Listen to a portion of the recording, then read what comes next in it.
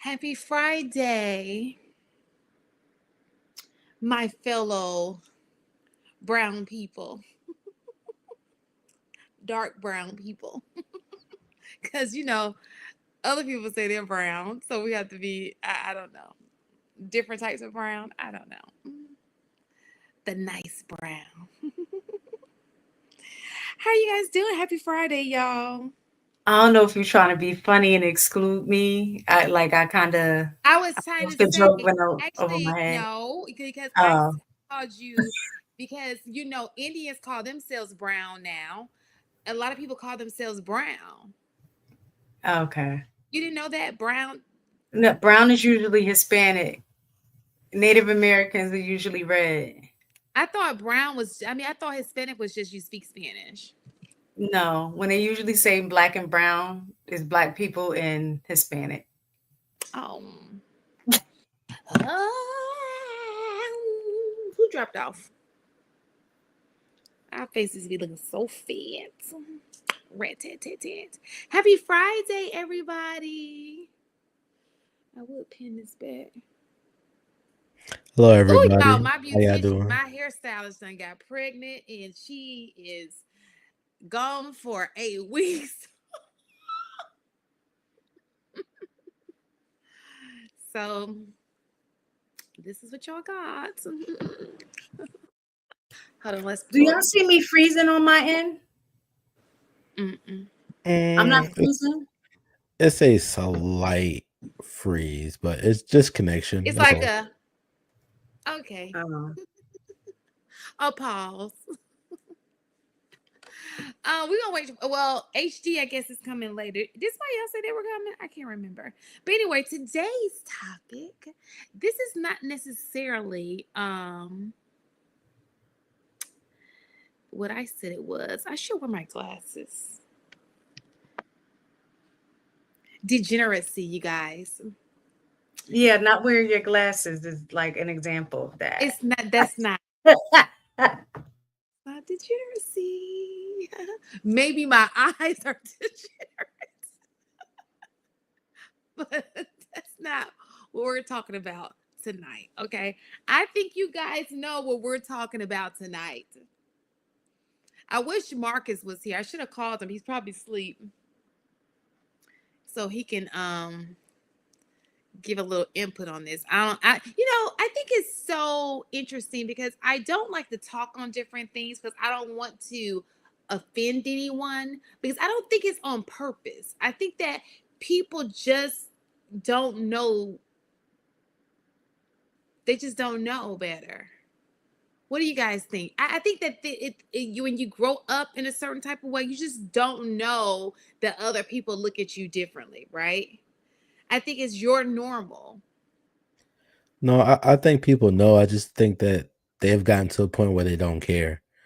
They're like, hey, they're going to judge me if I do, judge me if I don't. I get So that. I'm just going to do whatever it is that I think is feasible. And then other people have like a like minded idea. So Mhm. now you got multiple people doing the thing that some people would consider an issue. And so it just continues to just keep rolling and rolling, and everybody just keep doing it. And at this point, it's just entertainment. Is it entertaining though? Because I don't be entertained. Well, I mean, it depends Let because me I'd cut. be lying if, some degeneracy isn't entertaining. I'd be lying to say it's not. But Which I part? think, Like, when do you laugh at what's going? Because I never laugh. It never makes me chuckle. Ever. I never laugh. I mean, listen, like, I mean, it's like certain things, it's just like, especially to put some good music behind it, some good camera angles, degeneracy is pretty entertaining, and I'd be lying, you know how guys be like, they don't like hoes, but when you see a hoe in front of you and she's shaking that thing, you be like, hoes is kind of all right, so you just gotta like pick and choose sometimes. Like when you see certain things, you're just like, I should not like this, but I'd be lying to say that hey, my interest isn't piqued. So yeah. you do know that they love attention, and the attention that you're giving them is actually feeding into the problem. I mean, I'm not Even actually giving them attention. I you mean, everybody else is giving are. them. If say for instance, I'm walking. I was in Atlanta last month, right? I was in What side Atlanta, are you in? right? What side? And I seen some things out there, and I was But like, where were you? I was my Airbnb was in crap. I really like this place. Um, Because there are different parts of Atlanta, right? crap. Where was I at? One wrong turn. It was a lot of greenery. I really Oh, liked it. in the suburban area. Kinda, yeah. It wasn't Burbank. No, it's what's the name of Burbank. this You place, talk man? about Bank. Buckhead. What you about? No, Bank, it wasn't Buckhead. It was it Bankhead? Oh, it was Bankhead. Oh Decatur. well. I was in Decatur. That's where I was Oh at. yeah. Nice. Oh, the Oh Keezer. yeah. Okay. So That's you're where in I'm at. Decatur. So there are different types of Decatur. Yep. Well, I was in the green part of Decatur by there was like some old school or something like that. And then I was like, oh, I All their like schools are this. old.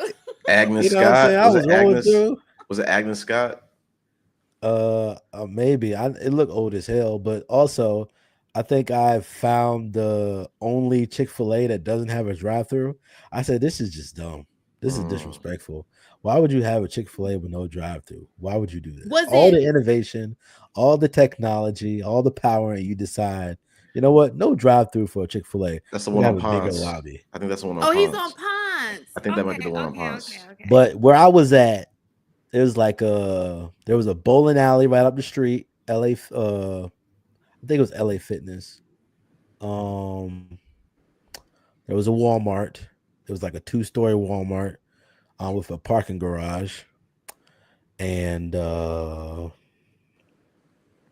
Smoothie King, Tropical, all that stuff. It was a lot of small stuff around there, and I was pretty happy where I was at. And it just felt nice driving on the road. I hated the car that I rented. I would never rent a car that size ever again. Which one? It was a Chevy Trax. Okay. It seemed fine when I was sitting in it, but the back windshield was small. I was like, yeah, this ain't it. Like, I gotta go SUV like I normally do, or just bigger SUV. Just can't do it. I'm not rolling around I there. bet But you save money on that gas though. I did. I had a great time saving gas, but I like the aesthetic. I like the feel of a bigger vehicle, and I'm a big guy too, so it kind of works out. But like, I like Decatur made me happy. I'm not gonna lie to you. The Decatur made me Decatur real is a happy happy. place. And I was rolling through. It was nice and green, nice and smooth. I was like, oh, I like Decatur. Then I got to the city because I was with the This Might Be Risky community. They had an event out there. So DJ Hint was out there running that show. And he actually had like a night show at like a bar and whatnot. And I saw some things outside and I was like, So, but you saw it at night, like the nightlife, right? I mean, yeah, but just because it's not light don't mean they wouldn't do that in daylight. No, night is a little Yeah, different. the same twerking skills you apply at night, you practice those things throughout the day. To to A- Okay. Oh, to HD's point, there's this traveling brunch crew called Cinnamon Toasted. I was down in Howell Mill area last weekend, and they were basically doing what he was saying. They started at 9 a.m. till, and we were probably there. We probably got there around like 11, maybe in the afternoon or whatever. But like, they party hard. I did hear that Publix has a happy hour now, Hmm. so you can grocery shop and get your drink on. Okay, one of them little Publixes. But anyway, let's talk about the. So I guess you saw some twat. No, I just seen some shaking, and Now I was like, we are home oh, of the strippers, okay? But the one thing about our strippers are in the daytime, they are bougie. You cannot talk to a stripper in the daytime. Mm. It is like she is on do not talk to me mode. This is look. If you want to see me, you see me at so and so time when they walk out that door, they turn into like have you ever tried to talk to a stripper? They are just like don't talk to me. yeah, So I don't know. I just know I think I was in downtown Atlanta, You And wouldn't know if you're in downtown Atlanta. It's like, I don't know, man. It just I was rolling. It was late. I was tired, and I got me a pretty good Philly. That Philly was pretty good at the middle of the night. But Did you outside of that, did you end up meeting up with AP? I know y'all was saying that y'all were gonna hook up. oh yeah, absolutely. We had a fantastic time. We was Okay. at the bowling alley. We ordered some pizza, some wings. There was his family right next to us. We had a good time, man. I was chilling, talking to him, having a great time, and he's a real dude. And I appreciate every bit of the time that I got a chance to spend with him. Actually, that was the best part of the trip, besides Decatur in general and the aesthetic of it. Like the best part of the trip was hanging out with AP and meeting my brother that I've been talking to for years and in person. okay. So good to know. So Atlanta has everything. Anything you can think of is in Atlanta. It just depends on which turn you make. Okay. Which street you go down, the way you go. We've got it all here. All right. So back to the show. Y'all, y'all, listen, I love my people. Look, if God said you can wake up tomorrow, be anybody you want to be, I would choose nothing else besides being a black girl, brown skin, black girl. Okay. I love being black. But let me just tell you, some of y'all just got to go. Yeah. Look, and I don't know if it's because they put a camera in front of it. Everybody has access to a camera and everybody wants that magical moment. Because I do believe that money makes us do things for a little bit of change. And I think that is the thing. People want that moment where they get the lights up and they want to bring money into their house. So they're doing everything they can, even if it means they look absolutely ridiculous doing it, just to get the likes and in hopes of being TikTok famous or whatever that thing is. Would you guys not agree? Because okay, good. Thank you. Okay, so we're gonna start with our first video because we have to realize that people think, so when we have these conversations, people be thinking this just started like recent. People like to romanticize the past. Nah. It ain't start like in 2020. It ain't start in 2015. It didn't start in 2011. Y'all just, okay, I'm just gonna play the video. Okay, we're gonna start with that. Oh, I forgot this ain't no touch screen, y'all. Y'all gotta bear with me. It's a new computer. I'm used to a touch screen. I'm a little spoiled. This is not a touch screen. Now I gotta use the arrow and stuff. Like, who makes these things? Apple? Come on, Apple. Here we go. You would never be able to have these conversations in public today. Wow. Well, I don't want to sound like a do-gooder, because I really am not. With these people coming in who are not our intellectual equals, nor are they of our sociological, but they're used to living a certain way, and they too might rise up above their origin, and might one day be our associates. The whole tone of this meeting is we're setting ourselves up as little puppet Jesuses. We can't help anyone else until we help ourselves. The Negro has had two professions, his own medicine, dentistry, law, psychiatry, and he's had the profession of being a Negro. And many of us have come out here to escape from this second profession of being a Negro. It's our own identifying with these Negroes that are coming in with their carpet bags that causes us problems.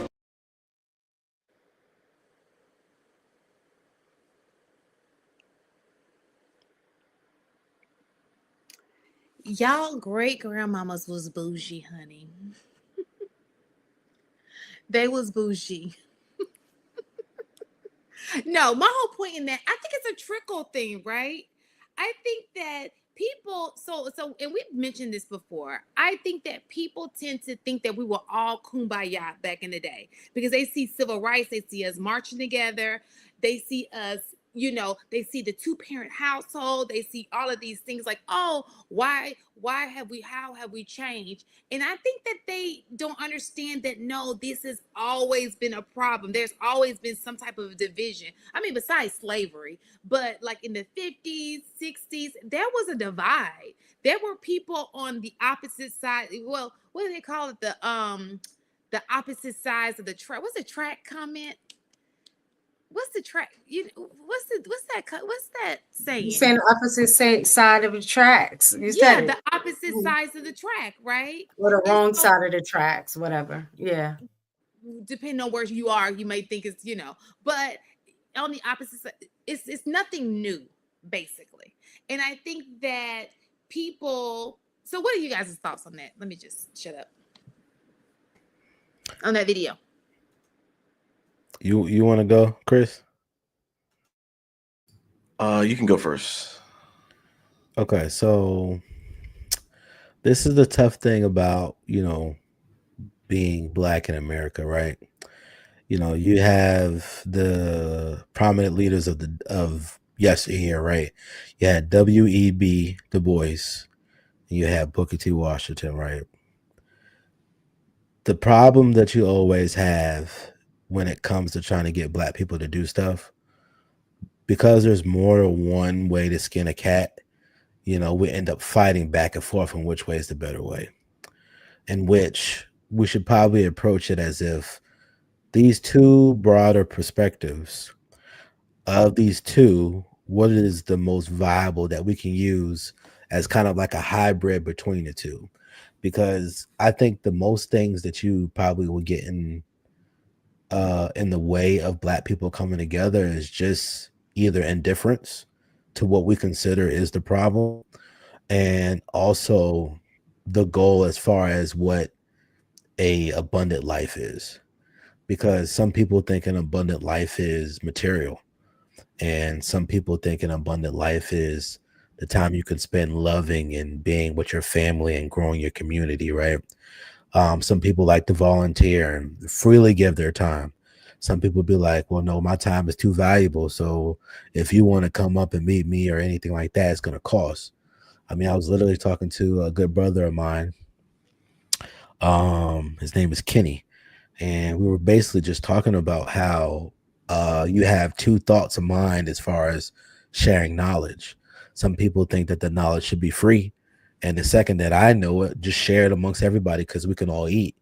And then you have some people is once they get to a certain spot, it's like, nah, you got to pay for it so that you can value it, and everybody ain't gonna want it. So you run into a lot of problems for just the differences of opinion and not actually thinking about what would actually be better for the large, vast majority of black people. But I think the biggest obstacle is always going to be like, what we consider to be good and what we consider to be bad. I can be like, twerking is terrible. But if I talk to a bunch of women, it's like, nah, this is cultural. This is what we do. Matter of fact, we did it back in Africa, and this has been a thing. And they still do it in Africa today, but we're only chastised for it because we're the only ones put in a negative light for it. And it's just like, until we actually can come to a reasonable consensus of what we should do that's beneficial to the community, we'll forever be in the same spot where some will get it, some won't, but largely will be divided and will be less effective. Shan, or Mistaken, or HCTV, what was your impression of what that video was trying to convey? So I think that, let me just say something about HG's. I do understand that the Booker T versus WEB, right? And I do think there are two different ways to skin a cat. However, whether you do Booker T or whether you do WEB, you can do both in a classy manner. You understand? So, because I don't think that has anything to do with money.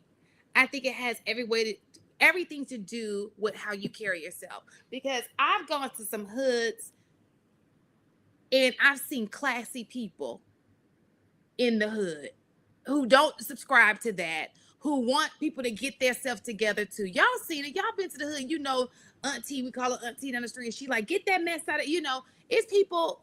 I don't think it has anything to necessarily do with how much money you make. I do think that it has something to do with your upbringing and what you decide is, you know, what goes on in your household is acceptable and what's not acceptable. Because I also know people who have money who don't know how to act. So I don't think, and now money may play a part in the situation because then you have access to different things, you're more exposed to other things, but I don't think that it's solely about your choice in career paths. You know, I personally don't. But what was your question again? That was I wanted to because I know he said WB or Booker T, but what was your question again? I was just trying to get everybody's impression of what that video was because I want to make sure that I'm speaking to what that was and not go off on a tangent and be completely off. That was some what we call it, bougie black, or the dude. She used the word the do-gooders, people who just did not want to. They wanted to separate themselves from other black people. They felt like they had conformed. They have lived a life. They loved the life that they live, and they did not want to have to deal with, you know, other things of being black.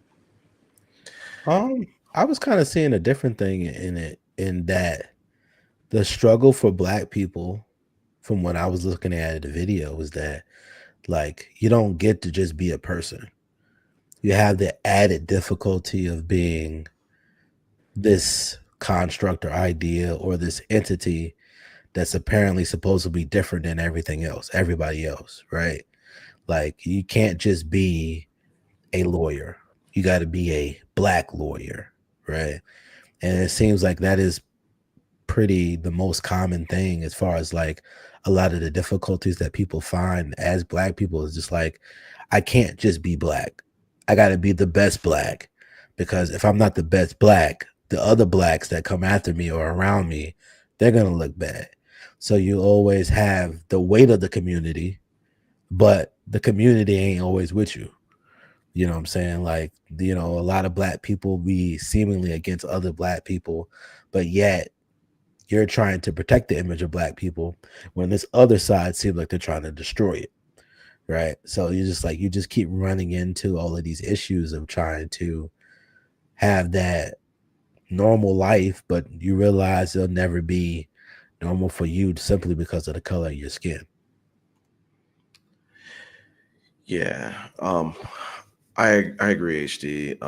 But going back to the kind of like how we carry ourselves, it's all about standards. Like I know I was saying kind of like on my podcast, like us as guys, if we were to try to act like Jadena and try to be a classic man, be a well-dressed Dapper Dan kind of guy, we would get clowned.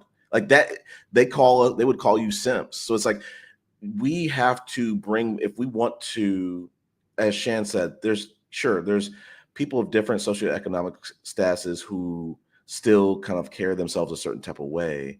But I think it all comes down to standards. I think for the culture, I think we're not really analyzing how much we're allowing kind of bad behavior, not necessarily twerking, but just how we're normalizing that and making that the standard, how we make clean cut corny. And that's a bad sign. How we make, maybe within the black male educated space, how, you know, black men who are pursuing education, it's not really super celebrated. Things like boule, people want to throw it and say it's the Illuminati. No. It's nothing close to that. We have to, or, you know, as we said on some of the other, we've been kind of dancing around, touching upon it a little bit about classes and how, you know, in different ways, some of the people who are saying, I don't care about your money, I don't care degrees, you're kind of discouraging upper classes. We need to encourage other people, whether we are able to participate in those classes or not. We need to encourage other people to be able to ascend to upper classes.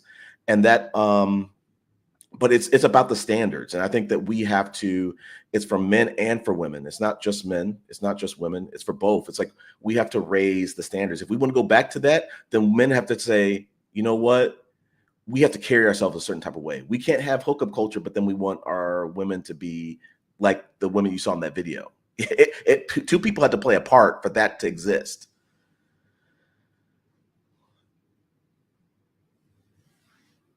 I think it's kind of some of the same things that we have gotten. I mean, the same thing that happened today. Like, they were fussing about now that we've made it, you know, we don't want to associate with them anymore, right?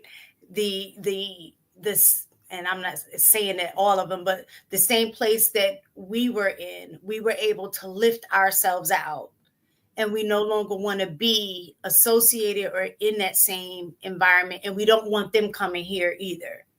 That was kind of what I saw. And even like what you were saying with the Booker T. Washington and W.E.B. Du Bois, it was the fact that both of them, to some degree, wanted white acceptance, but they went about it different ways in terms of, I think it's the assimilation part, you know, where Booker T was like, oh, if we work hard enough and we prove ourselves, they accept us, right? That was his thing. So we're going to work hard, we're going to do that, and then they'll see our work ethic and then they'll respect us. Whereas I think with W.E.B. Du Bois, not that he cared so much about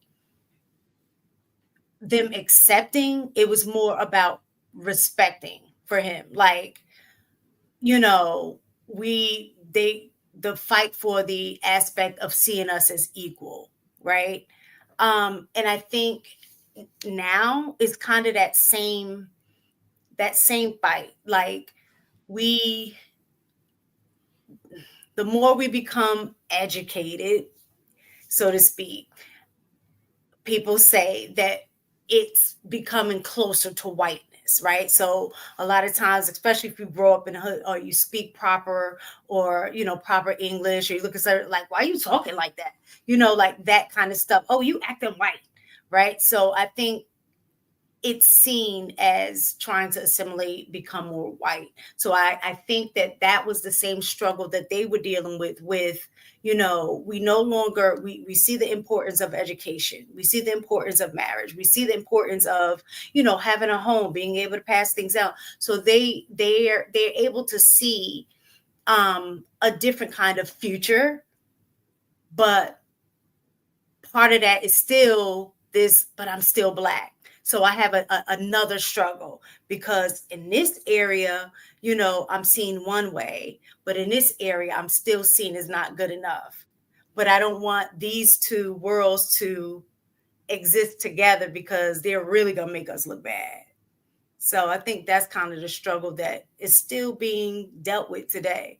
In a nutshell, kind of like what Ms. Taken was saying, you pursue education, you become of an affluent class, the community comes for your Black card. And that's a problem. Like, if you, like she said, if you speak proper, they come for your Black card. That's kind of like, we want these things to, we want to have more of like more modesty within some of our, within our culture, but we're doing kind of backhanded things to discourage people. Oh, you didn't grow up in a certain neighborhood, you're not really Black. You talk proper, you're not really Black. Oh, you're rich, now you're bougie, now you're not one of us. We got to stop that. It would help. Do you think that maybe that goes into the move, right? So for example, if you have people who think alike and they live together, it's less influence on their kids that, okay, my kids won't be around kids who don't think that this is the way to go, right? So you're around people who think like you. It's a community of people who, it's not about being closer to whiteness, it's just being closer to people who think, who have the same values as you, who think like you. You guys have shared, so the environment can be a controlled environment, so to speak, and it won't be something where you won't be easily influenced by a different environment. You understand what I'm saying?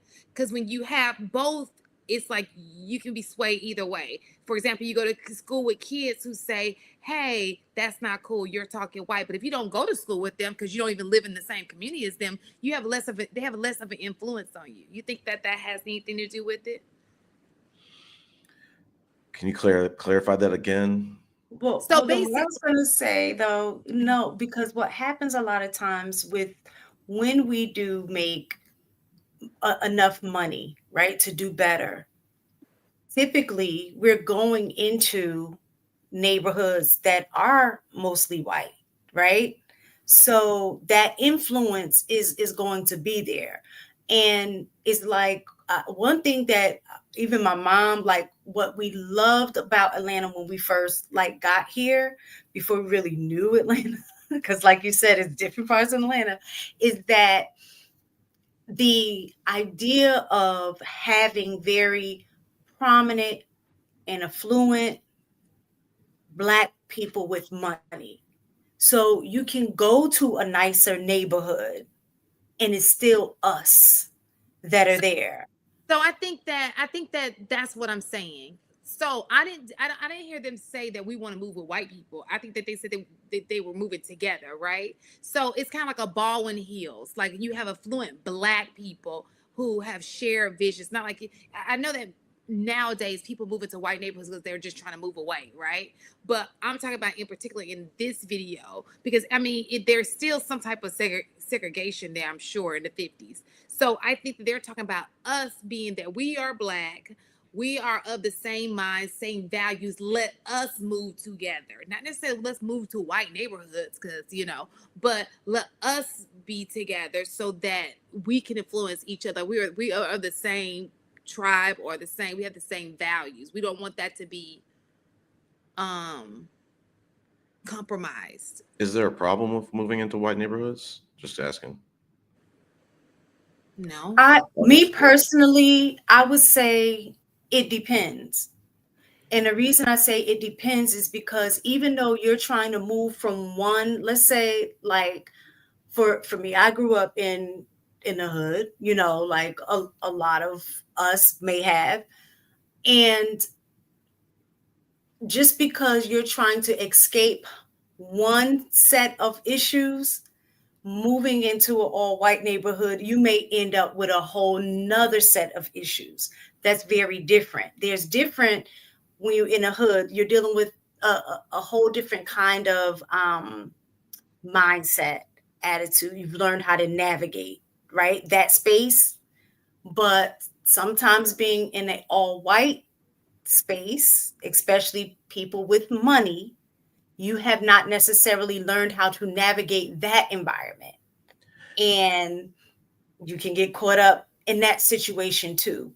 So yeah, I would say it depends on what white neighborhood you're in. Sometimes Yeah. it's not safe. Yeah, I grew up. My dad's a kidney doctor. I grew up in like all white neighborhoods my entire life. Now like my extended family, we would go into the other city part of St. Louis, or when I was married, it was kind of like my ex-wife's grandmother lived in like Section 8 housing, things like that. But like I said, like that's what I knew. Like it's just that you have privilege and you are kind of distant away from the typical Black experience. So like I said, like I was raised in white neighborhoods my whole life. Jack and Jill, Dads and Boulay. So yes, to your point, like you may have other challenges in life, and are you going to be able to learn how to, just because you live in a white neighborhood, are you going to learn how to navigate the kind of things that those other kids are privy to in those white neighborhoods? No, because you're really only part of your family. Those other neighbors, they're not giving you any tips of like how to navigate things. You have no connections to them. They're not really trying to help you out at all. You're just living in a house in a nice neighborhood. Quick question. Did you ever feel like an outsider, or because you only grew up in white neighborhoods, you really didn't know anything different? I'm sure there's experiences, there's that upbringing that I've probably missed out on, but like all my friends were in the city of St. Louis. a lot of the, like I said, the extended family, they were in the city of St. Louis, so I got to kind of get exposed to it, and like I said, my ex-wife's family got to get exposed to it a bit, but like I said, never grew. And my grandparents, we always went to Chicago, the South Side of Chicago, and Chatham, in a bad neighborhood. We didn't know it growing up, but it was not. It was in the South Side of Chicago. You could not walk the streets, so I got it in different little pieces, but I did not get the whole experience. No, I meant in the white neighborhoods. I'm assuming that you probably wasn't the only Black person, but you were probably definitely a minority. So did you ever feel like that, or you didn't know any different because that's where you grew up? And the reason I asked that is because I know somebody who was Asian and didn't realize she was Asian, because she was adopted and had white parents, and everybody she was around was white. So she didn't know that she was Asian until she got a little older. And of course, white people that she was around pointed that out. So I'm kind of asking, do you kind of feel like that? Did you feel like that? No. No, because like I said, like I was in Jack and Jill, so it's like all the kids who were in a similar situation as my family. We were there together, growing up and graduating, navigating throughout, our different grades and stuff like that. In schools, I might be like the one Black kid out of there might not be another Black kid in my grade. In my neighborhood, back where my parents live, there's probably like one or two or three other Black families, and they might not have kids. They might be an older Black couple. We might not even really hang out with them, so it's really like we're on our own. So funny. I think that there are different types of wealthy Black people, right? So nowadays, at least, I think back in the day, it's kind of classic. You got an idea of the wealthy Blacks against the others, but there's telltale signs. So for example, you have rich people now. It's like a modern day rich. They totally like very white. They don't do anything really Black, right? It's everything white. Then you have people who may live in a white neighborhood, like Maroon's family, but they still stick to Blackness, and they do it in a different kind of way. They may do Jack and Jill. They may be a part of Links, or they may be a part of different organizations that are very, community service based, developing their kids to be certain types of way, to maneuver in the world a certain type of way, organizations. And then you have, I think that's the two, right? But in the past, I think that was more of the more standard class group. Most of them, if you had parents who were what we considered the distinguished group, they usually were in Jack and Jill. Like the kids were usually in Jack and Jill. They usually were. It's just certain things how they grew up that was kind of like similar, even though they were in different cities. They were. Just to add to it, like I said, the church we went to, all Black in the city of St. Louis. Jack and Jill. A lot of the things you're doing are Black. It's just that where you live, it's a white. It's a white experience. There really isn't a Black representation of you, specifically as how segregated St. Louis is. But Jack and Jill can be shared by people who did not live. So you have people like, let's just think of Cascade. Y'all know Cascade? There's a part of Cascade that's very affluent. Affluent Black people who live in Cascade. That more than likely, a lot of those kids were in Jack and Jill as well. It's just like I can't explain it. But yeah, it's like my dad, he grew up in poverty. He kind of rose out of that. I think my mother, they were kind of like middle class and things like that. But like, I think, and I'd love to ask my parents, and I don't have only one grandparent left, but like, I think generations before, they were striving to ascend to a higher class. And I think our generation, it's kind of like, we good with where we're at. We're kind of like, let's go down. Actually, we're cool with going down. It's like, so why do you think that is though? Why do you guys think that it's so cool to be, I'm gonna be honest with you, at the bottom? Why is the bottom? Is that because we're at the bottom and we just gonna have a party while we down there? Well, I'm gonna tell you one thing about black folks. They gonna make the best out of their situation. Well, I mean, here's an interesting thought that was coming in my brain I gotta get some as you coffee. guys were talking. Um, uh, do you think that the black community, because we come from quite a number of broken situations, right? We're always kind of looking for somebody to kind of like lead the charge instead of what I can kind of glean from like other groups. Like there's so many families that buy into the bigger family in other cultures, right? Versus black people, we have a lot of separate cultures within the same culture. And I think that like subconsciously it's like we wait for like people like Malcolm X or Martin Luther King, or we got W.E.B. Du Bois, or you got Booker T. Like it's almost like we kind of wait for prominent leaders of the community to like kind of get us to go in a jerk way. But I just think it's just really weird that it just seems like we're such a broken community, but yet we have such a shared experience in our separateness. Like you could be in a white neighborhood and still do some of the other stuff that the other black people do that you ain't never seen or met before, right? And it's just like it's so weird. Like, we got Russians come to this company, this country, right? And they will literally just rent out like an apartment, and like 6 or 10 of them will work there, will live there, and they'll go to the beach, get a part-time job. They all work at the same places, and then they come together and pull that money. The Hispanic culture, they'll come up from Mexico, they buy a house, and they all pay rent to the house. And then what they'll do is they'll send some of the money back, and they'll be like, keep working together, working together. He working at a roofing company, he working at a door company, and then all the families working. The kids is working there, the wife working there, and they're doing that. Then you got the Asian community. The Asian community will come over here and buy a business. They'll buy that business, and then they'll keep pulling the money, and then they buy another business and another business. Then the Indians, they come over here. I mean, like Indian. They will come over here, and they will buy a gas station, and then they'll buy another gas station, and then they will take that money from their family and keep funneling it over the city. They'll get education, they'll get degrees, they'll get all this stuff.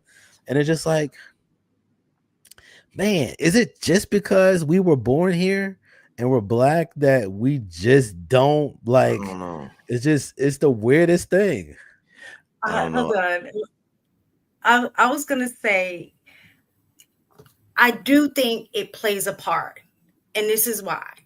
If we follow the timeline, looking at the historical timeline, that there was a level of conditioning that occurs. So you have slavery. Who are you being led by during slavery? Like white people, right? And then typically when the like rebellions happen, it took someone to stand up to kind of lead the charge for that. And we all got on the same page. I think we come together when we're fighting against something, right? That's what brings us together. The fighting against whatever it is. But as soon as we don't have something that we're fighting against that draws us together, we start fighting against each other. And it's a cycle that keeps continuing, and that there's a level of conditioning that comes with that, because one of the things that you brought up was like the Indians will come over here and they'll do this, then this group will come over here and they do that. The difference with everything that you're saying is they're still coming with their own cultural values intact. Whereas here in America, especially coming from slavery, that was the first thing that was stripped. We were stripped of our language. We were stripped of our religion. We were stripped of our culture, everything that made us us. And we were given religion. We were given their names. We were given how we're supposed to behave. And a lot of that has trickled down, and we're seeing a reflection of some of those things, because the more you assimilate, like I said, to whiteness, then those who are still trying to hold on to what they consider their blackness, it bumps heads.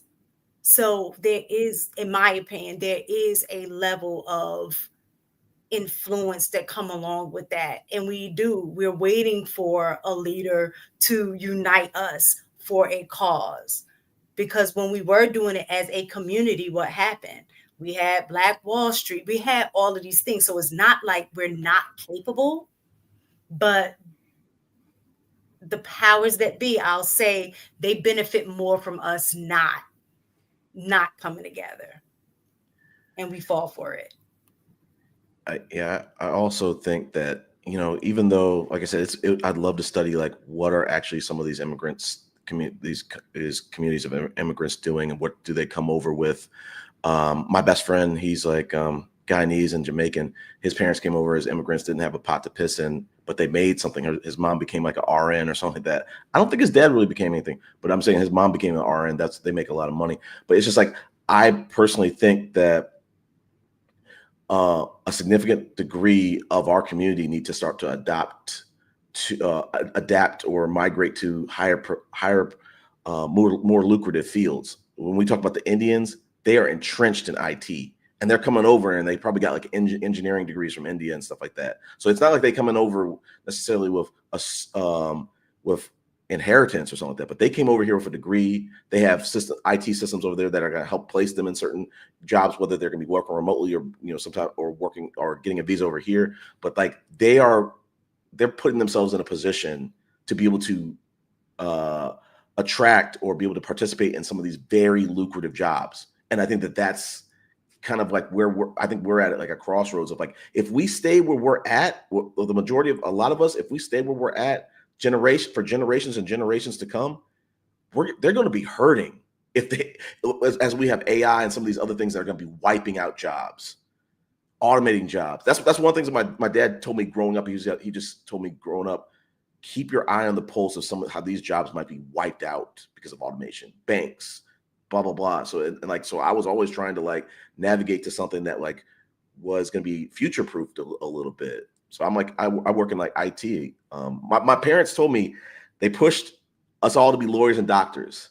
My brother is a doctor. My two sisters went to law school.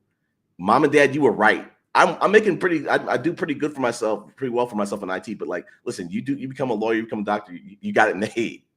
But like I said, IT is it's not too shabby. So let's just be clear.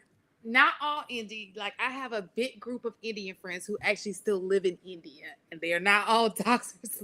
I think they're the ones who just come here. Okay, matter of fact, I'm on the phone with an Indian right now. Well, I just got the phone with him. I mean, that's what I was doing. Anyway, I think that we underestimate the power of branding. We underestimate the power of how we carry ourselves, perception, right? I think that our biggest weakness is how we carry ourselves. We go against the grain on everything. I think that we can be some powerful people. It's okay because I think we're very creative people, right? But if we can start using our creativity not to push negativity, but to push positivity, or to not be okay or show that we're okay with being negative, I think that we may have something going on. I think our biggest thing is how we are perceived or how we carry ourselves, our branding of ourselves. Go ahead. What were you about to say? I'm gonna piggyback that just a little bit. Like I think like some of these other cultures, like people from Africa, they set a super high expectation, some of them, for their children. Like, you have to be a doctor, you have to be this, you have to be that. And their kids might be kicking and screaming like growing up, but like at the end, like I said, like my parents were right. Like, and I'm sure that pressure, those tiger moms, those tiger parents, it might suck to be, raised by them, but they're positioning you in a way where no, anything less than this is not good enough. And it's to help you ascend beyond the average, ascend to something that's a lucrative field. And I think that we need some of that in our community where we're saying, no, not going to college, granted that provided that we have the resources, is unacceptable. Going to not get a graduate, go as far as you can go to graduate school, go to this. We need to step up the expectations of our children. And I think that might be an issue. Like when I was married, one of my aunts, like her daughter, like, the expectation was not necessarily there for her to go to college. And I thought that was crazy. Well, I think honestly, that used to be our standard back in the day. Like you had parents who were poor, but they wanted better for their kids. So they worked hard. Like, no, you're going to college. Because I think back in the day, it was that closeness to, I know what it's like to not have an education, right? They were still close to that era where it was segregation, close to the era where when they were going to school, they saw the difference between the type of education that they got, right? So I think for them, that was that push. Because I look at like my mom, she graduated from high school and she was prepared to go in a workforce. My dad, he happened to do some college because he was an athlete, but he never finished college. But for them, the expectation was, we're going to college, right? It was never a thing that we thought that we had an option to not go, right? And then prior to that, of course, their parents never went to college. They graduated high school. My grandfather worked in the coal mines. So I think as each generation, we want better for our kids. But now I think we've gotten to the point that our kids have been given so much that they now don't, they have the freedom. They've been given the freedom to just choose, right? And like you said, in certain cultures, it is no option. Their life is already laid out for them. This is what you're going to do. How I feel. I don't. Right. So yeah, fun. well, what do you want to do? Okay, you don't want to, like that kind of thing. And I think because we know music, get your structure and direction about the expectation, I think that's where we have gone wrong. And the reason, and this is again my opinion, is with the integration, being able to be around, certain, I'm just saying like what I've seen and being around certain like white people is that the financial aspect that many of them had, like I said, the ones that I was around, allowed their kids to be able to figure things out. Like, well, I'm going to take a gap year. I really don't want, I want to just travel, the world or whatever. And I think that's a great thing, right?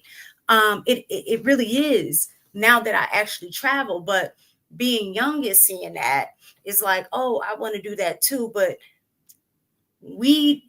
not all of us has the luxury of just trying to figure things out because we don't have the family finances. Like our families are not owning their own businesses. So we'll always have a job to come home to, right? We don't have the luxury of doing that. But I think in this day and age, we feel like we should be able to do it. And so we just, I'll figure it out. Is no drive, no push to want to elevate. The elevation is being on YouTube. Let me see if I can blow up and get the most likes, because it doesn't take a lot of the hard work and digging in that occurs with like trying to go to college, getting a degree. It's not fun, so to speak. We're looking for the fun, quickest, easy way to make money. The other thing too, how Black men, and we need to just pull the stats up at some point, one of these weeks, about how the absence of Black men, and it's becoming a trend in college and education, that's hurting our families. Like we need to get the Black boys more educated, because like we're seeing Not necessarily every black woman, but we're seeing a nice chunk of them rising up and getting educated. I'm telling you, in Atlanta, you can't go on a dating app, find a black woman on these dating apps. They got graduate degrees. The average of them have a college degree. Like, it's hard to find one that does not. So I know these guys who are talking about, I don't care about your money, I don't care about degrees. They hurting in the dating market because these black women got degrees, buddy. But the women are hurting here trying to date guys. Like, it is a conundrum because the black women here is so many black men. And like you said, so many black women that have the degrees, they have this, they have that, they're doctored this, but there's so many men that have so many options that they never choose. So even though they've elevated and have made themselves, better and things like that, they still have limited options because, like you said, there's not a lot of men that are on their level. But then at the same time, the one that I ain't trying to commit either because you come a dime a dozen, That's another problem with the male community. At some point, I don't care so much about the other communities, but I think for our community, at some age, there needs to be and men are going to hate me for saying this. At some age, there needs to be in the back. At some age in the black community, there needs to be the conversation of where's your wife? He is in the back. Where's your family? Where's your wife? You're 40, you're 50, you haven't been married, you have no kids. We need to be applying that pressure to black men. You should not be playing the field in 50 and you've not been married yet. Wrap it up, B. I think that I don't think that college is for everybody. I do think we need to push college, right? But I think my biggest thing is, well, if everybody else ain't doing it, then I do it. Why do we do that? Like, I hate when people do that. Like, nobody, I don't know. We have that mentality where if everybody else isn't doing it, then you don't got to do it. You know what I'm talking about? I see it in my classroom. I see it in, even online. It's like, I don't know. It's really weird. Like, nobody is thinking for themselves. This is my thing. This is what I want black people to do. I want people to stop, black people to stop going by what people tell them and go by what people do. For example, if a guy is on the internet and he's telling you don't do this. So for example, if it's a guy and he's a wealthy guy and he says, oh, go into this, go into that, but his kids don't go into that, and he's not telling that to his kids, don't do what he says, go by what he does. It's a setup, right? Because if it's great advice, he himself will be following that advice. He would push that same advice on his kids. Do you understand what I'm saying? I see a lot of that going on, and I think they push us in different directions because that's where they need us to be, right? And I think we fall for it every time. And I'm not going to say what direction whatever is, but there are things that are known facts. For example, if you play basketball, you may be on a team, you may not, but odds are it is going to be against you. If you go to med school and you pass, you will be a doctor and you will make some money. Okay, these are certain things that are guaranteed. There are paths that are guaranteed. There are paths that are gambles. I have no clue why we like to go for the gambling because it is fun. All right, whatever job you're in, it's gonna be a job. You're gonna hate it at some point because it's a job. So if you're gonna be in a job working, at least get paid for the hours that you're putting in. How much are you worth? How much is your labor worth? So go into a field you know you're going to get a job, you know it's a necessity, and you know that you're going to get paid for your time. I don't understand that. That's just the best thing to do. Like, do your research. Nowadays, there's no reason why you should not be able to research and just see what works and what doesn't work. You know what's interesting about, you brought up, those rich people, right? And they said, hey, go do this, right? But you said that their kids don't do it, right? Some aspect of that is just that sometimes when you got everything, you don't do the things your parents do. But also, no, I'm saying what they push their kids to do. We know that there are kids who don't do what their parents say. What I'm saying to you is, whatever you're telling me and my kids to do, I want you to be preaching that same topic. It's that same talking point to your kids. Does that make sense? So you'll Yeah, tell my kid to go get a trade, but your son just went to Harvard. Don't talk to me about that. yeah, but I want you to preach. That son, you should tell him to go to trade school too. How about but that? but he has legacy, so he can get in easier. No. But My son, no. So Well, that's what I'm talking to about. Shan's point, Donald Trump, I don't think he really pushes education very much on MAGA, but all his kids have gone to probably Ivy League. yeah, because it's legacy. It's easy for them to get in. They don't have to But go you're through the not listening to same. what we're saying. It's going to be easy for his kids to go anywhere. They can get into the community college easily. They're Yeah, but choosing. It's a there's choice, no right? benefit to the community college. If you had the easy route to go to Ivy League school or the easy route to go to TCC, What's choose the TCC? easy route to go to Harvard. But what stuck in my brain when you were saying that, there's a lot of rich people that talk about you need to get more debt. But there's a lot of people who don't have a lot of money talk about getting out of debt, right? There's some people that say, hey, there's power in getting out of debt and there's power in being able to do that, which is true. You know, a lot of the reasons why, even when people make a lot of money, they don't do much for their life because they have a lot of debt, whether a lot of a lot of schooling, that's a lot of debt, a lot of cars, that's a lot of debt, a lot of properties, that's a lot of debt, right? And the things that you accumulate to try to maintain whatever standard of living that you have, right? It costs, right? But I literally started hearing a lot of like rich people. I mean, like really rich people, like billionaires. They like, yo, I literally get more debt. The more debt I can get, the better off I will be. And we're just like, it's very interesting. And I'm just like, once Shan said that, I was like, wait a minute. You know, I think there is some credence to this because one thing a lot of rich people would tell you, listen, if I die with a bunch of debt, I ain't paying for it. But look at this. Check this out right here. History has shown that people who are rich are not really trying to make you rich. Okay, if it was, because they would just give you money if they wanted you to be rich. People who got billions of dollars ain't really trying. People like people being under them. I don't know if you guys figured that out. People like the haves love to look at the have-nots like, yo, I'm better than you.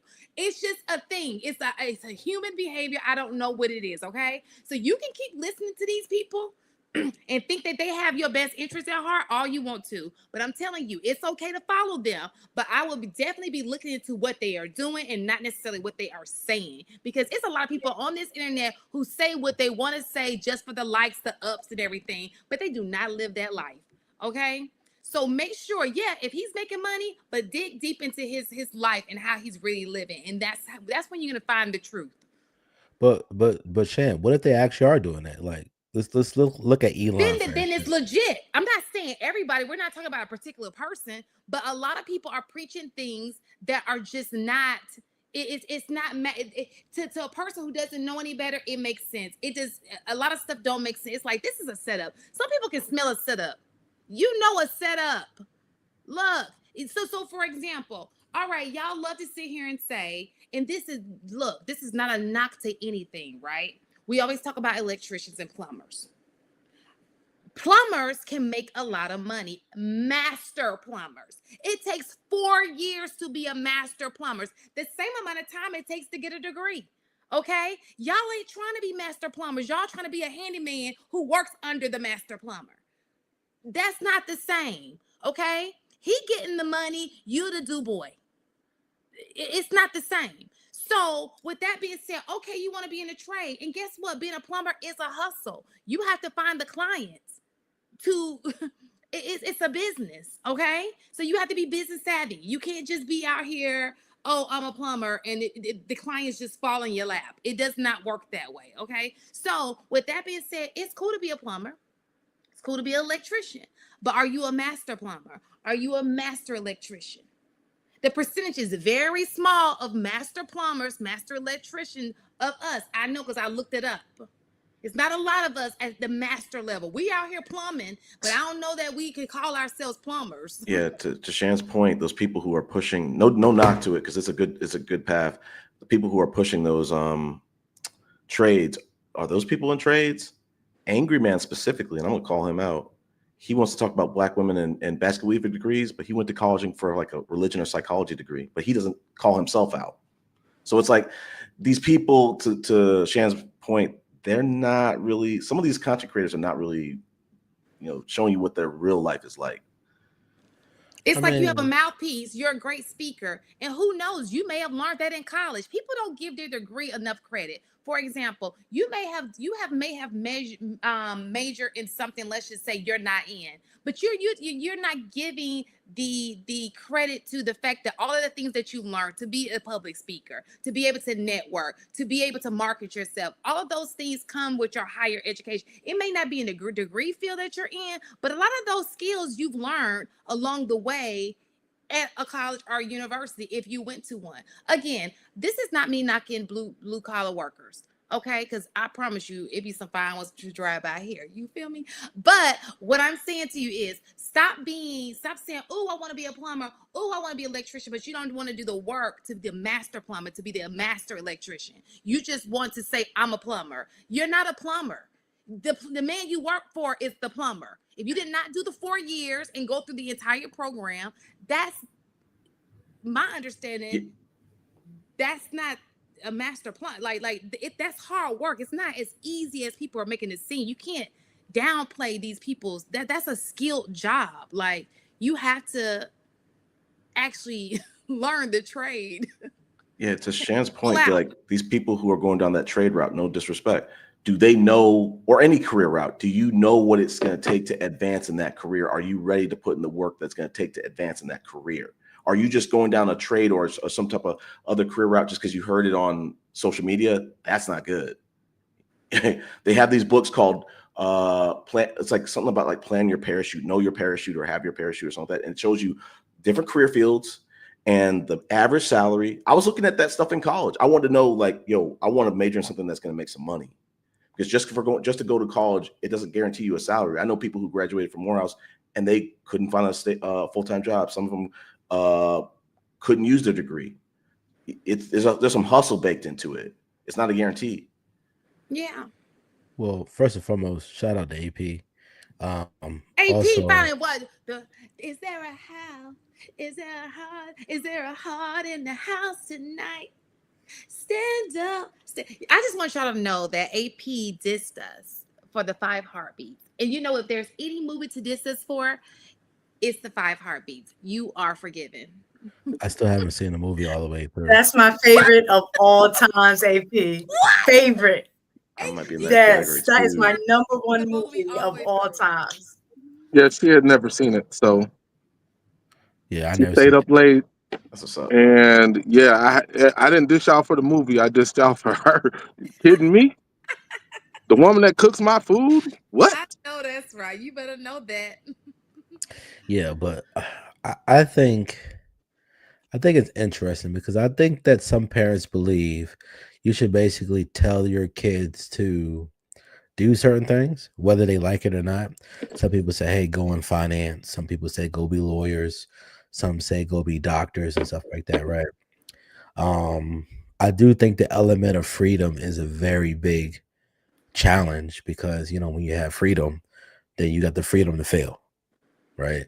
So you can go to school, choose whatever you want. You get the degree, you don't get the degree, everything, kind of like has its pros and cons. But I think the big thing, a large issue that I have with school is the fact that a lot of people who used to push school, like our parents and grandparents, they got school at a significantly cheaper rate than we do now, right? And then with the fact that you can get a degree, you get the degree, you get the status of the fact of saying that you have a degree. Now they're telling you, hey, you got to go get a master's degree, which puts you in more debt in more cases, right? And then, like, the amount of money that you get per hour for some of the degrees that some of the people choose, you did get the degree, but now you have more debt that's outpacing the income that you gain from your degree. So okay. Can so, I? So this is the thing. Go ahead, let AP go because he was about to say something and he hasn't said anything yet. I want to table it because I got a lot to say on that. Well, there's two things. There's two things I want to address first because I was listening when Mr. Maroon Tiger was talking, and somehow he seems to. I'm not gonna address certain shit. But ladies, both of you ladies are educators. My question to you is: the education system, in your opinion, tailored for young boys? So I think that it depends on the boy. I have boys who are very successful in my classroom. Some of my high achievers are boys, right? It just depends on the I find that in my classroom, at least, a lot of boys are more math. They do better at that, including my son. So it just depends on the kid. It really does. My son was a high achiever. Now my daughter, she like, do I got to do this? But my son, it's the boys that I've noticed that lack discipline. I think those are the ones that struggle the most because school requires a level of discipline and discipline to do things that you don't like. And I think that's why a lot of boys struggle in school. They will skip class and go to the gym, right? Or walk around the hallway because it's the social thing. You know what I'm saying? So it's not. Now, I think the school system itself is failing a lot of kids, but it's impacting Black and brown kids the most.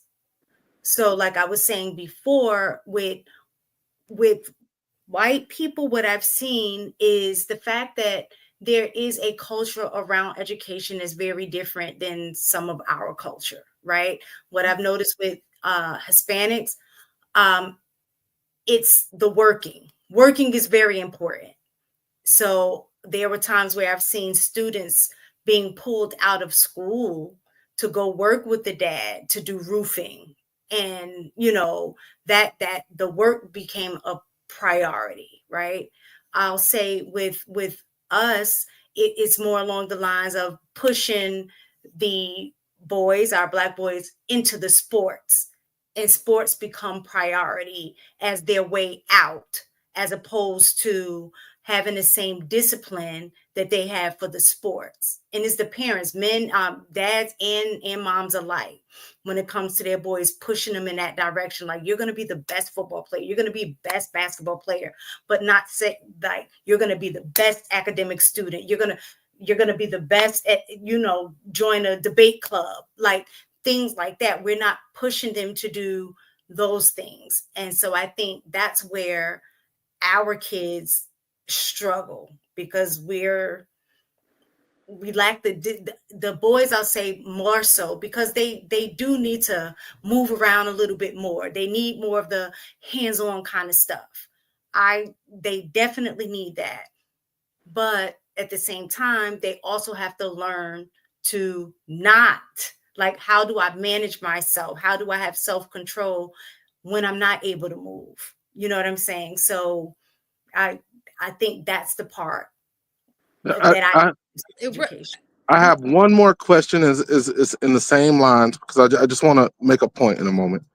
Do you guys still have automotive and wood shop in your schools? We do have an option for that. They can sign up for their 11th to 12th grade year.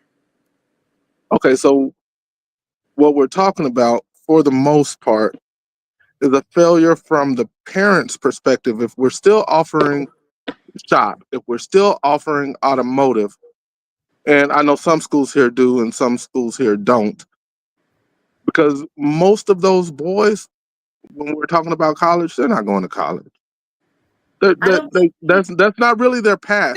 And I understand that. Standard for them either as parents, because like what HD was saying, he was like, you end up getting into more debt. Now the landscape is changing, but for Black boys, Black students, minorities, there is a way that you can get to college for free. You know what I'm saying? They have more boys, Black boys, than they have. Going into the medical field, going into the any of the STEM field. Yeah, like, so literally you can get to college for free if you have discipline in school. You can get a academic scholar. It more than likely you will be, as a Black boy that was in school, instead of going a sports route, you were almost guaranteed at a higher rate to get an academic scholarship If than you you do the would work. an athletic scholarship. So the first, it was actually you, Andy Nas, that pointed me in certain directions to where both kids pretty much got school paid for. Mm-hmm. Like we got to go out and do the research. So like sometimes we can't use money as an excuse, especially if you make below a certain amount, you can damn near get it all paid for. Mm-hmm. Now, I just from what I've seen, and I have a daughter that'll be graduating next week or the week after, um, who again, school is pretty much paid for. From what I've seen from her school and several of the other schools that I've personally worked at and coached at, they don't have those outlets for the boys. So when we look at like literacy rates, we're gonna graduate kids who can barely read and then tell them to go to college. Come on, Maroon. Like we ain't doing that. We ain't doing that. They literally pass these kids and they're reading on an 8th grade level. They like you try to put them in any type of college course, mentally they're gonna wig out and flip out and probably not go to class anymore. And to HD's point, and I'll be quiet after this. To HD's point, school can, if they want to go to college, there's no real excuse, and debt is not an excuse that can be used when there are resources, and all you have to do is go look it up if that's the route that they want to take. And I will yield the rest of my time. Thanks, y'all. So, and I wanted to add something on to what Mistaken was saying. What I have noticed too, because I teach in a predominantly Black school, but it's in a predominantly white county. I find that there's more flexibility because I know boys like to move around. There's more flexibility at schools that are not Black, right? So they have more downtime. They can move around a little bit more. And we would love to get that to our kids, but when we do, with our downtime is okay, we got to fight over here. Let's go to the bathroom and smoke some weed. Lose the opportunity because they don't know what to do with the downtime. And I'm like, we want to give you the freedom, but it's always that bad bunch, and it's not the majority. It's the loud minority, even in schools, that just don't. I mean, just like a pep rally. Do y'all gotta fight like why are you fighting? If you really want to fight at home. That's the real fight. You're not trying to do it in front of. That's when you really got beef. You're not trying to do it because you're trying to get like the crowd, right? They mess it up for everybody, and it's like. I wanted to add. Hey, go ahead.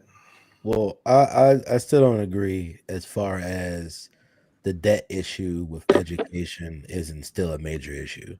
Like you can say that there's only a finite amount of money they're giving out to people. Not saying that you can't get more. If you have better grades, you have a better chance to get more scholarships. If you go to different programs, like churches will give you money, businesses will give you money. If you don't have the money, you can go to a community college, then they will give you funding to the next thing, right? So, but it's still, in my mind, still in some ways pretty predatory because you can't sign up for any other loan with that kind of money anywhere at that age. But I digress. But I say that the biggest problem that we have, as far as Black boys is concerned, I think what makes it really hard for a lot of young boys to be able to be successful is because so many men aren't in the household, right? I think that's the biggest one. And when you don't have even just a father's presence in the house, the likelihood of that child, that boy, even having regular like patience is going to be really low. And I can even speak from my experience. My personal father wasn't really in the house, wasn't really major active, not as much as some people would like. But I didn't really have a problem with school until I got to college, right? because everything was easy. I was like, I was killing it. Then I started taking AP classes. I mean, calculus to this day, I see calculus and I start crying in a corner, right? Because there's certain brains that are calculus brains, and there's some brains that are geometric brains. Like some Mm-hmm. people that are really good at algebra hate geometry. Some Yep. people that are really good at geometry hate algebra. And I think that we can't build an entire society off of rich folk. You just can't, because all the rich people are going to want to do is get other people to do the work, right? Which is wise, because if I can get somebody else to do it, why am I going to do it? So I think it's credence to say, hey, we need to assess our kids. We need to come to an understanding of these boys and say, okay, what are they good at? All right, if he's good at engineering, science, and math, we need to push him into doing these things, right? But I also agree that whether a kid is good at school or whatever, we should still be pushing them to be the best that they can be.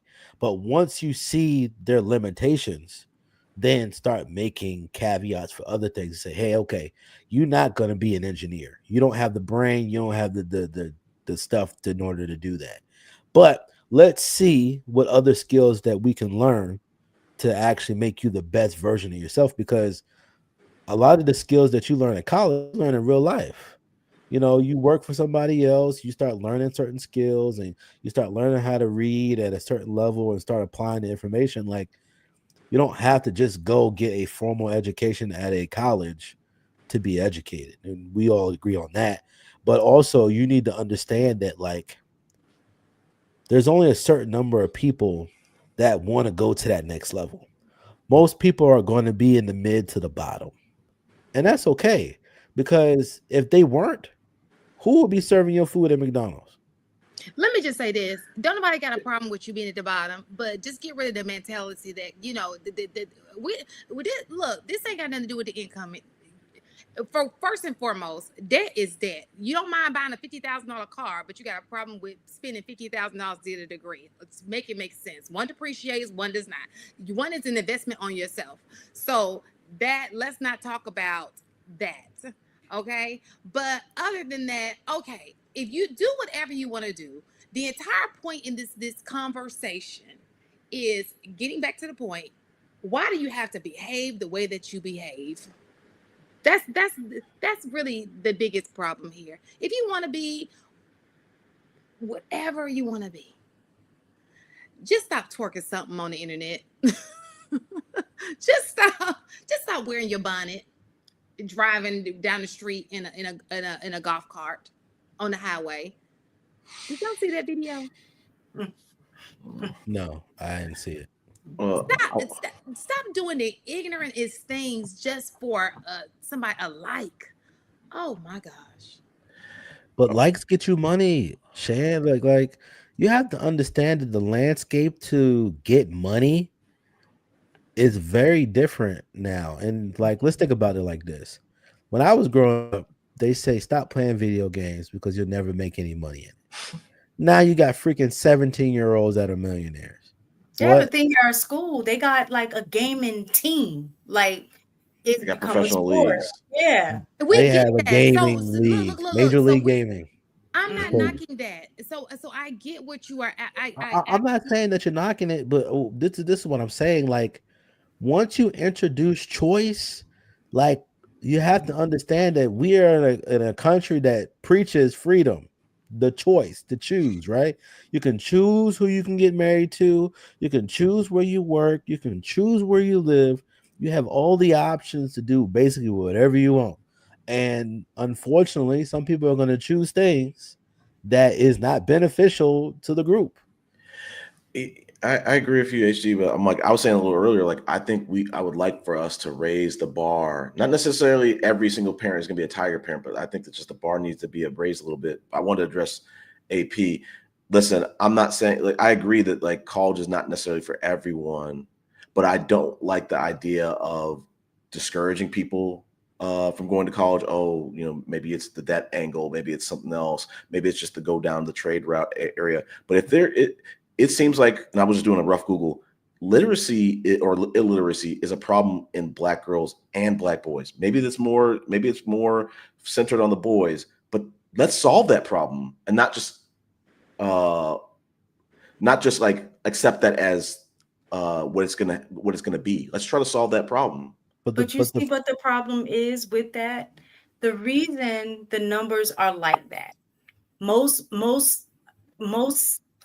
Black and brown kids, right, are in schools that are not necessarily affluent, right?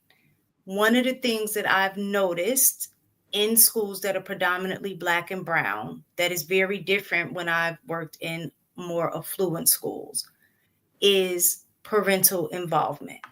Yeah. Not just parental involvement within the school, like through PTA and all of that, but involvement even within the school board, right? Going to those meetings, advocating for what they expect to happen at their school. And so if the literacy rate was a priority to the parents, it would change. But they play on the fact that most of our parents are not going to be involved. They're not joining PTA so they can see what's going on in the school. They're not, and I know for a lot of us, they're working parents. Some of them have 2-3 jobs. So that time may not necessarily be available, but there's other ways to be involved, especially now with technology. Why are you not at the parent-teacher conferences when you can have them on Zoom? You don't necessarily have to leave your job. You can sign up for yours on your lunch break. You know what I'm saying? Like, we're not involved. And so because there's a lack of involvement on our end as parents, they do what they do to our kids, and we suffer. There's no reason that any kid should be graduating and cannot read. But you as a parent, how is it that your child got to their senior year and you're just now finding out that they can't read? No, they know they can't read. And half the problem is this. They complain, right? So you know your kid can't read, but you want your kid to still be progressed to the next grade. To the next grade. Them parents know their kids can't read. Like, you driving down the street and you like, hey, give me directions. Come on, them kids. It's opportunities to see that your kid cannot read. Come on now. And then all of this talk that they talk about how bad the school system is. And again, I'm in education, so there's some definite truths to that. Absolutely. But then say, oh, y'all need to homeschool your kids. If you think your kids can't read now. Yeah. What you doing at homeschool? You can't come to a parent-teacher conference now. How you homeschooling? That's another. I forgot about that one. So those are the things that and my thing is, I'm all for homeschooling. My daughter, when she was younger, she was homeschooled. When she ended up coming to public school, she's literally skipped grade because she was that advanced. So there's a benefit to homeschool, but if you can't read, how are you teaching your kid to read? You know what I'm saying? You graduated at a 7th grade reading level, and now you're trying to homeschool your kids. So the most you could do is probably get them to 5th grade, because the curriculum from when you was in school, what they're required to learn now is at a more advanced level. So I don't know. I want to throw out one thing too. Some of these companies are throwing out the degree requirement. Let's just make that clear. Google, Accenture, which is a top management consulting firm, IT consulting firm. Some of these companies are throwing it out and saying, hey, you know what? If you got certifications, if you got the skills, like in the IT field, you technically don't have to get a degree. My best friend, he does not. He's a couple credits short of graduating. He's able to make it work because he's got relevant experience and certifications and stuff like that. But like with IT, and I can't speak for all fields. I'm not going to blanket all fields, but there are some fields, specifically IT, where you do not have to necessarily get the degree. And they're throwing it out saying, you know what? No, like we'll use other work experience or other skills.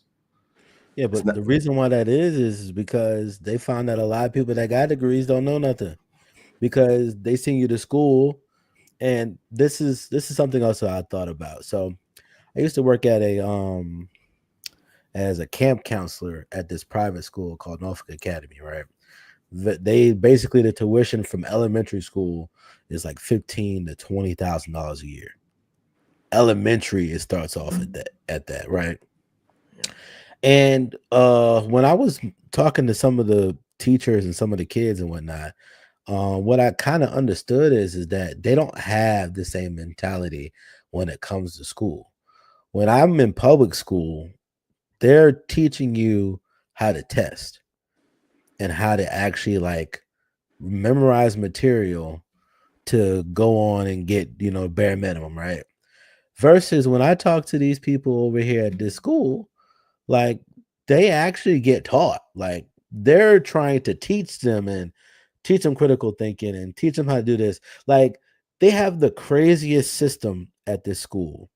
They have an honor code that no matter where you leave something, a book, your shirt, your clothes, laptop, wallet, nobody is going to touch it. It is the craziest thing that I've ever seen.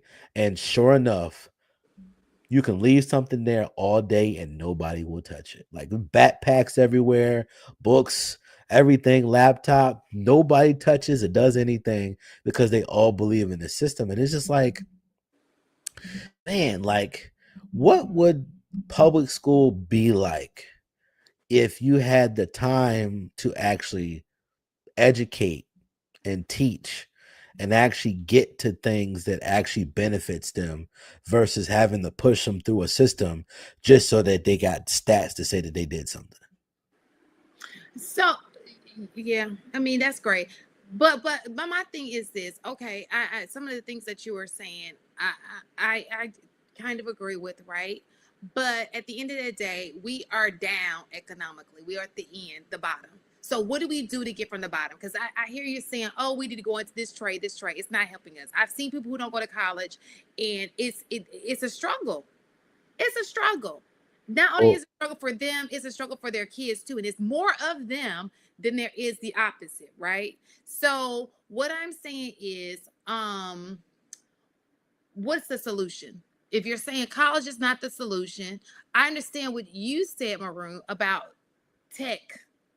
But let's just be honest, tech is not an easy, it's not easy. It's not like an easy trade. You still have to let me be clear though. Tech does not necessarily have to mean coding. You could be a project manager, you could be a liaison, you could be a QA tester. You do not have to touch code. Right. All of that still requires certifications, bro. As a person right now, no. In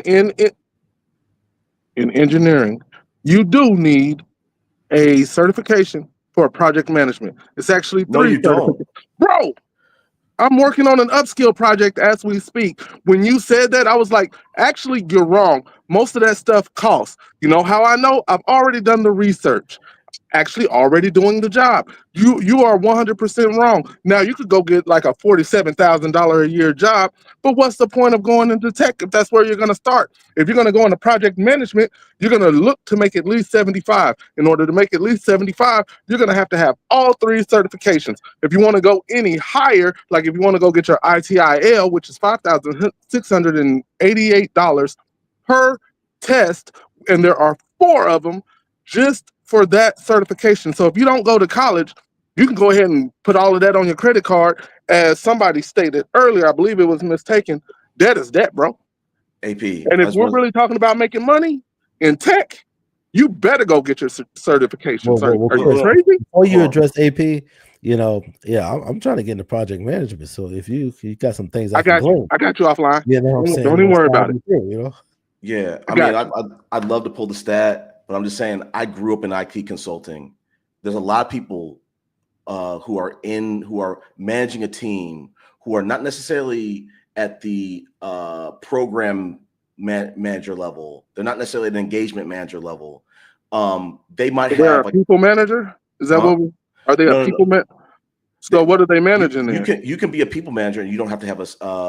I know, but that's what I said. So they're a people manager then? You could be. You could be you could be leading something on a After project. years, bro. Like you have to put in the time and the years to actually get to that No, too. but let me finish. You can start out as a business analyst. You do not need the PMP to So do to that. get your CABP, that costs a little over $3,000. Okay, go ahead.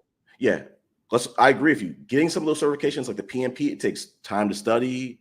It takes a lot of money to take the test. But I'm saying from what I've seen in consulting, some of those people, a lot of those people who were getting those PMPs, they weren't fresh out of college. And when I was coming out, I mean, the people coming out now, the average consultant, you can probably Google it, get average consultant for Accenture. They're probably making 90, 100K coming out, fresh out of school, no certifications. Now we're talking school. Then they get the education.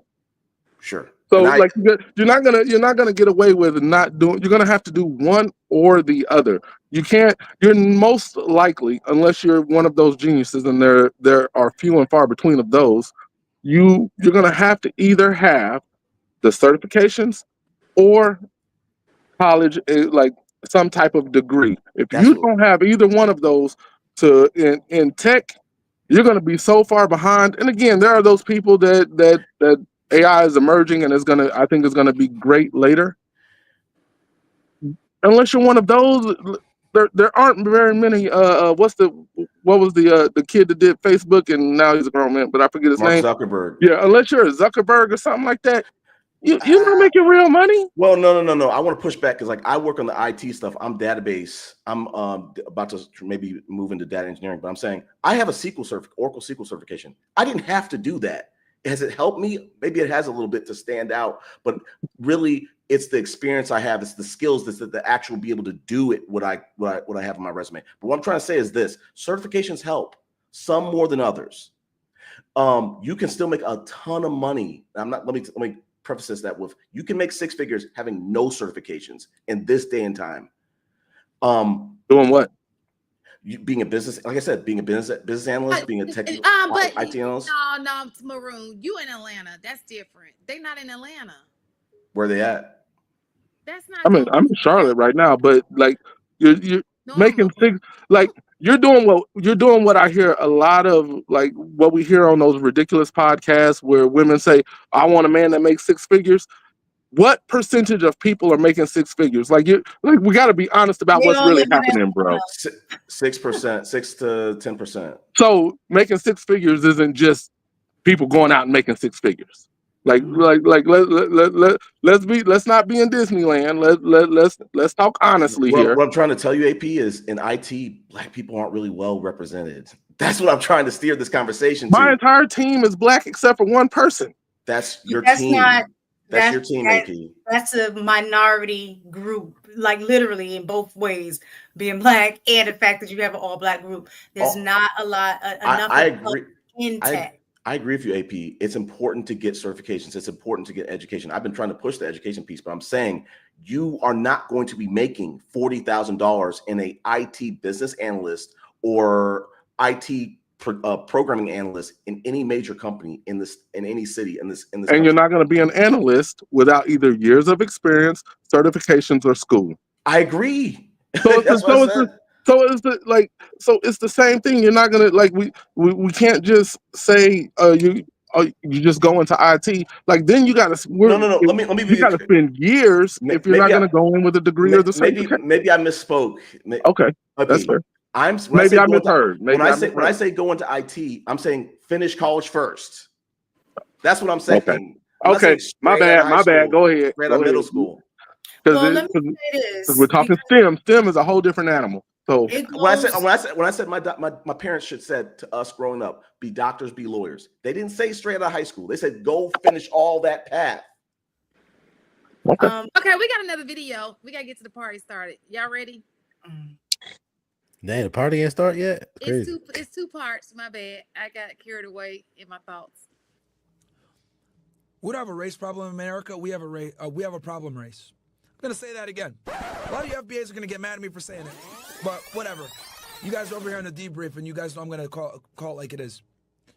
We don't have a race problem in America. We got a problem fucking race, okay? And that problem race is the Black community. Now, a lot of people are gonna get angry at me and say, Myron, you're racist, etc. You know, your Uncle Tom or any of this other crap. But it's true. It's true. We promote violence. We promote gang culture. We promote sorting things out through attacking each other, through shooting at each other, through, in this case, stabbing each other. Can't even have a disagreement without some type of ridiculous violence. This is an issue. This is an issue. And the thing is that, and the reason why I'm bringing this to the forefront is the other races are just going to motherfuck the black community. F them, drop the N-bomb, get angry, right? I hate these guys, blah, blah. But I'm telling you guys what it is. I'm telling you guys how they feel. I'm telling you guys what they're saying behind the scenes. I'm calling it like it is. And it's really up to the black community to either change, right? Or we're going to continue to perpetuate the stereotypes, and we're going to continue to deal with said stereotypes, right? And the culture's got to change, bro. The culture has to change. We got to stop promoting guys like Little Durk and King Von. We need to start promoting intellectuals and guys that get shit going on, right? We need to promote going to school, not being a scumbag, versus being a scumbag and scamming and not snitching or whatever. Like, we do everything backwards in the black community, right? We prioritize doing drugs, selling drugs, robbing each other, scamming, not snitching, not cooperating with the police, right? Fuck 12, all this dumb shit. That's what we promote. Is he even black? That So I Byron was literally looking that up just right now. Myron He's gets on my nerves Sudanese. sometimes. Which one is him? Which one is That's him? Myron. Okay, Yeah, Myron. he's Sudanese. Okay. Oh, that's why they was on the other show talking about you're not even black. I Okay. hate Oh, he that I'm black. agreeing. I'm No, hate that I'm agreeing on the with him. other show that you So sent let me. me go Yeah. ahead and play It was because I know we like to run long. I'm gonna go ahead and play the second clip so it can run together, okay? The truth. Okay? Is this all black people? Of course not. But there is a significant amount of you motherfuckers that are absolutely fucking retarded, bro. Dumb as fuck. Sort everything out through violence. Can't speak proper English. Don't take education seriously. Don't work a job. Think criminal activity is cool. Thinking being in a gang is awesome. Listen to drill music all day. Wear your pants below your fucking waist. Incredible. You embarrass all of us. And we all have to deal with the stereotypes. So then now, when I walk into a restaurant, they're like, I don't know if I want to serve this guy. These niggas never tip. Until they hear me speak, they're like, okay. All right. I feel a bit better now. But I got to deal with that hurdle because the Aquarius before me came into the restaurant and didn't want to tip. LaQuisha came in complaining about the fucking wings not being hot enough. And then they hot enough. Heat it back up for me. Shit like that.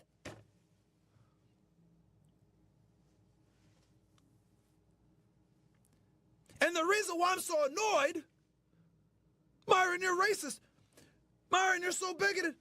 Nigga, I gotta deal with the consequences of these idiots. That's why. I walk into a fucking store, niggas think I'm gonna steal. I walk into a restaurant, waiters thinking having second thoughts. Okay, that's all. What is he again? The What is quality he? of his stream was pretty darn good. He's Sudanese. I want to see his So I 23andMe. get it. So asking what he is, I get it from. So the second video gets it from his perspective because what no matter what he is, he's gonna carry the consequence just like anybody else. Because at the end of the day, he looks like a black African. White people see him as a black man. I don't know if they do. I don't know if they do. No, they see him as an Indian more probably. Yeah. Like, no, he does not. And I personally have a problem. First, I don't even like to hear the N-word from black folks. Secondly, when I I thought he was Indian up until like I said, is he Indian? AP, 1 second. Myron Gaines, run me that 23andMe. I want to see it. He's I don't think he Sudanese. looks Indian. I guess He because doesn't I look deal Indian. with so much with Indians. He does not look Indian to me. my bad, Middle Eastern. I agree. Yeah, You said he and looks Middle Eastern. a history lesson. I just He think that just doesn't look Northern American Africa- black. It's just There's some things that he's saying that we've said on this panel tonight. I just hate that we have to it's true. have him be the face of it. He's a terrible example. Facts. Mm-hmm. He's a black, like, what's that the guy the He ain't motherfucking black. well, sorry, he's not even black. He's I want to see he TBD. I don't know what he is. I don't know what he is, but I'm just saying, whatever he is, he's like the person of color, Alex Jones, and we need someone better than that to represent us in any kind of way. I hate that he's grifted and taken advantage of our community, and is now the conservative face of our community on Piers Morgan and stuff. We need better faces, people out in front for us. Sorry. Yeah, but here's the thing. This is the problem that they were talking about earlier. It's like you can't separate being black, whether you're an immigrant from Africa or some other place, right? You just can't. Because at the end of the day, you're going to face the consequences of it anyway. Now, will a man. African group of people, like say for instance, a group of Nigerians, right? They'll come over, right? And they'll be like, hey, I need you to do this. And their family will push them to do all this stuff, right? Of course, you got the Nigerian scammers as well. But there's a lot of Nigerian people that I know, they come here, they get busy. They say, oh, we got to get this education, we got to get this money, we got to get this stuff, right? So even if you come here and you get all the education and you get this stuff, you'll end up having a similar revelation as Kanye. You're just a nigga in a coupe, right? You got money. No matter what you do, you're going to be judged by the color of your skin, no matter how much education, no matter how much money. So my thing is that, the information that Myron's given is delivered in a way to piss everybody off, but also have the people that actually listen to what he's saying and says, I can't stand him, but he's spitting facts. So much so that, as you would say, Chris, well, we need better people saying this information instead of this person who we don't agree with. Well, everybody has the access to mics now, podcasts. People can go to the city council. They can speak to the kids in their community. They can teach. They can, train people and stuff like that. We have every opportunity to be the better representation of the things that we would hope to see. The problem is that I think we're just focusing on the wrong things. He advises guys to sleep with 50 women apiece.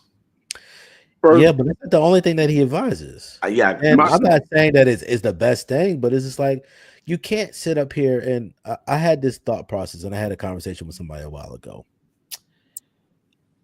When we talk about what a real man is or a good man, we only talk about the positive things of a good man, right? Or a real man. A real man has a duality to him. There's some nasty things in every human being, right? Everything ain't all peaches and cream. That's not saying that you shouldn't push yourself to be, great. That shouldn't challenge yourself to live above the things that you have issues with. But I don't think it's fair to label men in general or women, the good ones or the real ones, as being only the positive things about them. Because there's not one thing that has been created in this world that's 100% good. It's just not. Wow. And for us to come up here and think that because we are a real man or a good man or a good woman or a real woman, like, to me, it is a false sense of titling a person. And I think you should just allow the fact that people are human. People got issues. And I don't agree with you should just go sleep with 50 people, right? But if he says, hey, if you want to buy a house, here's a good way to do it. And he will sit here and walk you through the steps of how to buy a house. Now, granted, a lot of people can't afford to buy a house, right? It's not advantageous for a lot of people to buy a house. But when it's time for you to buy, he can give you the knowledge in order to do that. Now, is Myron the only person that can do that? Absolutely not. I'm pretty sure all of y'all can probably tell people how to get a house, right? But the reality is that let people be people. The information is just information. It's what you do with the information that actually makes it powerful. No, that I agree and disagree, kind of, HD. Myron has never, not one time in his entire life, experienced the black experience in the United States of America. Trigger Mike might have, Ikane might have. Myron What do has you not. mean? Myron hasn't. He can Nobody has pass. ever looked. Nobody in his life. He has never. And I'm gonna say it, and I'd even discuss it with him. Nobody You should, ever because in his I whole would life. definitely disagree with No, you 100%. nobody never in his whole life ever has he ever been pulled over just because he was black. Because he ain't black. He don't even look black. He might have been pulled over because he look Middle Eastern. He got brown That skin. motherfucker has He never looks been black pulled. to me. I He think is. it's just There's He nothing definitely about looks him. black, black but hey, to At me. best, details. at He got best, brown skin. That's it. at best, he could be So mixed. much. At best, he would So be what considered a is mixed so, person. He ain't no. so what is the black experience? Because I I, don't know I, if I, I've ever experienced it. Because I never been pulled over simply because I was black. I'd like to say I have, but I was When I speeding got too. pulled over, I was speeding. So that's what I'm saying, and But I that's the have, problem I too. have, I have The felt AP. uncomfortable. Hold on, I have felt uncomfortable on an elevator with a white woman, and it's just me and her. I have seen people grab their bags when I walk by. I have heard people lock their door when I walk by. Like that's part of the black experience, and I refuse to ignore it. I refuse to ignore it. That motherfucker ain't never went through that. I think They might have been nervous when he put a backpack down. what I agree with AP is there are a lot of people who are kind of like black adjacent culturally, or also from an ethnicity point of view. And I think, like I said, I'd love to see the 23andMe on Myron Gaines. I think he might have a trace. He might have a little small percentage, and he's able to, just because he has brown skin. I don't have the facts, but I'm just saying, I think there are some people that are able to hijack our community. Pearly Things wasn't even a black woman, and she was able to hijack our community, just speaking to what black men wanted to hear. So, like I said, I hear what you're saying, HD.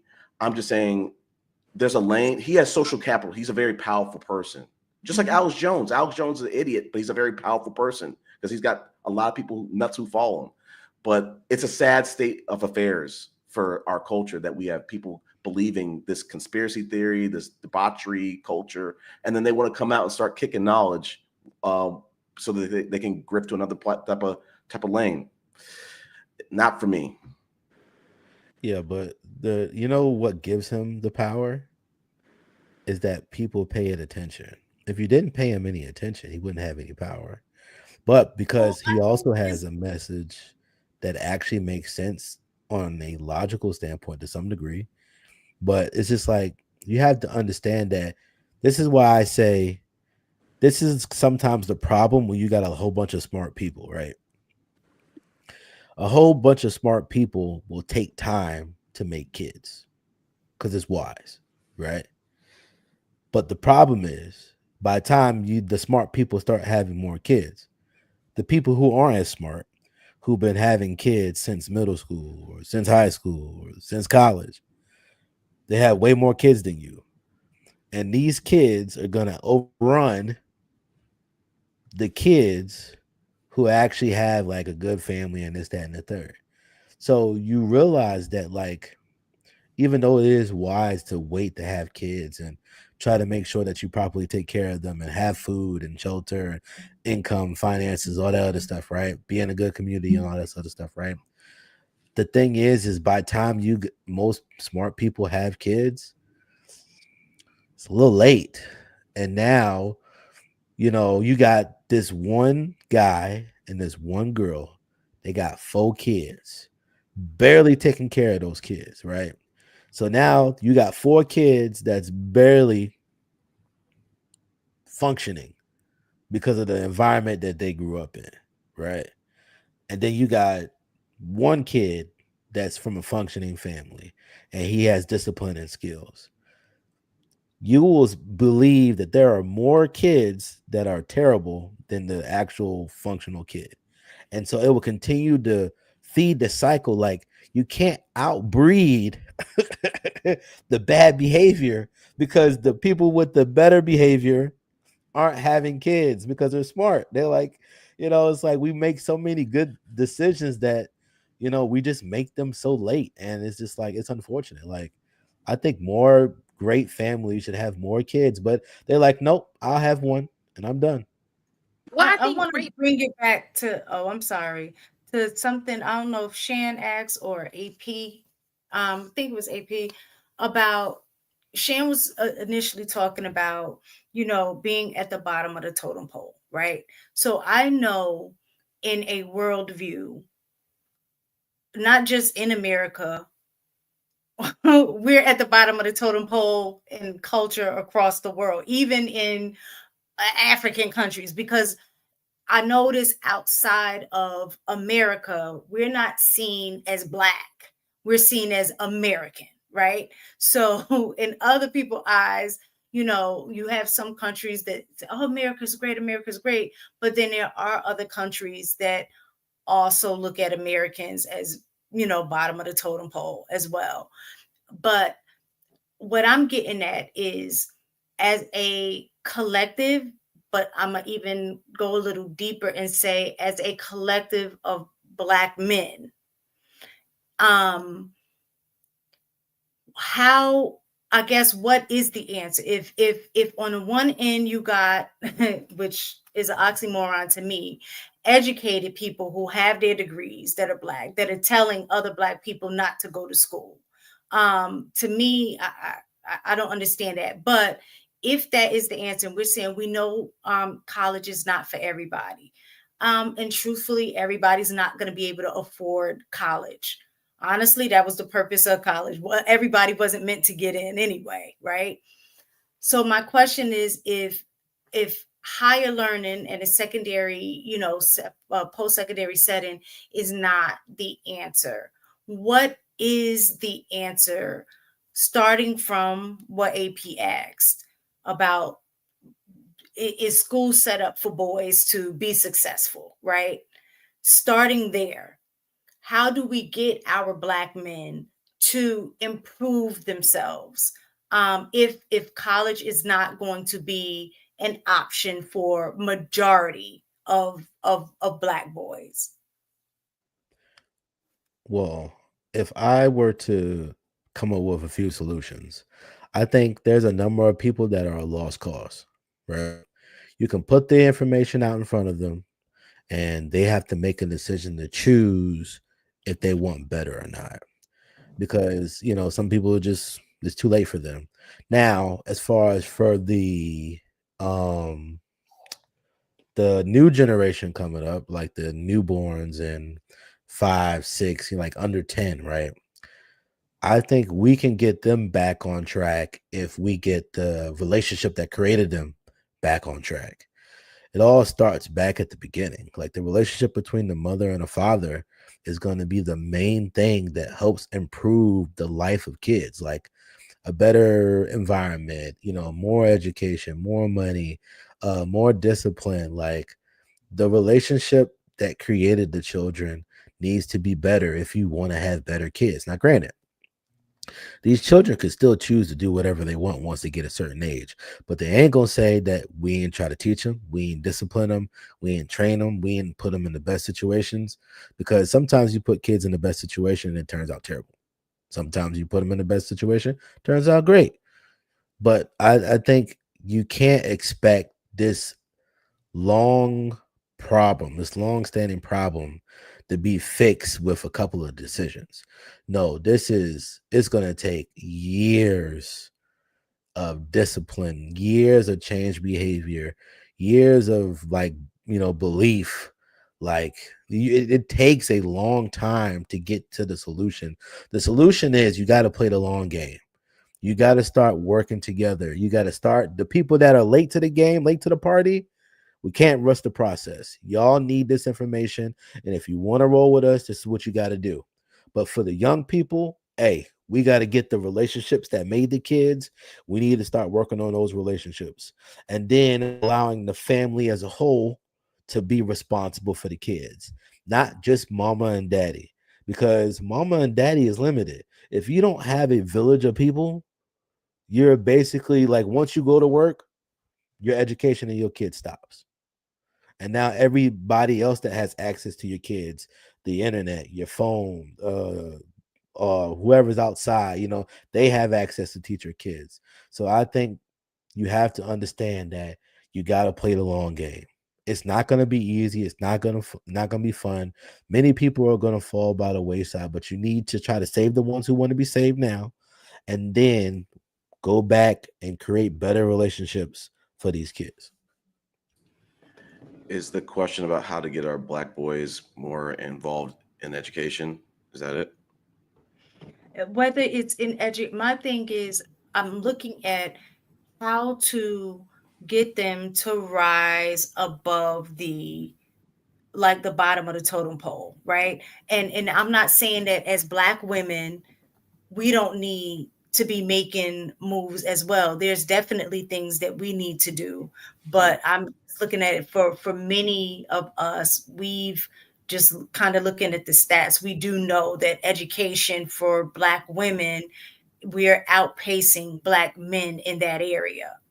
But then you have Black men in these conversations that is saying we don't care about your degree, we don't care about your education. So you have Black men that aren't going to school, but now also trying to encourage Black women not to go to school too, which would, of course, keep us still at the bottom of the totem pole. So, if as a culture of Black men not seeing education as the way to improve their lot, then the question is, what is the next best thing? Yeah, I think we've kind of touched on some of the things. Is like AP brought up, like, hey, is the school system, is there a issue with, is it tailored? Is it really made for Black boys to really succeed, or are there some gaps there? Let's question those. Let's address those. I think the woman who I've been dating for since December, she told me about how she was growing up. Her parents put her in this thing called Business Leaders of America. There's another one called Inroads. We need to try. And these are not easy groups to necessarily get into, but trying to give mentorship, trying to take advantage of some of these resources, and also maybe sitting your children down. Like I said, growing up, if I were growing up in this day and age, my dad would probably be sitting me down and talking about, hey, look, the trend is going in this direction for Black boys, and I don't want you to be in this place. At the end of the day, I want you to make some different decisions and try to steer me to make some other decisions. So like I said, when I was growing up, he was like, look at the industries that are going to possibly be automated. So like I said, like when I went to college, I was like, I've got to make sure that I'm graduating and earning a good salary from that. And my dad's not gonna be able to get me that job. But like I said, like we have to address some of the systemic things within the school. To AP's point, I don't know if we're ready for the discussion of culturally as men. We are also holding our boys back too. There's some changes that we needed to do to kind of refocus these Black boys. And I don't think we're ready for that conversation. Elaborate. I was long-winded. I'll let y'all talk and then I'll go. I feed my time to you. Okay, fair enough. I've been trying to touch on it for like some of the previous Chic critiques. And I said, I went back to, maybe like a decade ago, I went to a high school and spoke about trying to encourage Black boys and girls to migrate over to IT field. Because I think there's some people who say, if I don't see someone who looks like me there, it might kind of discourage them from even going in there. They might not want to be the only. There's like that one story about that Black woman on Wall Street. She's like the only one of her kind. There's really no other Black women on Wall Street, but she made that move and went over there. I'm saying we should encourage, like I said on this call, we should encourage people that, hey, IT is not just for coders. You can be a business person. You can be a person who's a project manager or liaison. And yes, you can go get some of those certifications that will also help you, whether it's an MBA or other things like that. But like I'm saying, if we want to get down to the nitty-gritty of what I was trying to say is, I think when I've been listening to some of these podcasts, boys, once they start to hit puberty, and I'm not in the education field, they start to become distracted. You and you, me and HD can all speak as Black men. The culture of Black boys in high school, how many of us can put up our hands and say the majority of Black boys were celebrating us to go to college or saying, yo, I'm so excited to go to college. And yeah, you made Dean's List. That's great. That's what's up. No, it was about, okay, maybe you did. But mine, we were trying to chase girls. I was focused. I knew as the oldest of two parents that went to college, I knew I could not go to college. I had to. So what I'm saying is getting back to my point, because I'm getting off of it, we've got to understand that the culture of us as men is pushing men and young boys and adolescents to be kind of girl crazy. And we need to, and it's allowing, and the culture that women have is it's almost in a lot of ways completely different, where they don't have that, they might not have that pressure. They're focused on going to school. They're not discouraged of going to school. I know people want to take that angle and slice and say, well, maybe school is just geared towards girls' temperaments and their attention spans. Okay, that's fine. But when we exhaust that AP, like I said, we're going to have some uncomfortable conversations about the boys are being influenced by other boys who, when we talked about the learning disabilities and the reading proficiency, it came back to maybe some of these parents aren't as engaged as they need to be. And I'm having that same conversation with us, saying the reason why some of our boys might not be, prioritizing education, it might be because some of these influences, cultural influences in society, our fathers, our uncles, our friends, our sons' friends, that are all kind of like they are not focused on education. And so just real quick, yeah, when we're talking about the opposite sex kind of a push, that's not relegated to Black folks, bro. Shit, them white, them, like when you say us, that's what I'm hearing, because I'm gonna tell you, them white boys and them white girls are slut bags. Like all I'm saying is this. No disrespect. I don't care about the other cultures. I want right. I understand, but it's you can't isolate like when you still at the top of the totem pole, though. No, so here's they got money the too. distinction. No, that not all of them have money, but here's the distinction. I think that I think you meant, and this is where they do get it right. Where I think we as men, because I thought you were going to go there, and I wanted to let you cook for a minute. Yeah, we as men need to be just simply more involved in the education piece of our kids. 100%. That's where the difference actually is. It's like all of the same peer pressures that everybody else face, or that we face. Everybody else faces that, to a degree, and they all deal with it very similarly. But the main difference is, because I was at the parent teacher conferences, I'm at every single event. I don't see enough of me at all of these events that I'm going to, where I'm seeing Black boys and Black girls. It's like, hey, yo, I see the mama, but you don't always see the dad unless it's sports related. And that's where we need to close the gap. And I thought you were going to get there, and I was waiting for you to get there, and you were right. You were long-winded, and we never really got there. But I think that's the missing piece. And I think personally, that's kind of the answer to Ms. Taken's question. We need to be more involved in the school piece of our kids.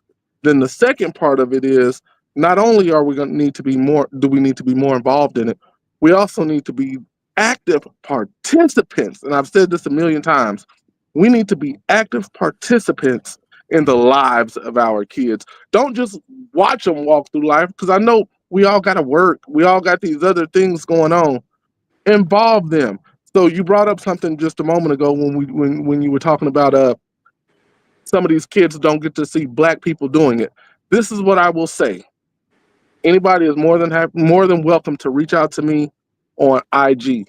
If you want to see a group of Black men and women doing it right in tech and engineering, hit me up. Maybe we can work something out to where they come up to the New York office, or where they come up to the DC office, or where they come to the Charlotte office, or the Virginia office with me, and they can actually see, I say my expectation, but they can actually see Black excellence at work, like really grinding, really getting it in. And they're all of them are constantly upskilling, constantly trying to improve their knowledge and what they are able to do in the field. So feel free to reach out on IG if you guys want, and maybe we can set something up. Maybe we can set it to where you can see it, but you got to reach out. I'm just saying that's an option because I understand. I agree 100%. AP. I think instead of sowing on wild oats, we need to be more present as fathers, like you said, and the expectation needs to be get your education, whether that's going to trade education / skills, whether it's going to get a trade, whether it's going to go to college. That we need to set that expectation and be instrumental in that, and not just. I mean, I get it. Like, let's try to prepare them to be a man, be the man of the house, and part of that is prioritizing education and being and staying on your purpose, even though you might not know what it is as you're going to it. You're just working hard. You're setting things up that'll open up other opportunities. But like I said, I think that's part of that conversation that like we need to understand that we can't just dump it back to it's women teaching our sons, and it's not geared towards them succeeding in school. It's like you said, we're just not really that present. And my thing is, if you know that and you feel like that, then why aren't you involved in trying to change the narrative of that? If you think the teachers are not teaching your kids, why aren't you in the school system getting on the teachers or being at the board? Like the fact that we're not in those at the board raising hell about not making financial literacy mandatory as a mandatory course, just like reading, like literacy for reading. You cannot really function in this world without knowing how to read to some, they say at least by 8th grade, if you can read at an 8th grade level, that you would pretty much be able to function, day to day in the world. Not that should be our goal, but I mean, there's a minimum, right? But now, especially now, financial literacy. If you don't understand financial literacy, you can't really function in a world either. So that definitely needs to be something that is required and should be mandatory. Now, there are certain schools that I know have those classes, but there are other schools, the vast majority, that don't, right? So that should be something as well, especially if, like we're saying, well, you're not, education, it's not for everybody. And that's going to be the narrative. At the very least, come out of school reading, being able to read and manage your money, right? Because that'll help, but then I just saw LD, I'm gonna shout you out since you made the comment. And we need to refrain from stuff like this, where it says, at mistaken, y'all still not making more money than Black men. So it's stuff like that I think throws us off the track. It has nothing to do with whether or not, as a whole, Black women are making more money than Black men. I mean, that's the narrative across all races. Typically, men make more money than women, right? So what good is that if you're still at the bottom of the totem pole? You know what I'm saying? We're fighting or trying to make an argument or pull something like, yeah, we're not going to college and we're not, graduating high school, but we're making more money. But the other side to that is that as Black men, you're the highest unemployed, even compared to women. So we can find stats. My thing is that shouldn't even be the argument. The argument is, what can we do to resolve this issue?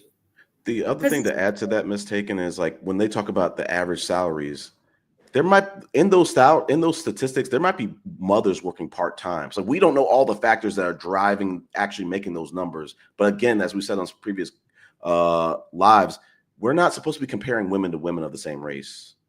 We're not supposed to be doing that. And my thing is this: as a man, why are you comparing yourself to a woman anyway? Exactly. Y'all need to be competing against each other. You should be comparing. That's my thing. Like, why are men? So we sit here, we talk about women, talk about how women need to be doing what other women are doing, right? Why do men get on here and compare themselves to women? shouldn't your competition be other men? Like, you should be like, why do I want to be the bottom of other men economically? Why do I want to be at the bottom of the charts in comparison to other men? It's a cope. It's like, yo, 70%, 69% of babies born out of wedlock. But hey, we make more than the women, though. No. Okay, so I'm gonna go ahead and give it context. I don't. I'm gonna say two things. First, I agree. I don't compare myself to any female. I actually don't compare myself to any male. I believe I can actually get information from all over the place, and I'm just trying to be the best version of me. But in context, our biggest adversaries have been for years the Black woman. Period. It has been. So, I've used this example a million times, but I want to use it one more time, and this will be the last time I speak on it. So, when Ice Cube, for example, was working on the contract with Black America, when he was working on that, who were the ones that actually shot him down? He was going to meet with the administration at the time. What happened? He went on the one podcast that had a girl that was in Independence. I can't think of her name, Vivica Fox, and the other two women. They were upset that it didn't specifically say woman. It said Black people. It didn't even specifically say man. It said Black people. And that has been what Black men have been met with consistently, I know, for at least the past 20 years. So when they say stupid stuff like LD said, we make more money than Black women, because it was stupid, it comes from a place to where, like, yo, why whenever we do come up, y'all are the ones that beat up the Black man.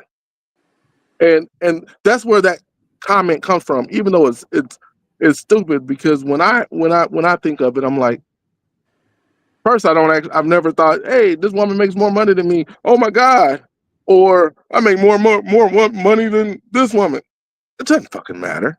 I'm not where I need to be yet, so it still doesn't matter, and I'm gonna work to get me to where I need to be. I lost my train of thought because I just think that comment is so ignorant to say.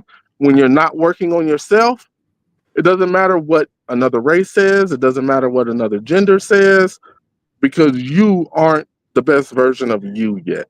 I want to add to, because I think you mentioned that Ice Cube point. I think it was a missed opportunity because for the Black community, because yes, I don't know if Ice Cube is conservative or liberal. I think he's conservative, but he was working. He was working. He was talking. Is he not a conservative? I might be okay. Maybe he's not. No, he's independent. Okay, independent. He's very clear independent. Supported Bernie, and anyway, it is what it is. Yeah, he's independent. Go ahead. So he was working with Trump to design like a plan for America. And the problem, I think that one of the biggest misses was like liberals were just like, we not talking to Trump. We not trying to do nothing. We don't want anything to do with Trump. That was a miss. So they didn't want to even hear anything. It's got Trump aligned with it. They didn't want to hear anything with it. And I think that was kind of a miss.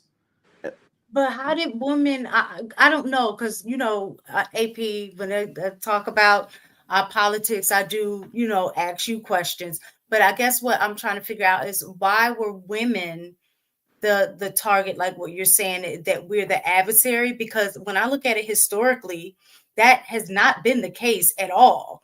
Black women have been on the front lines with Black men. We don't need you on the front lines. That's the other problem. How do that is the other problem. I'm just going to use a few examples if I can. Go ahead. And I know the sisters want to fight, and we appreciate y'all, but we want y'all at the house, making sure the house is all good, because we don't mind doing the fight if we know that y'all are supporting us. But y'all want to be the first ones at every single scene. When the whole George Floyd, I'm just using that one as an example, the first people that were out there were women. It's crazy. We don't want y'all, like, get out of the way. Get out of the way. AP, Like this is the we difference, get though. We can't get out I in liken it. front Go ahead. if y'all are already there. The problem is y'all are not showing up. Like you said, Because Black women we are the first ones on the give front us an line. opportunity to assess and not knee jerk and not be emotional.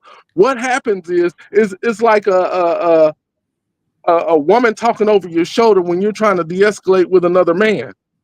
Shut your ass up. I don't need you in this right now. This is unfortunately, this is man talk. Baby, I got you. Oh girl, I got you.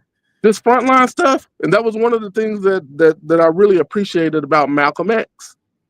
One of his biggest things, hey, y'all ladies, y'all over here, let us do the frontline fighting. And like he was it's trying to just, lead and men, then though. That's what? the difference. I said Malcolm X, his message was for men. Right, and that's totally different. But that's my point. If we try to, like, that's where the if memory serves, the red pill content came from men talking to men about man stuff. It wasn't until like women started to actually creep into the space, and I wish men wouldn't have done it, but they did, because you can make more money and you can make it more dramatic, and it is what it is. When it started to really veer off, there are certain conversations and certain things that need to be done that is man duty. I do not want a woman on the front line. Like, get off of the front line. As a matter of fact, if you could be in the back, like cooking a pot of beans for all the 50 guys I got up here. I don't know. But when I'm tired, when I come home or when I get to you, you're like, baby, you got this. I know you had a long day. But that's not what happens, and that's what these men be complaining about. Y'all have never heard me complain about a woman, because that's just not my style. I hold myself accountable for everything.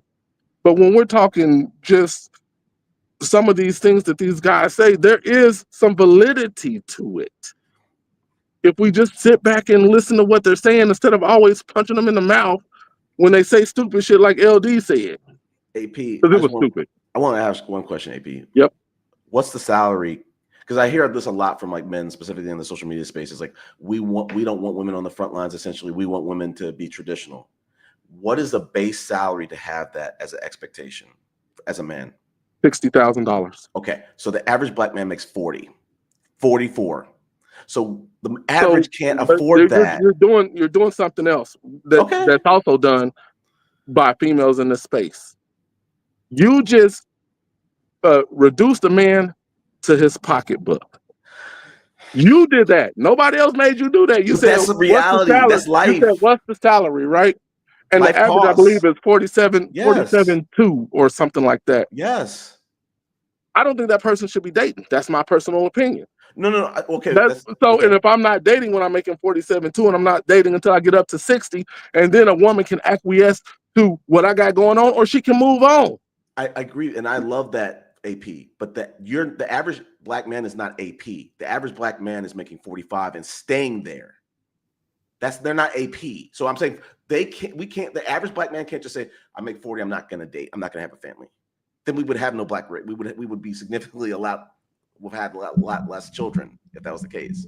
Well, before I go to HG, I'm saying some men can't afford to have the head honcho, hey, women, I can't get you on the front lines. I can't have you on the front lines mentality. Some of these men don't make enough, and they have to have the woman on the front lines or at the same spot or even ahead. That's what I'm trying to say. Okay, so this is why I said what I said as far as the relationship between the man and a woman is the first thing you need to fix if y'all want to fix all these issues. Because I don't agree that the proper term to say that Black women were men's adversary, right?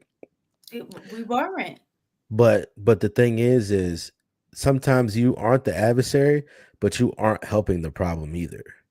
And the thing is that the perspective of women is beneficial in a lot of things, right? And you can help many people survive really well. I think women are the absolute best at maximizing talent, right? As far as you can give Black women specifically very finite amount of information, very finite resources, and y'all can maximize the hell out of some stuff, right? You give black women stuff, they can make a lot of stuff out of it, right? But oftentimes, the way that women try to help, it actually becomes a major detriment, especially when it comes to rearing certain children, right? Because of how y'all see discipline, how y'all see correction, how you see information and hear it. Like, y'all can't just take information and just let it be information. You have to add, oh, I got to add this context. What is the purpose of this information? This, that, and the third. Versus guys, we could just let information just be a bank, and we could just keep banking and banking more and more information. And I think that I think I agree. Women have came out first for a lot of things, right? And we wouldn't have some of the things that we have if it wasn't for women. Duly noted. But like I said, a lot of the reasons why you don't have men in homes is because of the relationship and the issues with the women. Now, can we agree that some of these issues with the women are self imposed? Yes. But go back to Myron. A lot of things that Myron says, he said, you guys are dirty, you men are broke, and you're out of shape. He said that all the time. That's like one of his main principal things he loves saying is that y'all need to do better. Y'all broke.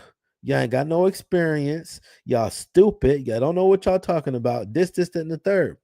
But the thing that people focus on, with specifically Myron, is the stuff that you don't like. But when he's one of the main people going around the country, say, men, you need to smell better. Here's how you do to smell better. Hey, men, you need to learn how to talk. You need to learn how to understand and comprehend what's going on.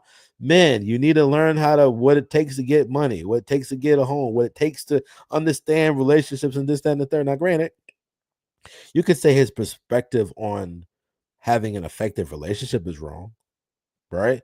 But you can say that, but you can't say that he doesn't sit there and try to tell men, yo, y'all are jacked up.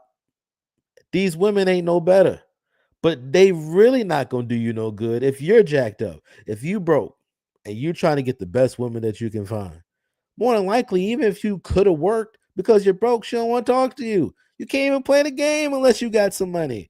So I think that, like I said from the very start, AP gave specific examples. Hey, we need to be in our kids' lives. We need to be in parent-teacher conferences. We need to be pushing education. We need to do all this stuff. Great. Fantastic.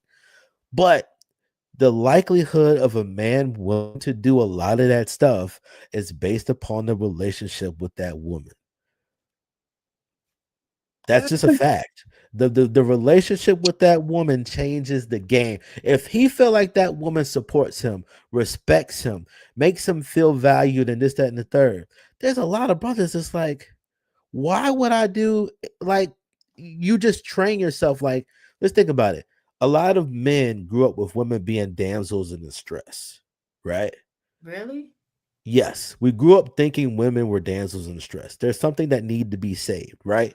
A lot of men would change what they would do based upon the fact that this woman seemed like she was weak. So because he thought that she was weak, he decided to go protect her. She's like, oh, she need a big, strong man. Now, what the smart women did, they was like, ooh, I'm not weak, but I can show him this and he will do the stuff for me. Right. And a lot of the smart women learn how to take advantage of the fact that this man saw her as weak. And then she ended up getting the stuff that she wanted without having to do a thing. She said, oh, if I just talk to him nice, he do a lot of stuff for me. Matter of fact, he built a whole house for me just because I talked to him nice. Right. But I think we should change this narrative. We should definitely see women as competition. We should definitely see women as a potential threat. Because if you make money and you got your stuff in order, right? Or you're in the field and you're making money, there are women in the field competing for the same jobs that you want. Everybody can't be a manager. But guess what? That woman can be entered into the pot to be also a manager. So she is competition. But And see, I that's think once you the problem. understand that women are in the workplace, she is competition. once you understand that one thing that this woman can say against you that's not even true can literally destroy your entire life, women can be your adversary, and they can be the very thing that could destroy your entire career. So you But need to give women the proper respect of understanding that they just not all sunshines and roses. Just now real quick before you go, I just want to say I want to change the word from adversary to obstacle, because I understand that it's not necessarily adversarial, but I'll say obstacle in the context that Obstacle I is was much using better. it. That Much is better. in the context I was using it. Go ahead, Miss Taken. But see, I think that is part of the problem. A lot of times, and I know this is part of y'all makeup, and I know y'all gonna flip it back on us as women, is that by nature y'all are competitive. Yeah, that competitive spirit is in y'all. So a lot of times y'all are looking at us as competition, right? You can't compete where you don't compare. We're two different like groups. We're women, you're men, but you're competing.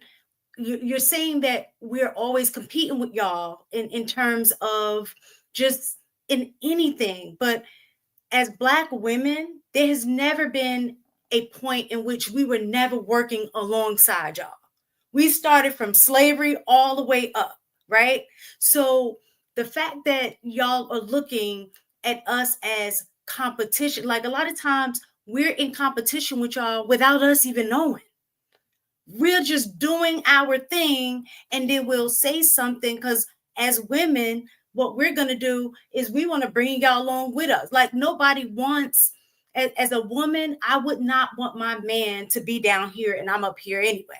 If I have the opportunity, and you'll see most Black women that I know, if they can put their man on, they're going to put their man on. They're going to go hard. Like I have not seen any other group of women that be going hard for their man. They go so unlike any other group. But what y'all will say for us, which is very different than other cultures. So we have to look at that as that has to be taken into account. Other cultures come with other things that did not align to the Black American experience that has shaped us in a different way. But at the end of the day, when I say, like y'all say, oh, I want to ride or die. Typically, when you're thinking of that ride or die, what image are you seeing? It's not going to be a white woman. It's not going to be a Palestinian one. It's not. Typically, when you're talking about riding or dying, a lot of times y'all want us to do the riding and dying. But then y'all say, I want y'all to take the back seat when it's this, when we're like, oh, we're on the front lines for something good. Nope, y'all sit in the back, go take care of them kids. But y'all want us to ride or die at the same. Like, you can't have it both ways. So what we're doing, and I sat here and listened to the show, I guess that was on yesterday, like hearing all of these men continually telling women, you're prioritizing going to school. You're prioritizing your career before you get married, before you start, having a family. You're putting it on hold. You're doing all of this, and you're not prioritizing marriage. And that's why y'all need to do that in your 20s. What they're not taking into account is that our experience as Black women is unlike any other ethnicity at all. Because of our experience. You don't see in any other group that Black women have more, that the women are having more education than the men. You don't see any other group that women are more employed than their men. You don't see any other group that when y'all are talking about hypergamy or whatever, that any other group that as women, they date down. So we have all of these things that are very different than other ethnicities and cultures. But yet y'all are demanding things that are very different than it's the demand of the other cultures that y'all are talking about. So my question is, instead of seeing us as competition or adversaries, when we are trying to push y'all, because a lot of times I think the push or the challenge is what y'all don't like that we do. But as women, that is our job. It really is. That Like is not your job. potential, if I see the potential in you and you're not working towards that, out of love, it's my responsibility to challenge you to do better. It's a And process. you, out of love, should be challenging me to do better. If you see that I'm falling short of where you know I can be, that's where that competition needs to be. How can we compete to do better for each other? Yeah, But but we're competing like see her as an adversary because she's gonna take your job. Well, if we're building together and I happen to get this position, you're benefiting from that position too. Facts. What I want to know, Miss Taken, is men of other races, are they standing on this head honcho sole provider stuff as adamantly or as militantly as black men? Because we're at the bottom and we're saying it's got to be this way. You got to be in the back. No, they're not. But I think their experience is very different too. And the reason I say this, especially if we're comparing to white men already have power. Just the privilege of them being born white, the way that society has been set up. But for black men have always had to fight, so to speak, to feel like they're in a position of power. So I think that's part of what has happened with our dynamic of relationship, because hurt people hurt people. As a black man, you go out in the world and feel powerless, especially if it's like against white men, so to speak, right? So historically, you guys were not going, there was definitely a ceiling for y'all.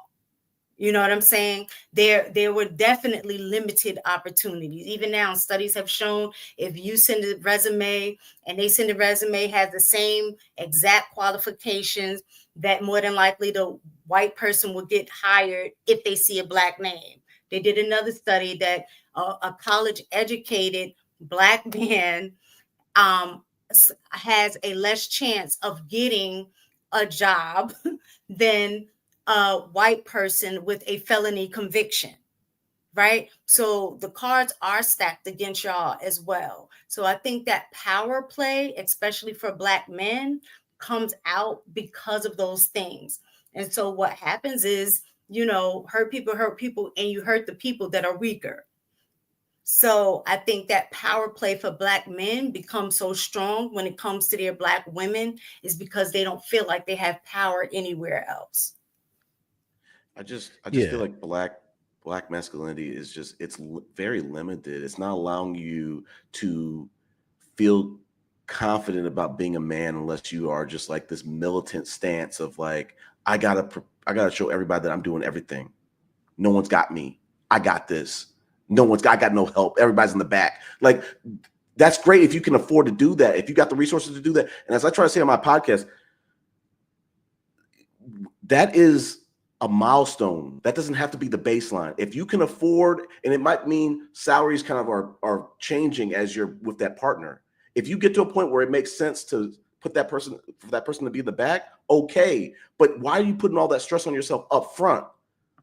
Why are you doing like there should be no shame that if she makes more or y'all make the same, that y'all have a different, we need to allow people to and encourage other people to, that your household might look different, and that makes you no less of a woman, no less of a man. If you as a man, if the other guy of the other neighbor is a a sole provider, okay, that's great. They got it like that. But if the average person doesn't got it like that, you shouldn't feel discouraged as a husband. You should not be delaying marriage.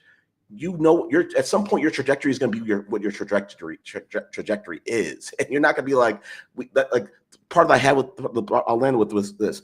One of the biggest problems I have with this, like the men's rights activists in the manosphere, is they're trying to sell men this dream of you're going to get more money as you hit 40 and 50. Not really. You're wrong. You're wrong. No, I'm saying some men. I'm not saying no men. I'm saying all men are not going to be on that trajectory. That's what I'm trying to say, AP.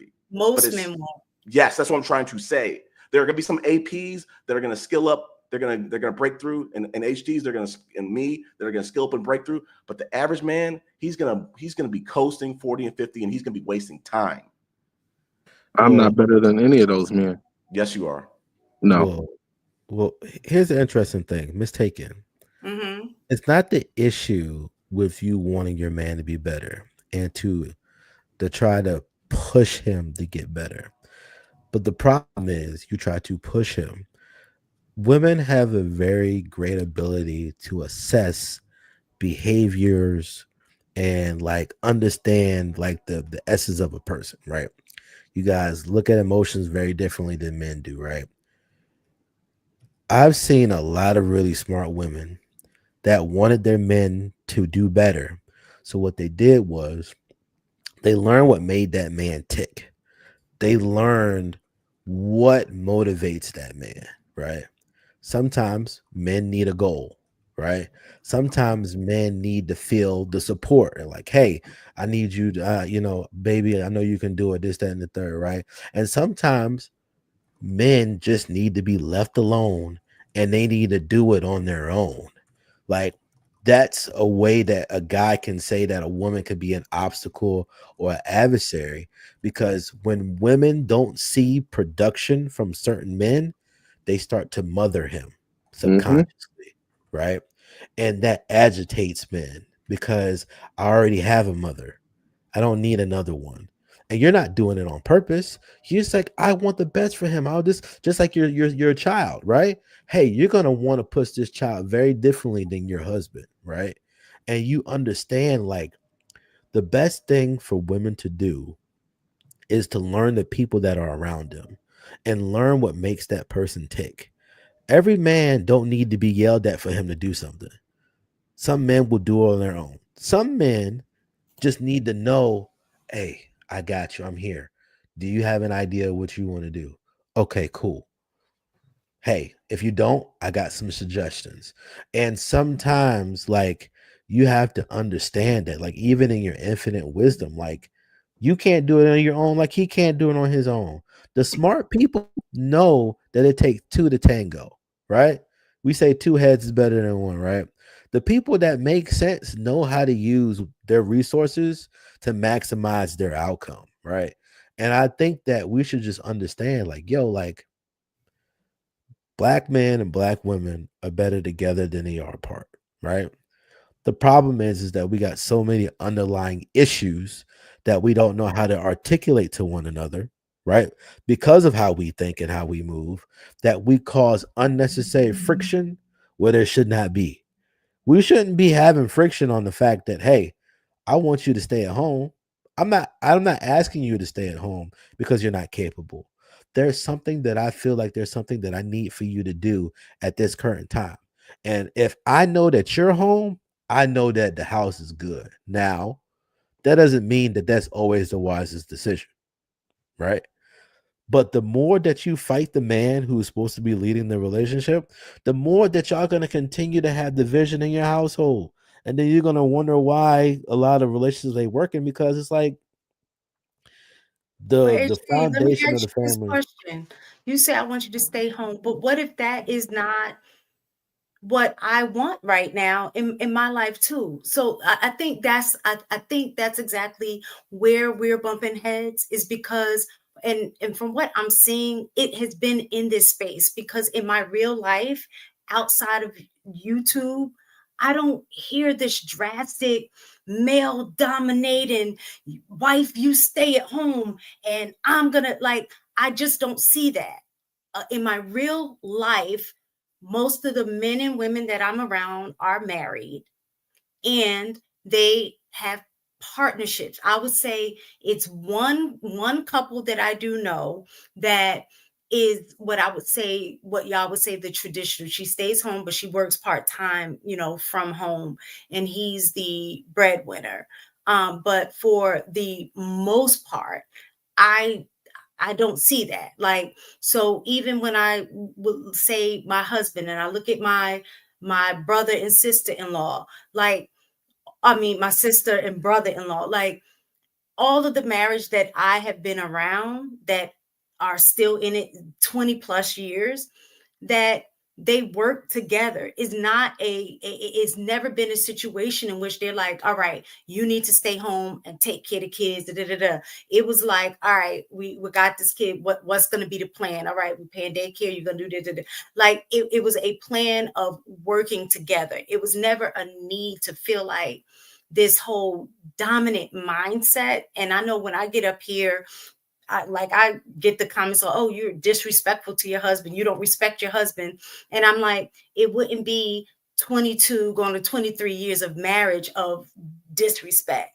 I respect my husband, but my husband also respects me.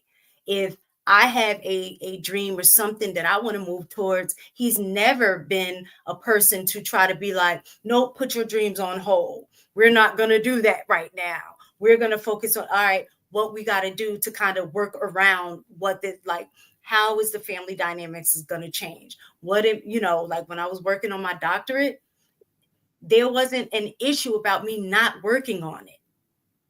He was like, all right, what we going to do?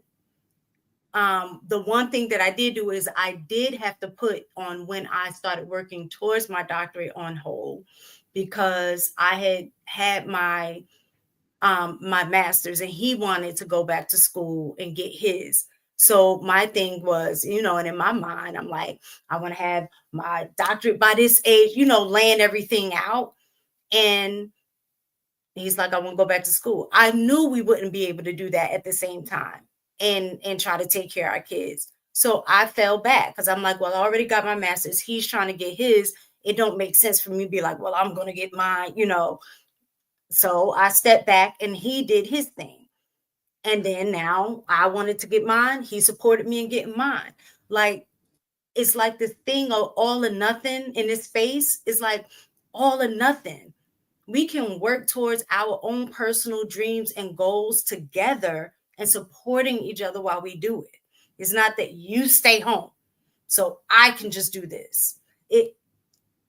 And I think that's where a lot of women are starting to buck back as well. Like, well, forget it. If I can't pursue, if being married, and I think that's what the point that the women are trying to make yesterday, if being married is going to mean I have to sacrifice the goals and dreams that I have for my life, then I'm going to put marriage on hold now and work towards those dreams and goals and then pursue the marriage. Yeah, but that's why the guys are also saying that you can't have both, because you have to understand that a lot of relationships survived the 20, 30 years that you're talking about because they got together younger. They got married younger. Now we're getting married older. So that means you have more time being single than you have being in a relationship that actually is committed to, right? So if you're both 35, more than likely you got your own degrees, you got your own assets to some degree. You might got your own house, you might got your own cars. So what sense would it make for a woman to want to not be in a partnership when marriage ain't a partnership? It's not designed that way. It wasn't created that way. So but go ahead. No, it wasn't. It was never created that way. HG, I want to fix it on that. Never. If it's not a partnership, what is it? What is it? What it is a covenant, one, and two, it has a hierarchy since from the beginning. It's like, if you want to use God as the example, right? It says God in this church. That's the husband and the bride, right? And it talks about how Jesus died for the church, that he was the ultimate sacrifice, right? And then we also talk about the hierarchy. We got God, man, woman, children, right? The hierarchy ain't just for people to lord over each other, because even if you use the example of Christ, right? When he came here, before he gave his life, right? He said he had to go serve the people that was rocking with him. And if I didn't serve you, you have no parts of me, right? So most men, even as the leader, are taught to serve their women, serve the people that's around them. You're taught to do that, which is in the reason why. See that? Well, in this space, let's keep it a buck. Let's be honest. In this space, in this space, I'm speaking in this space because, like I said, my real world is totally different. But in this space, do you really hear the men on here talking about how they want to serve their women versus them talking about how the expectation is for their woman to serve them? Can we please be honest about that? Well, the Please. honesty is they're thinking that they're serving a woman by making sure that she ain't got to lift a freaking finger. Not doing it the way that you're talking about, They don't which got the is money for actually like that. doing the actual like rubbing of the feet and stuff like that. What do you mean Because not lifting a finger? You think the majority of men in this space are working towards making enough money so their woman would be able to be an at-home mom? Is that what I, you're trying to say? well, I don't think an at-home mom, but I think Or at-home majority wife of or not I, have I to live? think majority of the men in this quote unquote space are working to minimize the amount of stress that is on in the household. But And in their HD, mind, making more money, having more competence, and being a better version of himself is going to be the thing that helps provide the things that the women need so that she can feel okay. Because a lot of the times the women aren't even marrying the men that they really want to marry. At least that's HD, what the space is talking about. H- They're They're saying, marrying the women are marrying the men that want to marry them. I think that's what is yeah, probably but going but just because of the thought process of the woman, they're not marrying the men they really want to marry. So when the relationship doesn't go the way that they wanted to go, they're like, well, I don't want to leave because I ain't get what I really wanted anyway. So I'm gonna go after, which is another problem, which is why the men are arguing. It's like, yo, it's like what AP said initially, adversary is not the right term. But women are the major obstacle because even when you have all the education, all the knowledge, that doesn't stop you from making terrible decisions. And you don't know it's terrible until you walk out the whole entire situation from start to finish. I And think then this you see is the end result. And I understand that women have to survive until they got a man that's willing to agree to be with them, right? I I But you have to understand that like nobody can have it all. It's very rare that everybody can have it all. So you, just like men, we learn we got to make concessions. Most men aren't willing and excited to sign up for monogamy. They're just not. But they train themselves to do it because they know that if I don't do this, the likelihood of me keeping this woman long term is next to nil, right? So even though women will say, well, we're not divorcing men for infidelity. Okay, cool, fantastic. But I guarantee you, if he was sleeping around with a bunch of women and you knew it, you'd probably leave that relationship. So it's like you have to understand like the issues that we have in our relationships with black women ain't just y'all fault. Some of the stuff that y'all got going on, y'all were taught this. And y'all didn't know the fruit of what you was taught was bad until you try to apply it in real life. And you have to realize that, yo, a lot of men ain't what y'all want. Are y'all willing to work with these men for the rest of your life to do what is necessary to get this man to become similar to what you want? we And if can't the because answer is no, it's going to continue to keep failing. I right, think and that's my point, y'all. You just literally got finished saying that men don't want to they don't want to listen to women because they Well, see it that's as not what I just nagging. said. Um, I That's not what I saw said at all. maybe I saw that on the side. Oh. Like when we're What? talking about No, my you bad, just said that my it bad, comes off as being a mom. like pushing them to do better or move forward, being supportive like that. But I think that the issue is that you have to question if we're making so many bad decisions. Like when I look at it from the other side of that is the fact that there's so many men that we're making bad decision with. Like, why is there so many bad men available? I guess is the question too. So yes, we're making poor decisions because we're dealing with men that, will say aren't good men. But why are there so many aren't good men to begin with? Well, it's because they haven't failed enough, honestly.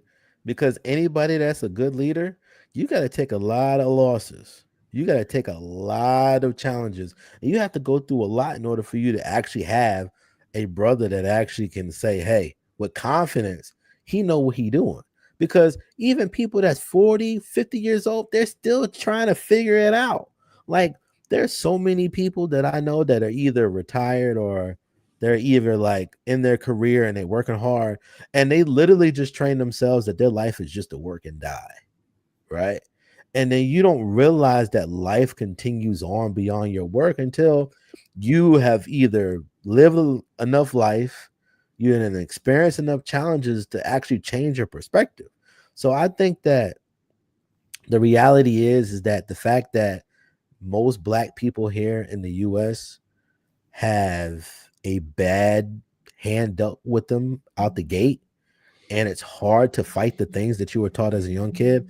I think until we realize that grace needs to be extended on both sides, and that it's going to take a long learning process, and that there's going to be some damage along the way for us to actually become the relationships and the families that we're looking to be. Because all the other people, they have history of these things being created, versus black people, we've had a history of turmoil being created. Because even when we did well, somebody was like, oh, we can't have black people doing well. What sense does that make? So now we are constantly always having to restart, and we need to continue to provide some level of grace for each other, because at the end of the day, if we don't work together, we're going to probably end up dying, because women love black men love black women. And I think that sometimes when we decide to go deal with other women, we're secretly thinking, dang, I wish that black woman I really liked, I wish we would have worked out. But you I, didn't. I think a lot of these topics are marriage counseling topics, and I wonder the militant black men that have to have it as the sole provider, what are they going to do when the marriage counselor tells them this logistically doesn't work and y'all need to work together in a different type of way? Why doesn't it work? Like I said, we could. It's a whole podcast. One, it could be the finances. It could be as simple as your wife makes more. It could be the economy. You're making 40 grand and it just doesn't make sense for you to have 2 kids and the wife not work. I think that there's nothing wrong with looking at marriage from a biblical point of view and saying the woman is the neck and the guy is the head and the woman is always in the back. If that's what your way you want to do it, I feel like it's kind of cutting you off your nose to spite your face, because there's so many other possibilities for a marriage to work and it could possibly fail as people kind of grow and things change, careers change and stuff like that. But for you to lock in on one way to do it and you're not even sure if it works yet, you could come out the gate and it could be dead on arrival. What is the conservative militant man going to do at that point when he realizes in marriage counseling, I am the problem? How many conservative militant black men do you know making $40,000 a year? The average, sorry, if you want to slice it by conservative, we don't have the numbers on that, but the average black man makes 40. We can't slice it by conservative. We don't have that. Do you think? I'm gonna try to see. Let me see. The reason I ask is because most from what I am aware of, most of those type of men are fairly liberal and are right along your talking point, bro, where they understand they're not going to be the sole provider. Most of them understand that. No, I think they're getting they're going with the times. The problem with AP, no disrespect, is that the people who actually have the funds to retire a woman, they're not struggling to find those opportunities. The reason why the men are on these podcasts screaming about submit is because the role of getting the back woman, it's in short supply, it's in short demand. So of the men, just real quick, of the men you see on these podcasts, how many of them do you think make that average? B, how many of them do you actually see that aren't really married or have a woman? And there's I have so many. Like to your point, AP, the man who has the funds to retire a woman, he's married tomorrow. That woman is gonna be like, hey, you know what? I used to be a boss, babe. I'm gonna stay at home if you cracking 250, if you're cracking 450. So let me say this too. So look, let me just tell y'all this. And I want to thank God, because God be sending me some men with some money. You know what I'm saying? I don't be liking them, but Damn, Shan. That I see, do, see, but that's one thing Miss God Shan had just to let destroyed Chris's point. What was the A lot point? of times So- people think that it's the money that causes the submission. It don't. No, she just said that it did. Let me finish talking, because I will submit to any man that I'm with, right? So that's not, it had nothing to do with them. So with me, the reason why I'm bringing this conversation up is because I've noticed that with a lot of the men who have approached me, who try to get to know me, who have money, their idea when we talk about things of that nature, they don't force anything on you. It's an option, right? So they're not going to tell you you can't work. It's just an option. If you want to work, if that makes you happy, knock yourself out. But you don't have to. But if you want to, I don't know why you would, but go ahead, knock yourself. I'm not gonna stand in the way of what you got going on. I like the fact you got something going on. You know what I'm saying? But it's not mandatory. It's not this macho. You better stay at home. You better like. I have not. Thankfully, I have not met that guy.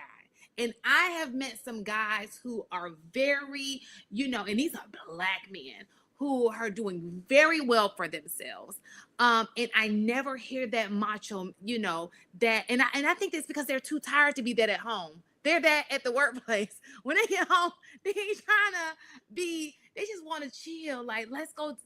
They wanted you to go to vacation with them. Like, they just want to, let's relax. I don't want nothing stressful going on. I just want you to be happy, because that makes me happy. We happy together. I've never met it seems like the guy who's like I think Mistaken said it earlier. He just wants power over someone because he can't get it out there. So he comes home to get that macho feel. That's just a that's just what I'd argue most men are just like the men you just described, if I'm going to be 100% honest. I'd argue that most men is when it comes to I was about to say something I can't say because it'd be a damn lie. So never mind. So Shan, Well, I say a lie because like I know folks in tax brackets where they're exactly like the people you just described, Shan. So they don't be like putting that like, on you. They just like whatever. like, As long as you got time for me when I need you to have time for me. They're not that day to day what you got going on. Like, so whatever. Shan, would you quit your job if a guy came and said, I make 40 to 60 grand and I want you to raise a kid with that? Are you quitting your job forever? guys that are making 40, bro. Guys that are making 40 to 60 aren't saying that shit. You'd be surprised. You'd be They're surprised. not saying that, bro, because they're barely making it themselves. They would never say, "Hey, I'm gonna bring in another person, and you can't work, and you got to eat beans with me." I'll say this, AP. You know why some of those men aren't saying that? Because they're Myron Gaines. They're grifting, and they might be making 100 grand a year. But the followers of Myron Gaines are making 40. And they're echoing the same things that he's saying. A lot of these men are average dudes saying the same things as the high value men can afford to do. They need a dad in their life. Right. That's what I'm trying to say. That's all I'm trying to say. Well, Chris, I think these low earning dudes are saying it with their chest. That's all I'm saying. Well, Chris, I think we all agree. Majority of people are going to be average and below average, right? We understand that. And most of the time, and this is across the globe, majority of people have to work together and pull their resources and finances together to make some sort of life for themselves. Yeah. Right? Everybody knows this, right? Whether how they articulate that is different, but everybody understands that and knows that. Matter of fact, other people in like Denmark, they like, what? You mean both of y'all don't work? What are y'all doing? Right? So some people have a different mentality about that. But I think a lot of men are complaining that the women in the exact same position as them don't even want to work with them, right? Or they even less than them as far as finance is concerned. They don't want to work with them, and that also the verbiage of submission, right? Some men actually mean cooperation, and a lot of women aren't willing to say what Shan just said, which is her submission ain't based upon his money. Her Wait, so I have a submission is based question. upon the Why fact that not that's use, her man. then why use if you say they mean cooperation, then why not use the word cooperation? And the reason Because I they say also still want submission too. because we know that words matter and words have meaning. There's a difference. Because I remember one time I had said up here that I don't submit to my husband because he's never asked me to.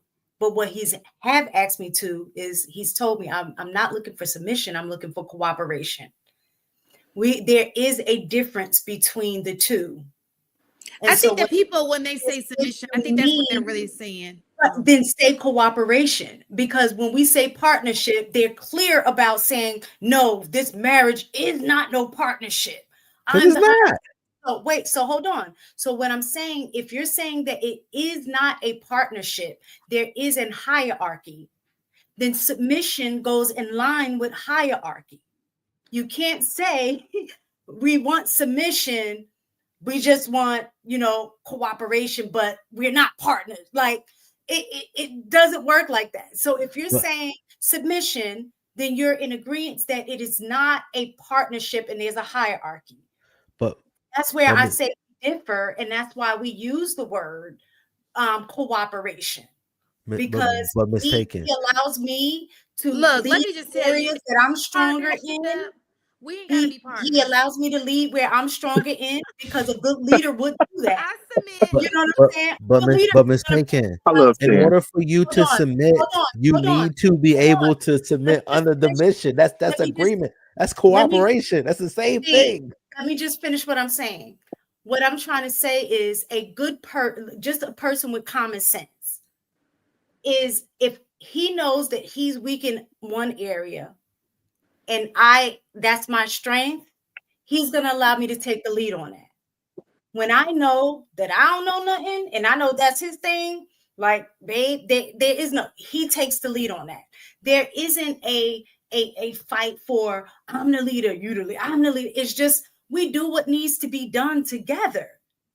That now I ain't gonna front and say that earlier on in our relationship there was a power struggle, and I think it had a lot to do with the mindset that is in his face. That was where he felt as a man he should be, because that was the messaging that he got, until he got around other men and saw the different kind of relationships and how marriage worked. That and I got over my own personal stuff with the way that I grew up seeing the way that marriage worked, and I was like, no, there's no way that I want to be in a situation like that. Once we went to marriage counseling, went to therapy, got those things, and started working on those things, the dynamic of our marriage changed so much. And that was one of the things. I never demanded submission, but I absolutely want cooperation. So I just Yeah, want to throw you gotta Mistaken. submit. I want to throw I one thing in think there. that so Yeah, I It's, think it's, that it's one and the so same. so this Mistaken. is the I'm thing. So sorry. this is the thing, right? I think that people there are people for everybody, right? Mistaken has a husband that works for their marriage. Okay. They have I've been around them long enough. They have a great balance in their marriage, right? You have to know what works for you. Mistaken's personality is nothing like my personality. We Yeah, it's have not. very we have very different, because I ain't about to fight for no partnership. You can't. Bless you. I got your back though. Like, well, I'm gonna be whatever you need me to be. I like to compromise. I kind of compromise too much. But anyway, so we're just very different. So I think that the problem is this: people have to just find what works for them. You're not gonna find a woman who's gonna match every man. It's not. that's where we go. I think that we go wrong when we try to make people fit into what we want them to fit into, and it's not natural for them to fit there, because then that person can only fake it for so long, and they're going to be uncomfortable, and then that's when you're going to start bumping heads because it was fake. That's not even how their personality, that's not something that they're happy in. You just got to find somebody who's happy with your idea, what you mesh with. That's I 100% agree, Shan. And I said it in our last show. Don't waste time wasting time. Once you figure out y'all two are not a good pairing, go ahead. Don't be afraid. Throw up the deuces. It's okay to walk away. The quicker you do it, the quicker you figure out that person is not for you, the less time you waste trying to vet a person that's not for you. Shan, I 100% agree with you, girl. I agree can too. I say this? I Can I agree. say this too? I know somebody said it's unruly behavior. When you see mistaken her husband working in action, there's nothing unruly about it. It's just two people having a balanced conversation. Like, it's never, I don't see any imbalance in their relationship. They just work really, really well together. You know what I'm saying? She needs him, he needs they're perfect together, right? So wait, So, somebody in the chat said that? yes, like I think that they're thinking because she's on here, she's debating like the way she likes things, but they don't understand that works for her marriage. Like it's just two people who understand each other, have the opposite, like they just mesh, right? So because I can't even see her husband with anybody else besides her. That's the crazy thing. Look, 23 years, He's her 23 That's awesome. years, and they make a stupid comment like that. Come on, like, I she don't see fits that for at all. him. And I'm going to tell you, she doesn't have to Mistaken justify a when damn thing to she anybody in the like, chat. okay, like she, it just, Damn. I think that we're getting a bit, Congrats, mistaken. you're seeing it kind of different than what it really is. Right. But But like it doesn't even matter. Even if they saw it right, if it works for him and it works for her, Yeah, and you can't tell me it didn't work because they are 23 years in. and they be happy Whoever to see said each that, other still. you Like, can go ahead and take a pickle and shove it up your woo-ha. Nobody cares about your opinion, especially mistaken and her husband. But AP, I that's said what I said. that's the crazy Congrats. thing. And by the way, happy Mother's Day, ladies, because I Yeah. know we're not gonna get to see you before Yeah. Mother's Day. my husband had me text her today. She was calling. We were like, together, whatever, watching TV. they be friend blocking. He was like, just go ahead and text her. Tell her to stop calling you. You're spending time with me right now. I say, you little friend blocker. This is the house of love. 30 minutes, I'm gonna start back again. I'm just like, But when I was saying words matter, I think men, like, again, in this space, I know we've talked about hypermasculinity or toxic masculinity or whatever. Like, AP, I don't think there's an issue with you saying, well, I need, submission or whatever. That, like you said, every person is different. But I think because I guess what like Maroon was saying, like in the Black community, like, why is this such a big or whatever, is that when you do say something that's like, well, no, we're partners in our marriage, or, he asked me to cooperate, he's not looking for submission, that they can't get past that because in their mindset, it's this, I need to rule over a woman. And I don't think that that's necessarily your mindset, AP. No. I don't think that's your mindset. I've been around you. We've been on this show long enough. We've met. I don't think that that's your mindset. But in this space, I think a lot of men, one, they haven't had examples of men and what leadership looks like in a home, especially Black men, because statistically, most Black people grew up in single-led households by moms. That's not to say some of their dads wasn't involved, but you haven't had an example. Then you'll get on girls about a man not being in their life and them not having an example. Neither one of us had examples. And yet you feel you're in a position to lead a marriage and you've never seen a marriage. Like, what are you doing? I came from that type of family. I grew grew up in a household where I had both parents. So there was a lot that my husband was able to learn from me because I had those things. And he, thank God, was open to learning because that's just his personality. Like he's always had a sense of who he was, more so than I think most men. And I think that's based on his experience living in New York, growing up with, being a 5%er and all of that. It stills a certain kind of, and then him being from Harlem. If y'all know New York, Harlem niggas always think they the shit. So he grew up with this mindset of having a deep sense of who he is as a man, whether or not that aligned with what other men thought. He was secure in his own shit. I know who I am, and he moved like that. That was one of the things that were very attractive about him. Because in essence, the way he felt about himself, the way that he carried himself, kind of made me feel better about myself. Like, oh shit, okay, I'm a shit too. You know what I'm saying? Just like being in proximity.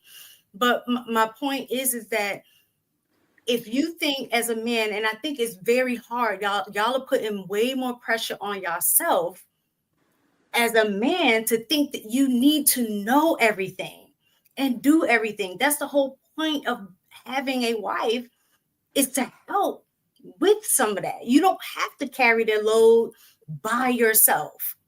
My husband has never had to. Now, there were things that he, as a man, he had to take care of for himself by himself. As a man, I can't help him be a man, so to speak.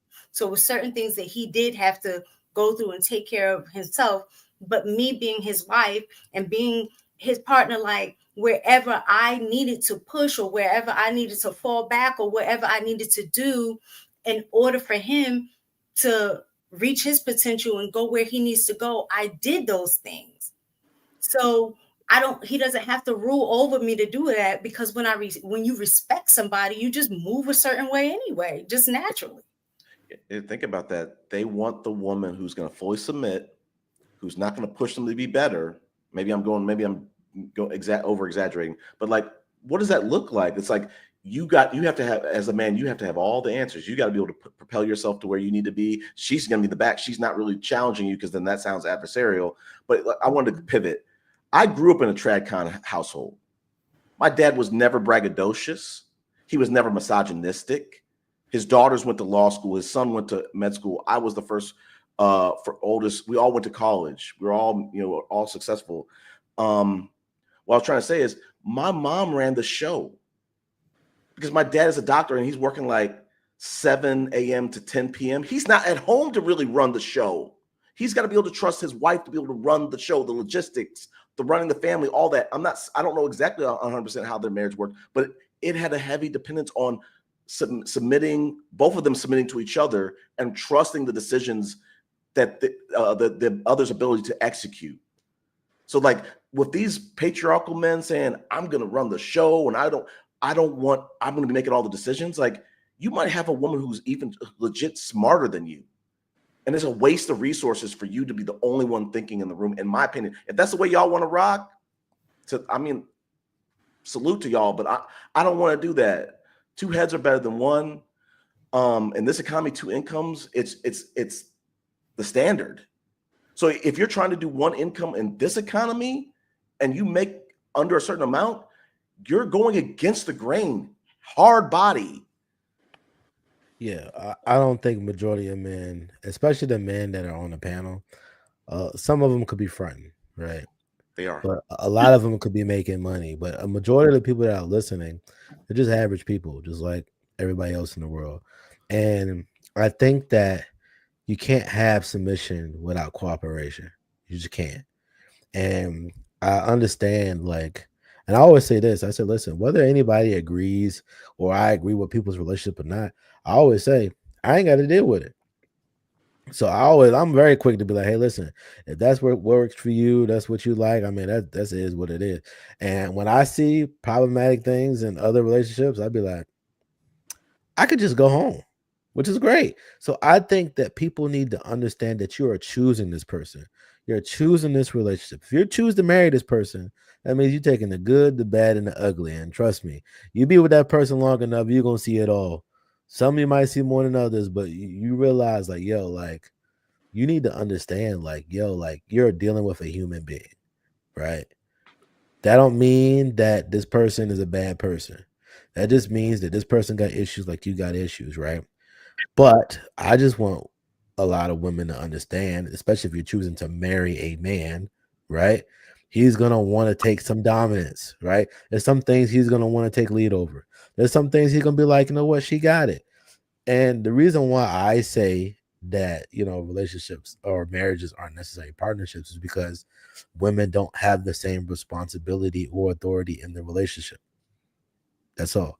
It's not saying that you can't be who you are, because a lot of men don't lord over women the way that they think that men do. A lot of women let women do whatever they want. And then when the women do whatever they want, they be like, I don't like this man because he just let me do whatever I want.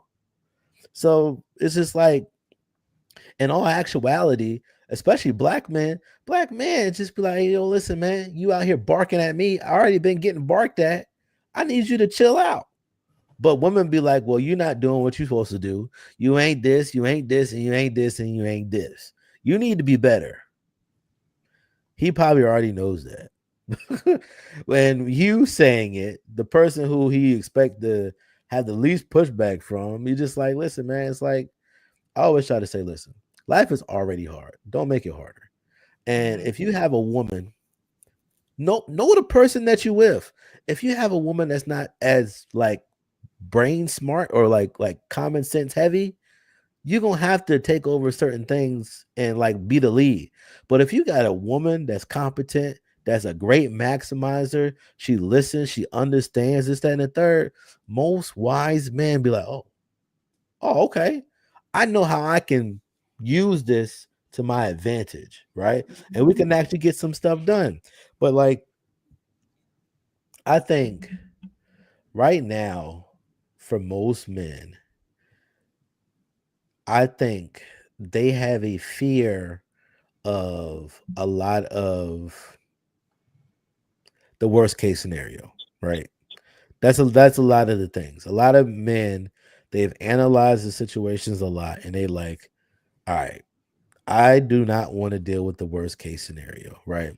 So they start moving around, doing whatever until they meet a woman that they really feel like is worth the risk. And it's hard for you to find a woman that is worth the risk when you can't even really assess the value of that woman. Like, it takes time to really assess the value of a woman, right? Because in 6 months, she can be the best woman you ever met. But like over time, it takes time to really assess a woman properly. And I think that guys need to give themselves the grace to be like, hey, listen, make the decision when you're ready to make the decision. But that don't mean that she gotta stay. And I tell any woman that I deal with, I say, listen, That's if okay. I'm not willing to be committed to you or this, that, and the third, and you want to go, I'm not saying that I don't care, but I'm just like, you have that right. If you feel like I'm taking too much time for you, go out there and be great. I'm not stopping you from doing nothing. Now, if I say, hey, I want to make this exclusive and I want to move towards this, that, and the third. All right, now we got a very different conversation, a very different direction. Okay. Because it's hard for me after what I've experienced in marriage to jump into another marriage haphazardly. Like, matter of fact, the first one I didn't really jump in haphazardly. I had 2 marriage counseling sessions, right? From 2 different pastors that I knew. I know this woman since I was in high school. And I probably shouldn't have married her, but like, I literally thought about it. I've known this woman for a while. And one thing that I appreciated about my ex-wife was that she didn't really lie like that. She wasn't really big liar. Like, she was very honest, very fair. And even when I didn't have money, she was respectful. When I got money, she was respectful. And I appreciated that about her. I appreciated that she knew how to talk to me real sweet. And that also, like, even when we got into heated arguments, she would think about the worst thing to say to me and she would not say it. And I have respect for women like that. Any woman that can talk sweet, that's willing to try, that's respectful. And I don't really deal long term with women that aren't very respectful and kind. I just don't. Like, if I start seeing, like, you got bad attitude, you always hounding me about stuff, hey, man, I am not in the business of making you feel bad. I'm going to remove myself from selection and I'm going to let you enjoy the rest of your day without me. And I've had to tell women to their face, hey, listen, I think you're really attractive physically, but what we got going on, this ain't working. It's just not. And I turn quick. I say, listen, ma'am, this is the second day of me knowing you, and you acting like this. Oh no. Mm-mm. Bye, ma'am. Bye. And I think for me, and I'm just gonna just be transparent.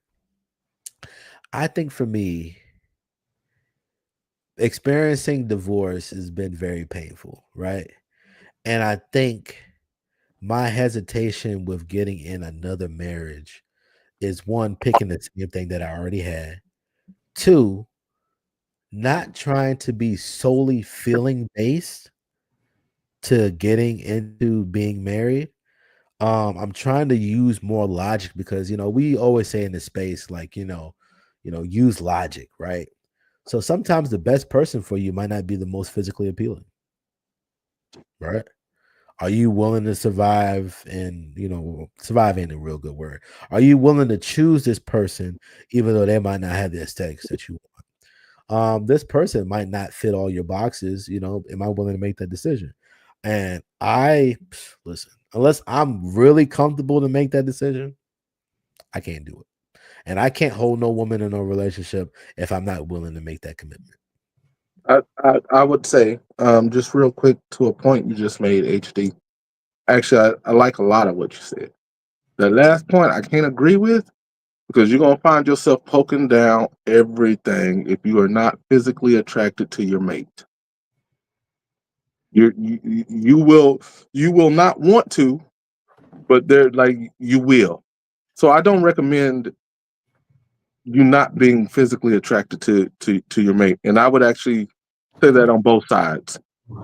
I have a question. Do you think that if he had discipline, right? The discipline, and she provided the other things that are needed. He may not necessarily find her physically attractive, but he enjoys, relations with her. He won't He fully. takes care of things for him that he needs, like all of the other things that matter.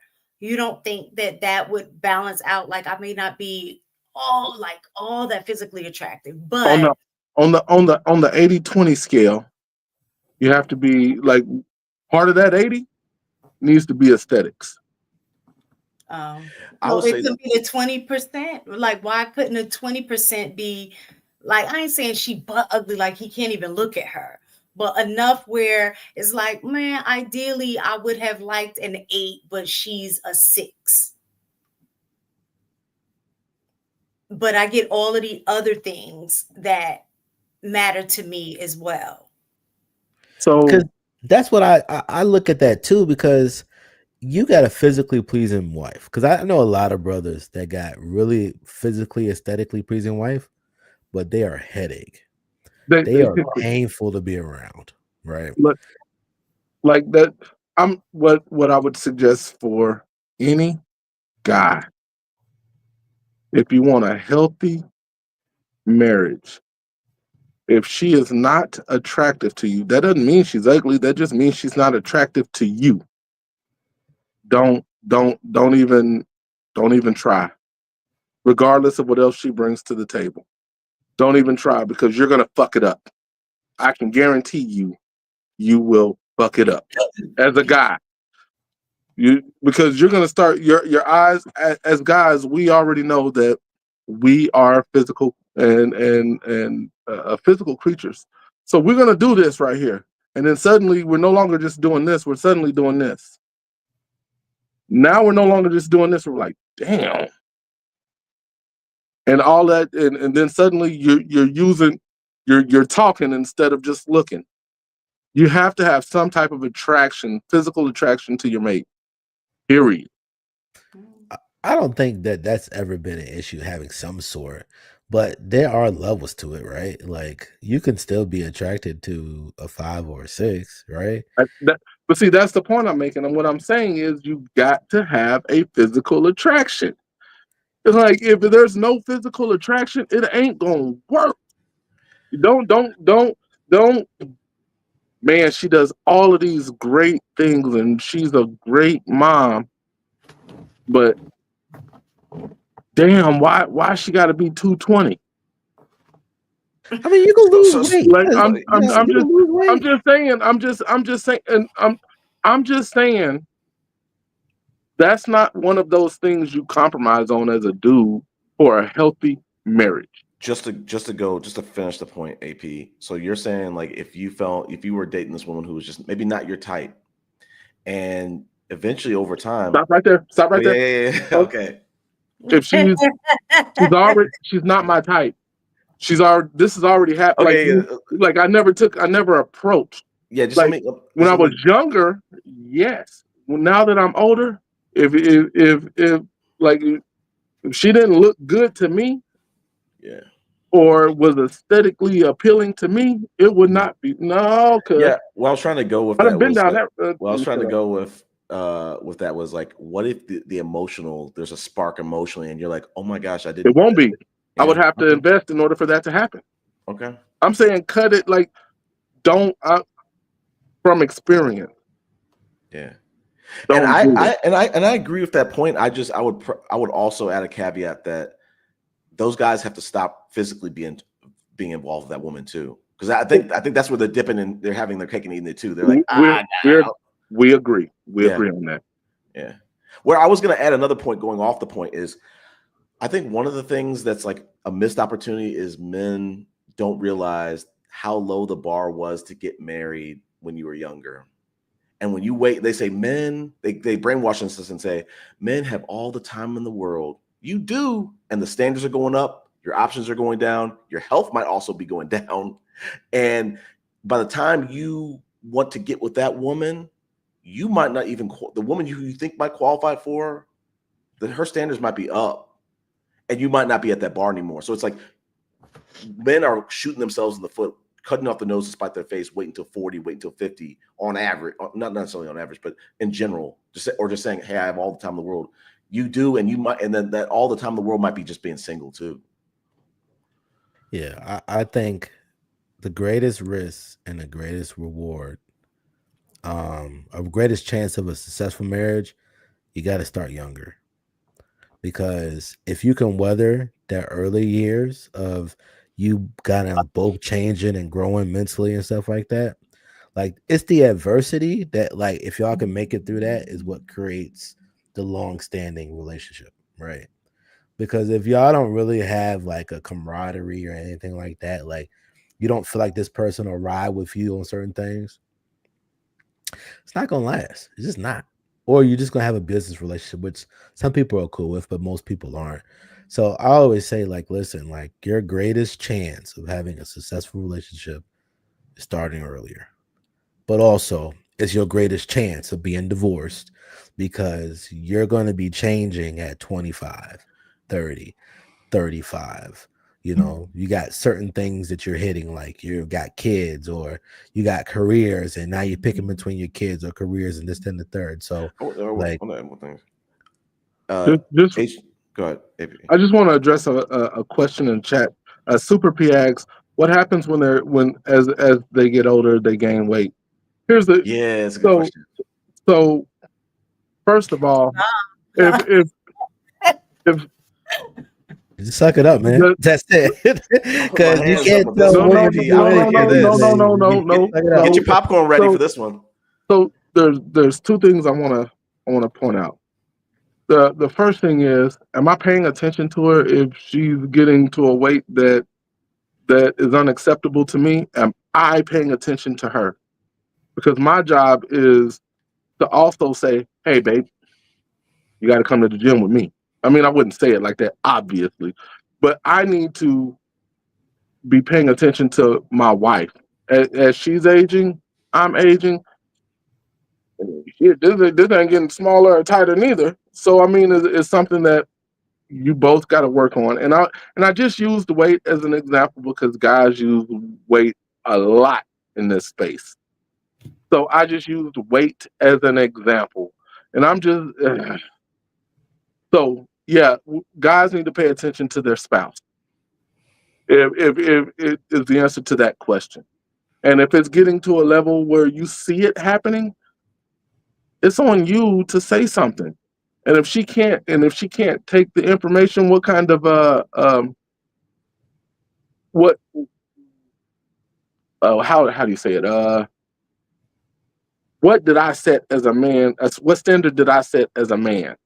If she can't take the information that I'm giving her to continue to keep this relationship healthy. I wanted to add something to what HD was talking about in terms of like guys are like they're looking at the worst case scenarios, and I was kind of saying this in the chat, the Chic Critique chat. It's like honestly, if we look at the numbers, we break the numbers down. There are more Black couples who are successfully married than Black men who are paying alimony. But the men are clinging to that 7% or whatever Black men who are of divorces only that are paying alimony and saying, "Oh my God, I could be given half." When that's only just alimony. The Black men who are actually splitting half is probably less than 7. But I just don't understand why. And I was saying in the chat, I was like, that would only make sense if you guys are so scared to death of getting married because of child support, maybe leaning towards a woman, or you think all divorces are going to end in 50-50 alimony, then why are you having kids out of wedlock? That makes absolutely no sense. And we're not breaking that down. That makes no sense. Can that happen? Sure. But I think that we have established over the last, 40, 50 years, that's the norm now. And it doesn't make sense. Like, maybe it's not communicated enough. It's like marriage is financially a smarter decision. Is it gonna come with a little bit of stress? Sure. Is it gonna decrease all your options? Absolutely. But you're not gonna have to go through the courts. You're not gonna have to get your wages garnished. You're not going to, I don't know what else. Some of those worst case scenarios being from the unwed people. So I'm just saying, like, the marketing for marriage is being done a disservice. They're doing it a disservice. That's what I'm trying to get to. No, Yeah. I agree. Like, and people who really, I think sometimes what happens is these conditions, and I'm gonna say unrealistic conditions for some of the things that are being asked of, I would say both. Like women talk about, well, I need you to make six figures and all of that. And the men, oh, I need you to do X, Y, and Z, whatever that is, I think are barriers that may potentially, it may be intentional because they know nobody will ever meet that unrealistic standard, to give an excuse as to why they're not married. Like a lot of times you'll see in a chat, you'll see in the space, the men that are talking the most junk about, oh, my woman gonna be submissive. I gotta don't even have a woman, right? And that is part of their excuse as to saying why they don't have a woman. So then they can go back and say, reason because these women won't submit. That's the problem with these Black women. I'm gonna go ahead and go, be a passport bro and get a woman, like that kind of thing, making up excuses for their lack of development and growth, right? And just saying, I want a woman to submit, or I want a woman to do X, Y, and Z, but you haven't done the work to even get that type of woman. A woman that's really like that won't even be attracted to a dude because she can see that he's not going to truly lead. Like telling a woman to be like, You got to submit. You got to, got to let me lead. True leaders don't ever talk about being the leader. They just show up and they do their thing, and people see it and they're automatically drawn to it. They want to be around it. So I'm like, I laugh because, like, Maroon, when you speak, or AP sometimes when you speak, because it doesn't sound like this, oh, hit me wrong. Like they're like, oh, he weak, he ain't got no woman. Oh, he a simp. Remember, you used to be at the AP to simp. You know what I'm saying? Like, anytime you say anything that's out of line with this whole, like, kind of mindset, or you're open to saying, you know what, you made a point, especially when you're speaking to a woman. Oh, you know what, you made a point. I could see that. Like, it's just this thing that I don't know if it's men in general or is it Black men. I can only speak mostly on Black men because that's who I'm around the most. That's who I was, raised by, dad, uncles, you know what I'm saying? But I would say even some of them were very different. Like, I have two aunts who made more money than their husband, like across the board. And their husband still led. They still respected their husband, but they just made more money than the husband. And my thing is that I think a lot of times we tie things to deserving respect.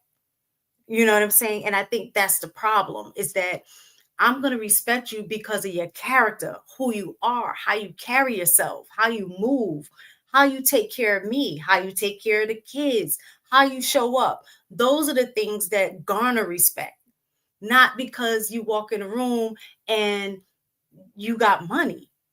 Like, there are people that I ain't gonna say mad like a whole bunch, but I know enough people that make a lot of money that don't garner my respect because of how they are.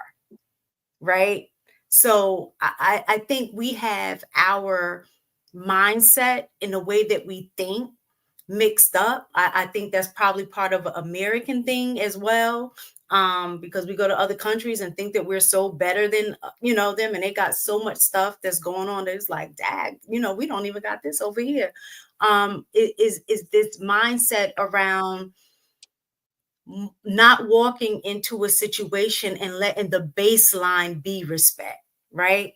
I'm just going to respect you because you're a human being, right? That's just the baseline. But then when we get in these relationships, it's like I have to do something to, prove to you that I deserve your respect or whatever. But if you're just showing up in who you are and you're moving in a certain way, and like with good character, with, honesty, those are things that will garner respect. You don't have to ask somebody to do that. I got a question to ask. Are those men that we've been talking about for like the last hour or so, are they married to their wife, or are they married to traditional relationships? I would say a lot of men in the space. Um, I would say majority of them aren't married. No. I'm saying like their idea. Let's just say the ones who are actually married. Are they actually submitting to their wife, and really married to their wife, and that's the ambition, or are they just married to the idea of traditional families and traditional gender roles? Oh no, they're definitely married to their wife. I mean, there's only a few of them that are like militant. A lot of them aren't. A lot of them are pretty flexible. They Got it. understand that they have certain rules and certain parameters for their relationship, and be like, hey, she's not doing this, but also she gonna push back. She gonna say what she need to say. She gonna do what she need to do. But at the end of the day, you know what I'm saying, she knows what my role is, and I know what her role is. That's majority of the marriages, that I see. Then I mean, I appreciate that. Like, so why I wonder why people like on King Talk and other panels, why don't they just say, this is my household? Why are they trying to like press it up on everyone else? Like, no, and y'all too need to be submitting to your husband just the way like my wife does too. Well, Like, because the thing is the how your woman serves you or respects you or follows you, submits to you, that's a level of status too. Like, let's paint the scenario. right? Say for instance, you got a wife, right? And you got a house. You got friends coming over to said house, Mhm. right? Now, woman's occupation, let's say she's a lawyer. Okay, she's a lawyer. She making some bread, right? Mhm. She ain't broke. Okay. And so the fellas is coming over for some reason, right? You know, everybody's coming through, right? And say for instance, y'all coming to watch the game. You sit on the couch, you dap up all your boys. Hey, what up, brother? Nah. You sit down. Your wife comes around the corner and say, "Hey guys, how y'all doing? Hey, hey, being respectful and cordial and all that jazz, right?" And she'd be like, "Hey, you know, what is it? I know you guys about to watch the game. I know y'all about to go do X, Y, Z, right? I'm gonna let y'all be great, but hey, I already ordered some food for y'all. I know the kind of stuff that y'all like. I got pizza and wings coming. I put some fruit on the side, this, that, and the third. And then, I'm gonna let y'all be great. I'm about to go spend some money and I'm about to go and hang out with some of my friends. But I'm gonna let y'all be great, or she gonna go in her corner somewhere. Okay. When That's dope she as hell. leaves, right? Them brothers gonna be like, my N-word. you know what I'm saying? So the way that your wife responds to you and serves you, like if she every time she looks at you and she walks up to you and she kisses you on the cheek and then she just looks at you and just keeps walking away, and the other brothers see that, they just like, bruh, this dude is the man, right? My Because N-word. you know what I'm saying? Because it's like, even though you don't know the dynamics of the relationship, everything ain't always peaches and cream, right? But you understand like the power, just like a woman that has a man, right? And he opens up the door for her. She'll never have to reach for her wallet, right? Mm. If her brother start talking crazy around, he like, baby, back up. Hey, brother, what we not about to do is this, right? There are certain things that instills like a level of status and respect, like My man. reverence for those kind of things. That's the reason why these guys are saying the things that they're saying, because marriage already don't look attractive. You mean to Why tell not me? though? I'm explaining it because the relationships don't look like how the stuff that I've been just saying. It's like even the people who have been in relationships for a long time, they look tired, and they'll tell you, "Ooh, a lot of married people are telling the unmarried folk, dog, don't get married because of this, this, and this." They need So to go you to hell. realize, like, you got to understand, like, there's a reason why, for a decent amount of time, it's been a 50% divorce rate. The reason being is because there's a lot of people that are experiencing terrible stuff in their relationships, With all due and they've respect, been married for years. with all due respect, HD, I posted something this week in the chat, and it said the majority of black divorces are money related. But what you're saying is true. Every man wants that. Every man wants that. Yes, you can say that, money is like the symptom, right? And sometimes people just don't want to tell the truth about what's really wrong in their relationship. So when Because we leave Miss divorces, Taken said, Black people want people to blame. money probably really is. so just to fixate real quick, No, HD. it's not the money. It's not. When we leave, when we're at I the bottom, no, when he we're said he did research, and when on we're that research, that was. Let me read that if you recall where you looked that up. I would it like was to. by eight at the table, maybe like a day or two ago. But like, if we think about it, let's just all think about it. We as a race are at the bottom of the totem pole financially, both of us. But we also lead in divorces. It correlates. It's not just, oh, every wife is just waking up on a Tuesday and just wants to get out. No, there might be there might be some financial, I forget what you call it, but like some financial, like non-disclosure, some financial mismanagement. There might be someone lost their job. Like, we are impacted the most because we make the least. Well, yeah, and stats also show that the higher divorce rates are among poor, lower economic status. Those who are typically have education and stuff like that are typically their marriages last longer. So That too, does to your kinda point, make- mistaken. They said the Yeah. people who make a lot of money, they are overwhelmingly married. They're not sitting over here saying, "Oh my God, maybe not." Oh, Well, it's because if you divorce this person, you lose half. Yo, you got more to lose. No, I But don't you think ain't got nothing to lose. If you It's at the right. bottom of the totem pole, is his point. What No, are you but the losing? point is that below the poverty line? people with money are married more than the people without. Yeah, and even yeah, when but they a lot of divorce, they times they built remarry. their money over time. They what? They built their money over time. Duh, that's what building is. I know, but that's what I'm saying. You got to start young to build. That's what I'm saying. But a lot of people But ain't getting married young. That point. so,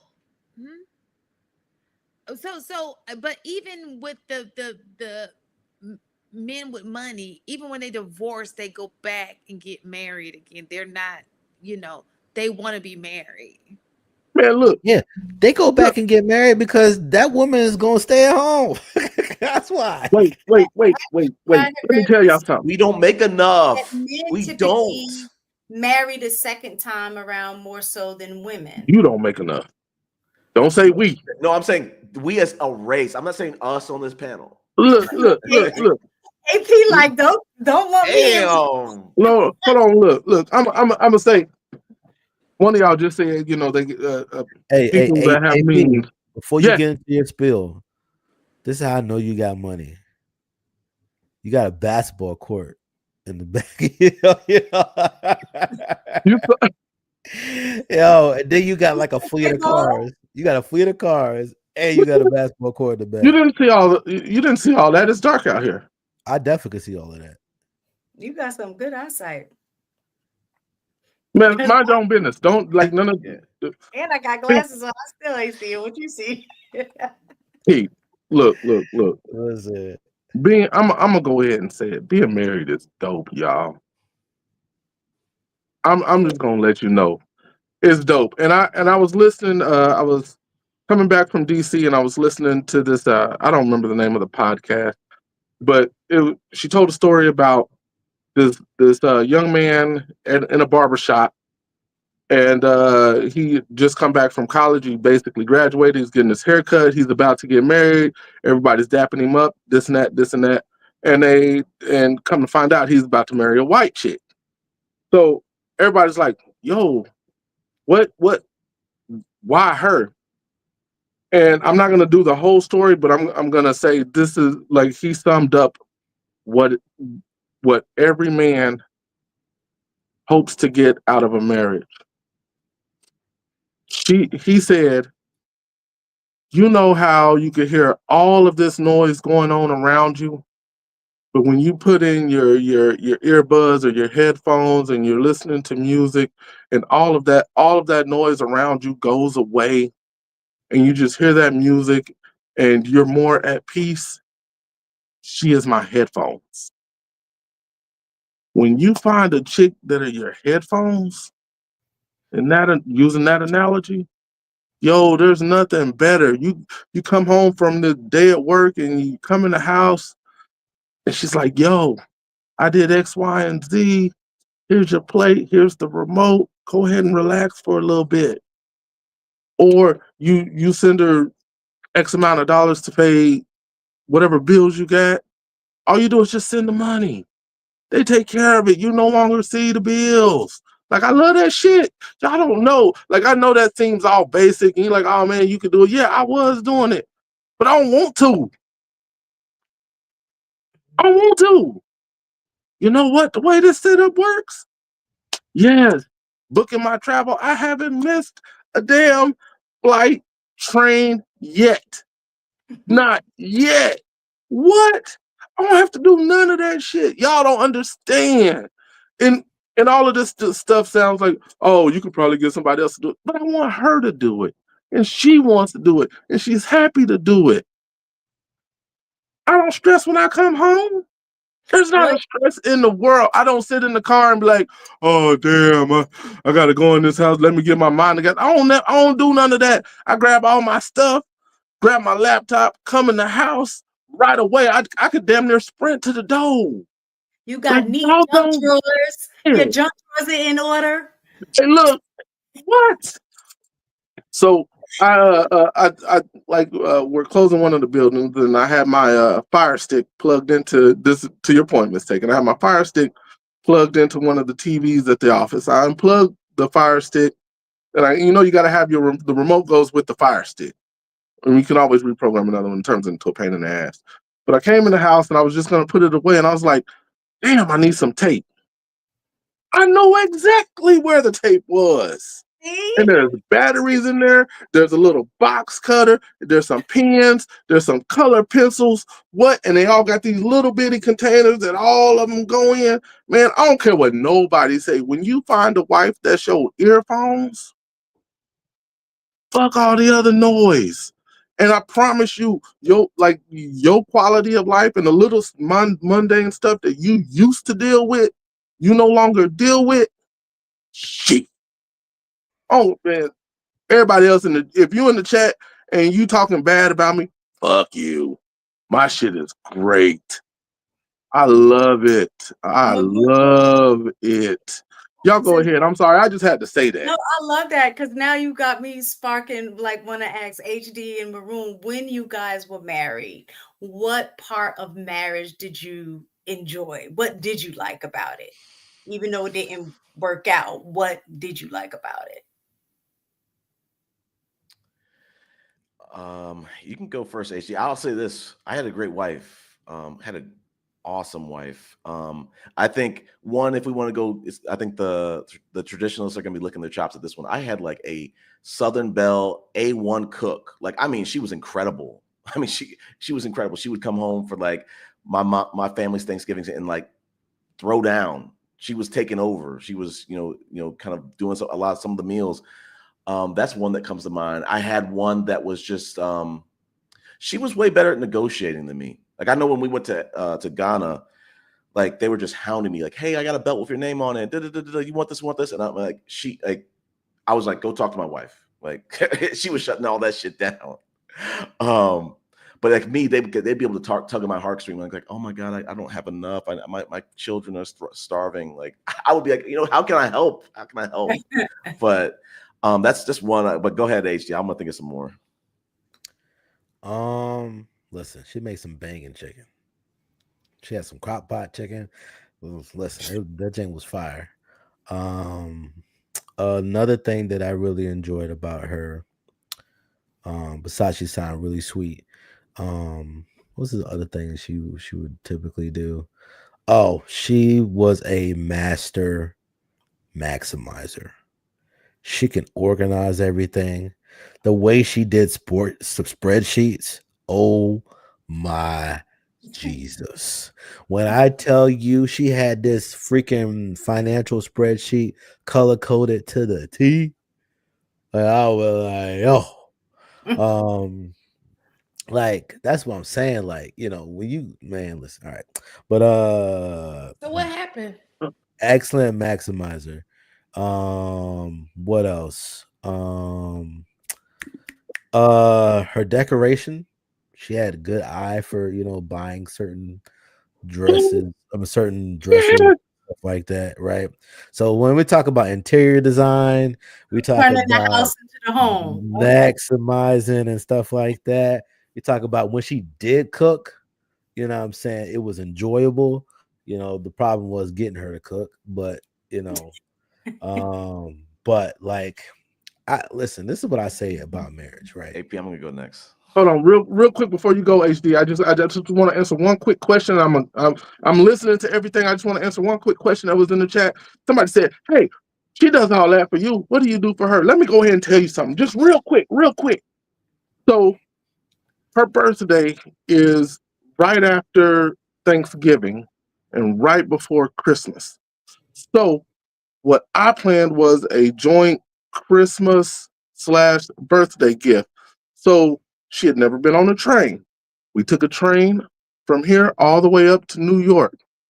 Then we went to a super nice hotel. We did the carriage ride in Central Park. We went and visited the Statue of Liberty. We went and saw the play on Broadway. We did tons of shopping. Ask her how much she paid. Ask her how much she came out of pocket. You stupid people sometimes just don't get it. To get what you want, you have to be willing to sacrifice something too. Like, it ain't all about you. You gotta make it about the other person too. And that's what's super dope, y'all. Like, everything is, to me, from my perspective, everything she does is for me. So in turn, everything that I do is for her. And my kids, of course. But like, yo, y'all make this shit so complicated that it is not as complicated as y'all think. And yes, when you're younger and you get married, there's a lot of struggle. It ain't supposed to be easy because guess what? You're still growing because you ain't got there yet. That's the whole point. That's where me and my husband had most of our problems, was in the younger years of our marriage. I got married. He's a little older than me, but when I was 25, but we met in college. So he met me when I was 18. So can you imagine the difference between how many stages we've been through in each other's life, but I'm saying a little more mine. You meet me at 18, from 18 to 25. That is a lot of changing that goes on. And yeah, that was where we had most of our, like, that when I was talking about that power struggle, that's where a lot of that, a lot of it where it came from. But then if you have enough staying power, I think where both of us really met in terms of our goal is that, one, divorce was not an option. And so it was like truly in our mind, death do us part. So it was just like, I would say he had the more matured mindset towards that than I did. He allowed me to, I guess, I wouldn't even say like, he understood, he had a better concept, a mindset around the fact that this is just a moment. When I have to look at the entirety of the relationship, the good definitely outweighs the bad. Whereas I don't think I had matured enough yet to be able to see that. For me, and I guess too, as a woman being emotional, everything was a 10 for me. Oh my God, but he was just more even kill, like, it's not that serious. And it was, so I would say he was the steady part of the boat in that era of our, life. But then after that, it was kind of like, his even kill helped me, and as a result of that, I'm just like, okay, like, everything, we need to go to there. He was like, it's really not that serious. Like, why are we somebody? Just talk to me. Just go ahead and talk. Like, say what you need to say. Why do you have to be in front of somebody else to, And I was like, well, I think for me, it was more of learning how to develop that skill and felt comfortable doing it with a third party to help me. But then once I got that and I felt better and more confident about saying that, like, having a tough conversation, so to speak.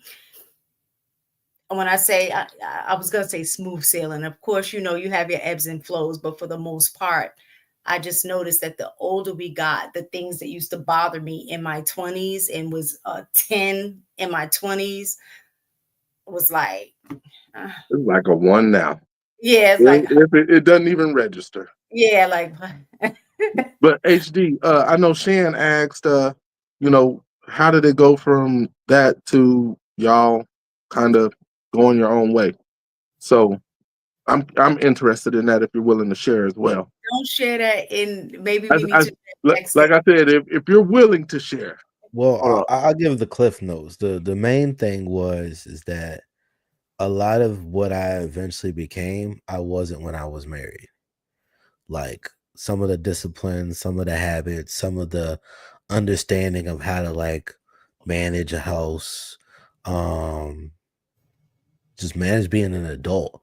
I didn't have a good grasp of that when I first got married. Because when I first got married, I moved from my parents' house because I was like, well, if I'm gonna have to have a roommate at some point, I want my wife to be my roommate, right? But when you have that expectation of your wife to basically be a roommate instead of being a wife, you treat it like that. So women want certain types of intimacy and stuff like that. That I'm just like, what? Dude, we don't need to do that. Like, I just need you to be here, and I just need you to like just be in a room, and that's good enough for me. But I also realized that that's a common thing for men. Like, we don't need women the same way that women need men. Like, we don't need that same level of intimacy. So we are creating friction in a relationship because she's asking for something that I can't give at that point. Now, I could definitely give it now, but it's just like a lot of stuff. You don't realize how many people struggle with the stuff that you struggle with until you start talking to other people's relationships. And I did some things that was, less than stellar, right? That help accelerate issues in a relationship. But I think for me, what's the word? I think the biggest thing is that, like, hey, this is harder than what it needs to be. So why don't we just separate? Now, did I want to make that decision? Absolutely not. It was kind of made for me because she was fed up at this point. But we since talked about it and ad nauseum one time. Like, we had a really good long conversation, and it was quite cathartic to have her be accountable and respectful about all the stuff that she could have did better, and vice versa myself. And it was a fantastic conversation. I said I probably still couldn't trust myself to marry you, but I said, you know what, I appreciate everything that she said. And I mean, it was so awesome. But I said, hey, listen, you just keep it moving. I want to kick it all the way back to like what was great about marriage. That was a great question. We need to say more. My wife was the reason why we did vacations. If it was left up to me, I'm more of a homebody. I wouldn't really care to go on vacations all the time. Sound like my husband. I haven't gone on vacation probably since I was married, and that was like it's gonna be 4 years come December. So when my friends, when coworkers and friends are like, "Hey, what do you got planned? You got any vacations planned?" I got no plan. I'm going to St. Louis to go see my family. That's it. But my wife made it a point every single year in September on our anniversary, we do an international vacation. She's the only reason I really have those passport stamps. Like, we went to Ghana, we went to Greece, we went to St. Lucia for our honeymoon, London and Paris. There's some other ones too. We went to Cuba when it opened up and we were able to get the visas. I think it was awesome being married to my best friend. That was awesome. Like, I married like a high school sweetheart. I'm trying to remember like I forgot some of my talking points. But I'm just saying, like, marriage was awesome. Marriage is awesome. I had a woman that was pushing me. Another great thing that I didn't notice until I got divorced. I always thought it was kind of annoying to kind of have to go to these like married couple friend shindigs. They were all her friends. But until I got divorced and I started dating some introverts, and I was like, I'm like, hey, what are we doing? And they're like, well, whatever you want to do, we could just stay in the house. And I'm like, man, I kind of miss going to these shindigs, like, because I had something to go to, or whatever. But I was less social back then, and now I can appreciate it as I started to kind of blossom, become more of an extroverted introvert. But I mean, why mine kind of? I think Adele, I want to answer her questions like, what did we bring? Because she says you're only talking about what the men are getting.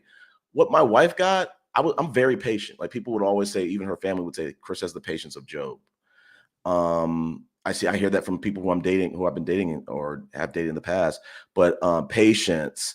We were both IT consultants, so there would be times where throughout the marriage, either one of us or both of us was traveling Monday through Thursday, or sometimes maybe 2 weeks off, or whatever. So like, it takes a lot of patience and understanding to be able to withstand that and just understand that, hey, you're going to see that person for like the weekend basically.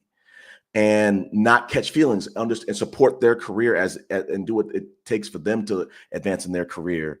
When one of the other jokes that I kind of say is like it comes to girls night out, I'm not checking in with you.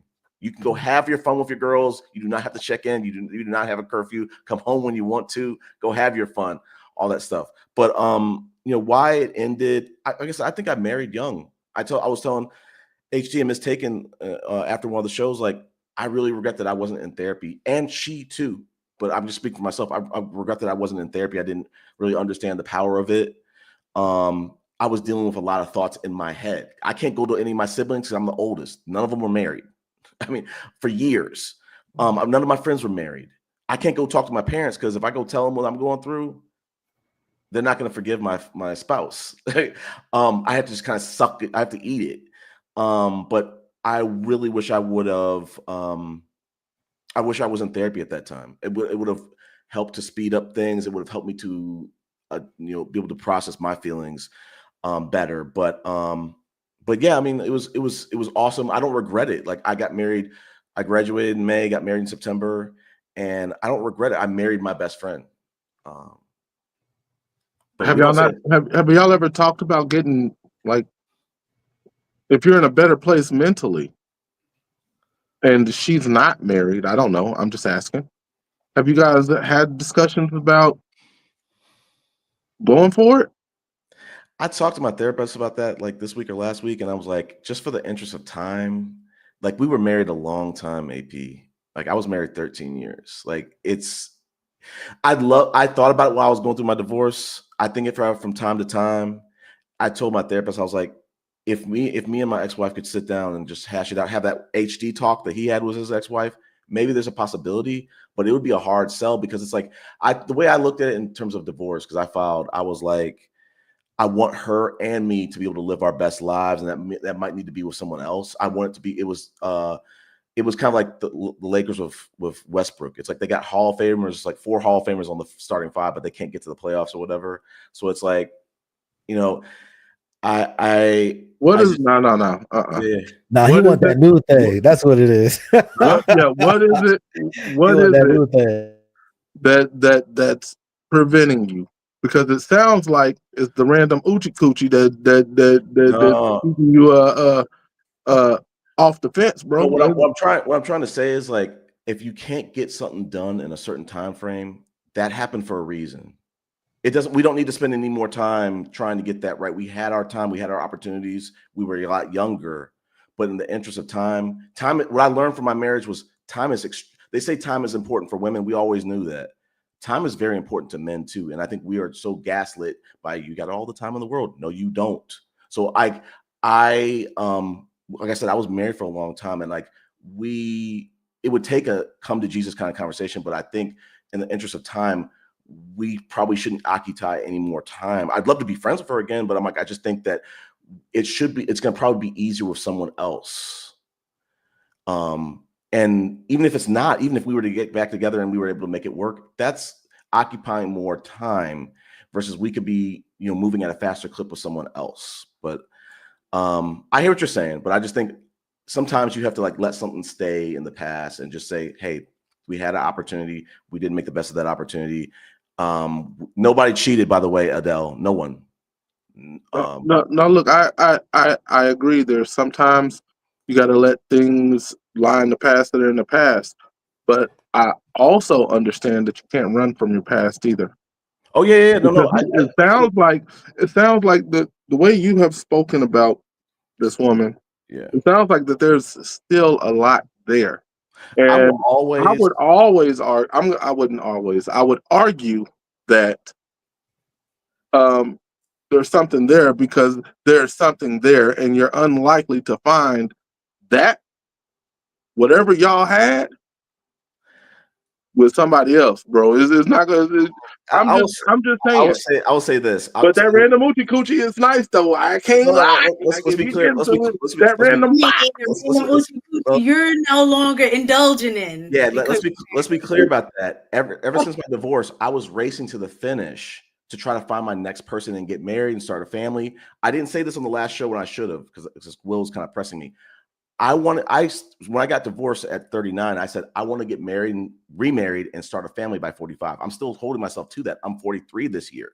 So what I'm trying to say is I'm not going after random oochie coochie. Like, every single person I'm dating, it's just a person who I see potential in. I'm building the friendship first. It may not work out for whatever reason or whatever, but I'm dating with intention. Now, as of last year, I'm dating only one person at a time. Because like I'm about to hit you with a Will question. Are you getting boxed while you dating? Why are you? that's fine. That's fine. That's fine. Do you mean with that person that I'm dating? I said, while you're dating, while you're out here dating these wonderful women Yeah. that are all great, Yeah. are you getting you some box also while you go through your betting phase? Since you won't ask it as direct as I want you to, the people who I'm Plead dating. the fifth. No. Chris. Let me finish. Plead the fifth. No. Please. No. I pride myself in full transparency. I am only intimate with the people that I'm dating. So I'm intentionally dating these people, and I'm dating them one at a time and intimate with one person. Yes. All right, there it is. You okay? We're not doing the saving ourselves for marriage. I'm just gonna put that out there. Okay. I could do that for the right person. If I met Yvonne Orgy, I'll make that happen for Yvonne Orgy. So according to some of the Reddit that I hear, that I think I understand you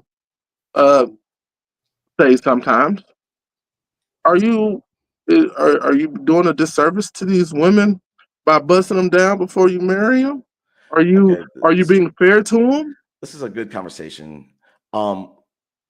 So it's complicated. AP, I pride myself. I say what I say. No. I don't play. I'm not calling my lawyer. I'm not pleading the fifth. I'm not doing none of that. We're grown, AP, and what I've learned is it's about communicating your feelings. It's about communicating where you're at with people. As long as you're doing that, I don't think you're doing someone a disservice.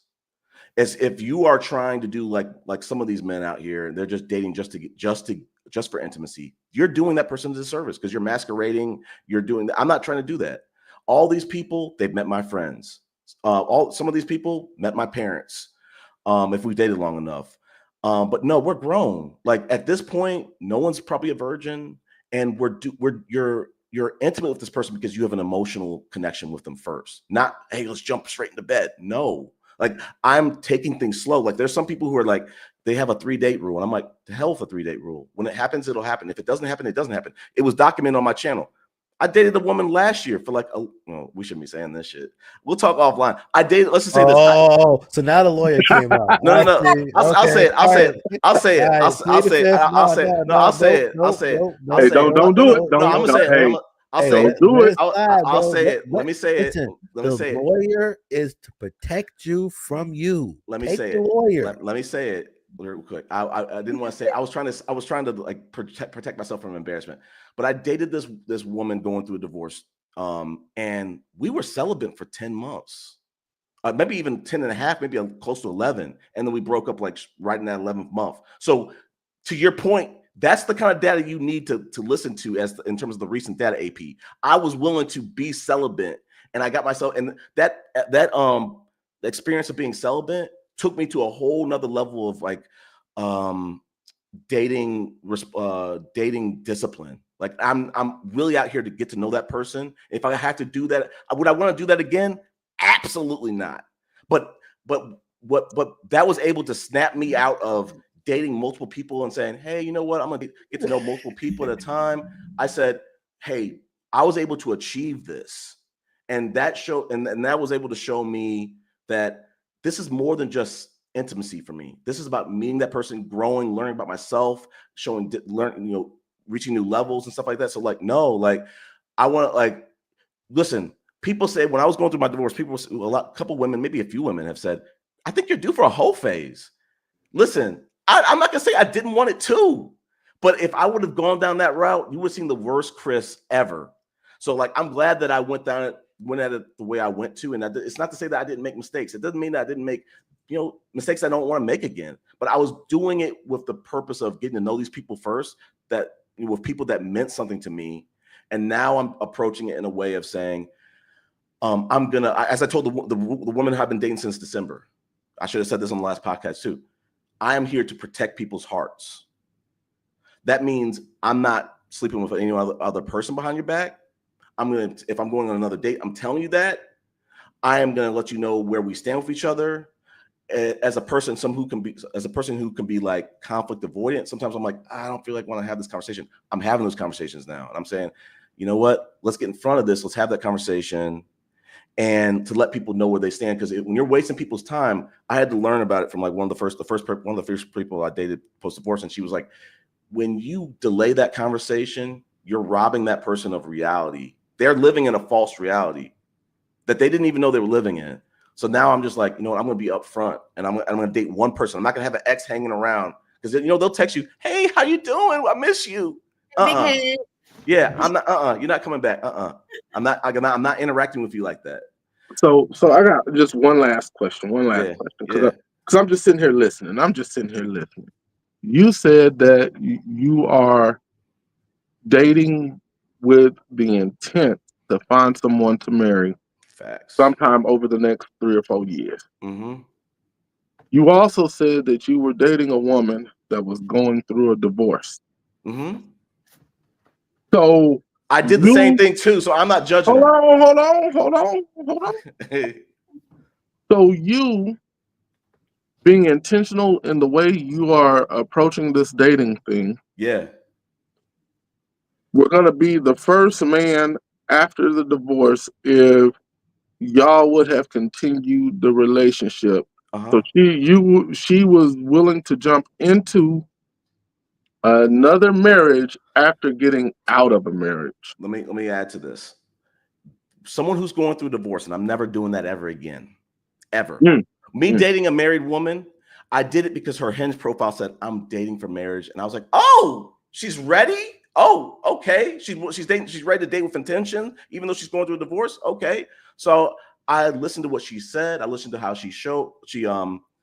what she said, what she showed in her profile, how she presented to be. There's nothing wrong with her. What I learned about marriage, I looked at dating her in retrospect, and I said, oh my God, the women who dated me while I was going through my divorce, I feel sorry for them. Not because I was a bad person, but they were dealing with someone who was not ready to settle down yet.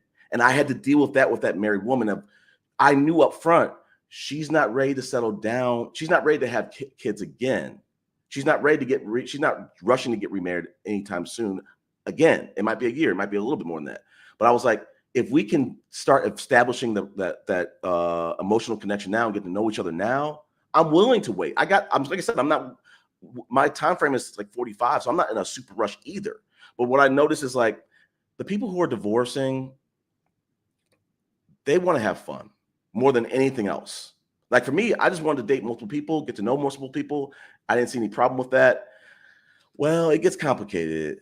And like I said, that's why I don't do it anymore. Because when women say, hey, you know what, we can see other people, I'm not doing it, even if you give me that hall pass, because it's just going to lead to riffraff. I don't want to get involved with that.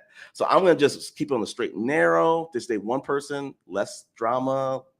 That's how I'm doing it. Man, look, you a cool dude, but real talk, I believe about 80% of that shit. But I rock with you though. I rock with you. I'm not gonna call you a liar. I'm just gonna say you kind of moved. Like I said, it's documented on my podcast. It's documented on my podcast. I have a whole podcast with the married woman too. I am extremely transparent on YouTube. People can call Cap. I'm the same person in real life. I'm not any different. Okay, I don't have a ball cap, but I'd had it sideways a little bit on you. That's fine. But anyway, I get it, AP, because there's not a lot of people who are moving like me. There's not a lot of people like me, period. I don't think there's anyone like me. So when people see me and they're like, you're not trying to date 30 women, you're not going on a whole phase, you're not doing this, you're not doing that. I'm like, no, because at some point I'm like, I'm trying, if I keep trying to date multiple women, I will never get remarried because I'll always be looking for the next person, the next person, the next person. And I'll always get myself, I'll keep doing that bird in the hand, bird in the bush, losing two birds at the same time. No, just focus on one person and do the AP rule. When it's no longer working for you, yeah. But this is what I'll say, and I'll leave the interrogation, and I'm done with the interrogation after this. Go with it. I believe if you're dating intentionally, I don't think it takes that long. It takes long. What do you mean? I don't think. I guess you're getting at how long is it between your divorce and like now? How long ago did you get divorced? I got divorced December 2021. When you were 39? Mm-hmm. Bro, hey, it's 2025. You are almost 45, my G. No, I'm not. I'm turning 43 this year. Almost 45. Right. Well, he's been divorced 4 years. He's been Almost. married. Hold on, almost 4. So he's been married 13. And I would say, how long would you say, AP, it would take somebody to heal after a 13-year marriage?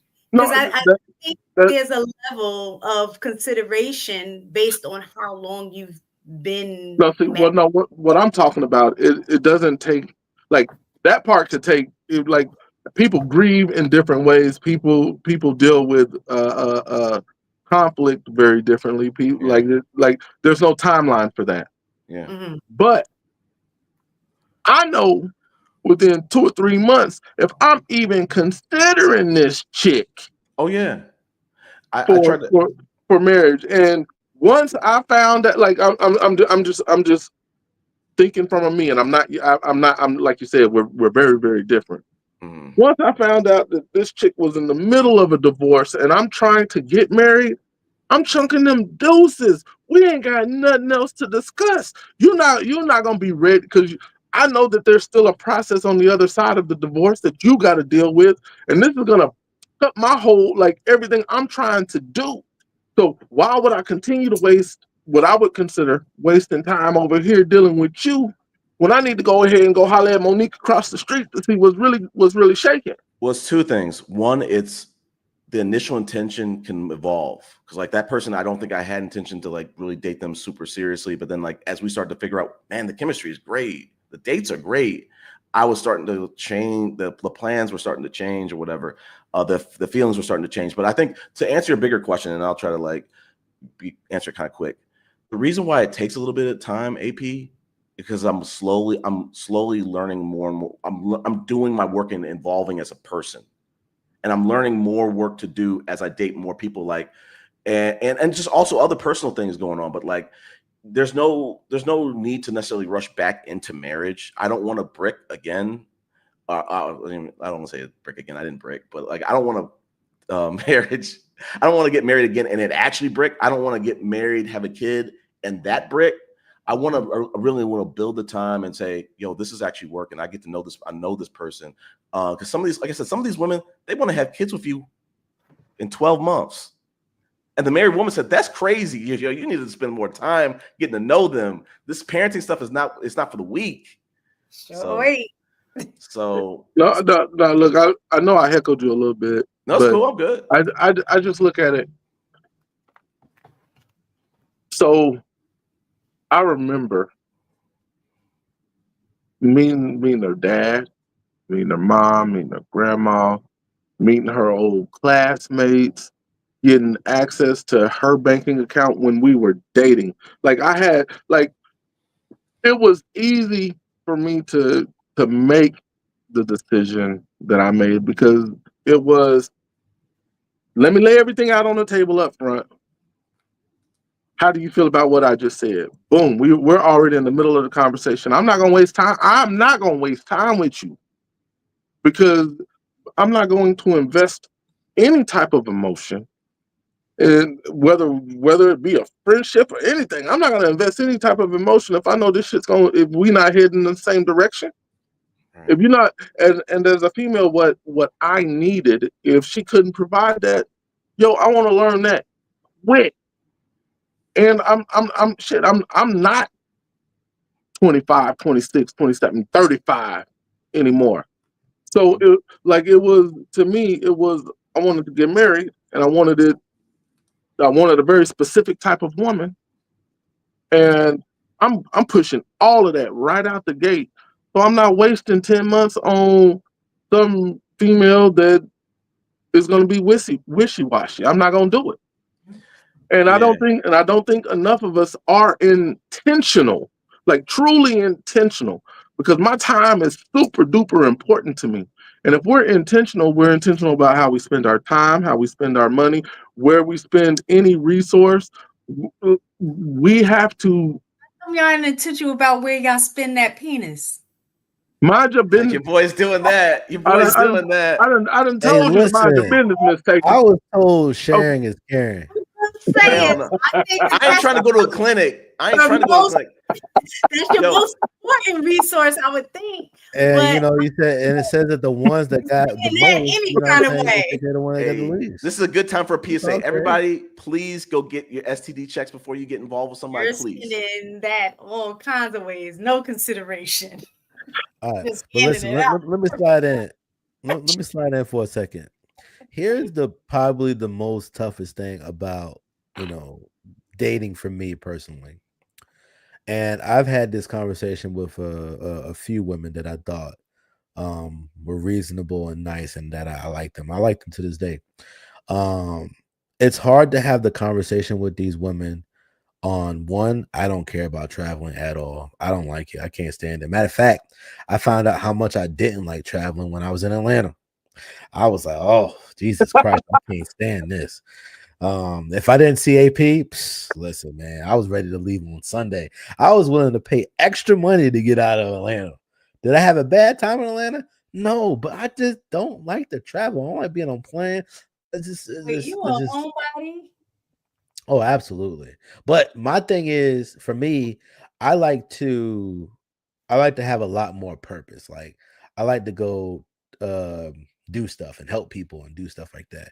So for me to just go relax someplace when I got peace at home, and that's why we had this conversation before, like a long time ago.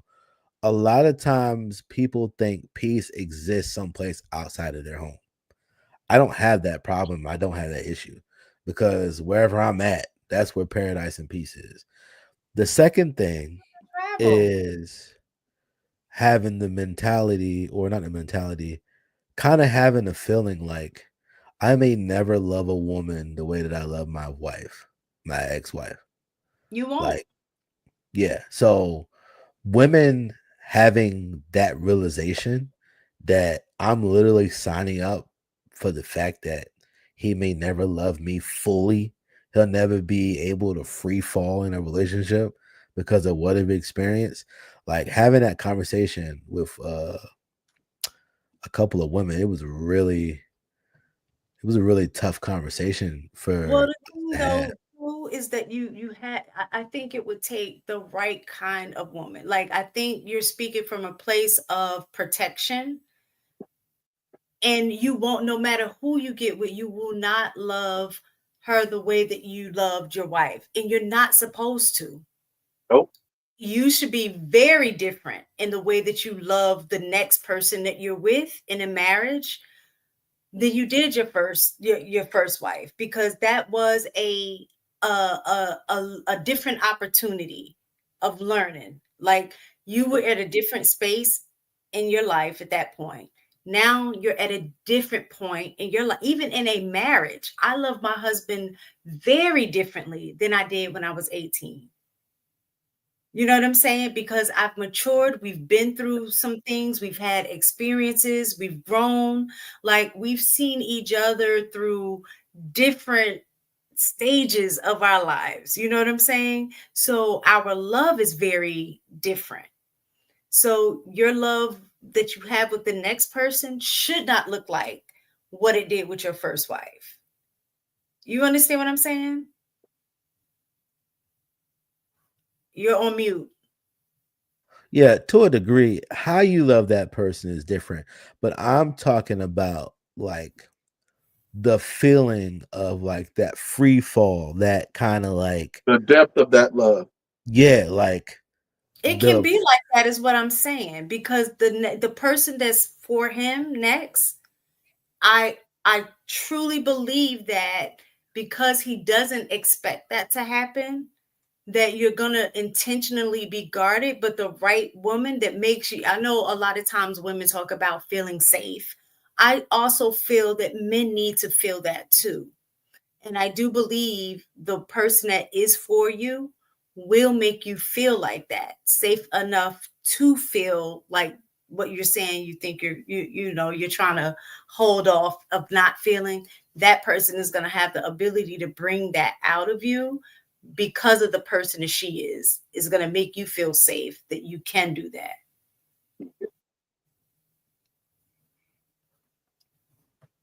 I'm just saying. When you Maybe. find that happens, just be like, you know what? Mistaken was right. She know a little something.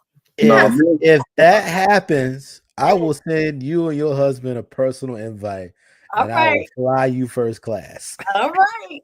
All right. I'll be waiting for my ticket. that doesn't typically happen with men. Like once, if we loved deeply, Mm-hmm. truly deeply, and we got scarred from that love, that type of love just like is so physically painful. It's not just mental; it is physical, and it cuts deep. That's not a wound that just heals with the right woman.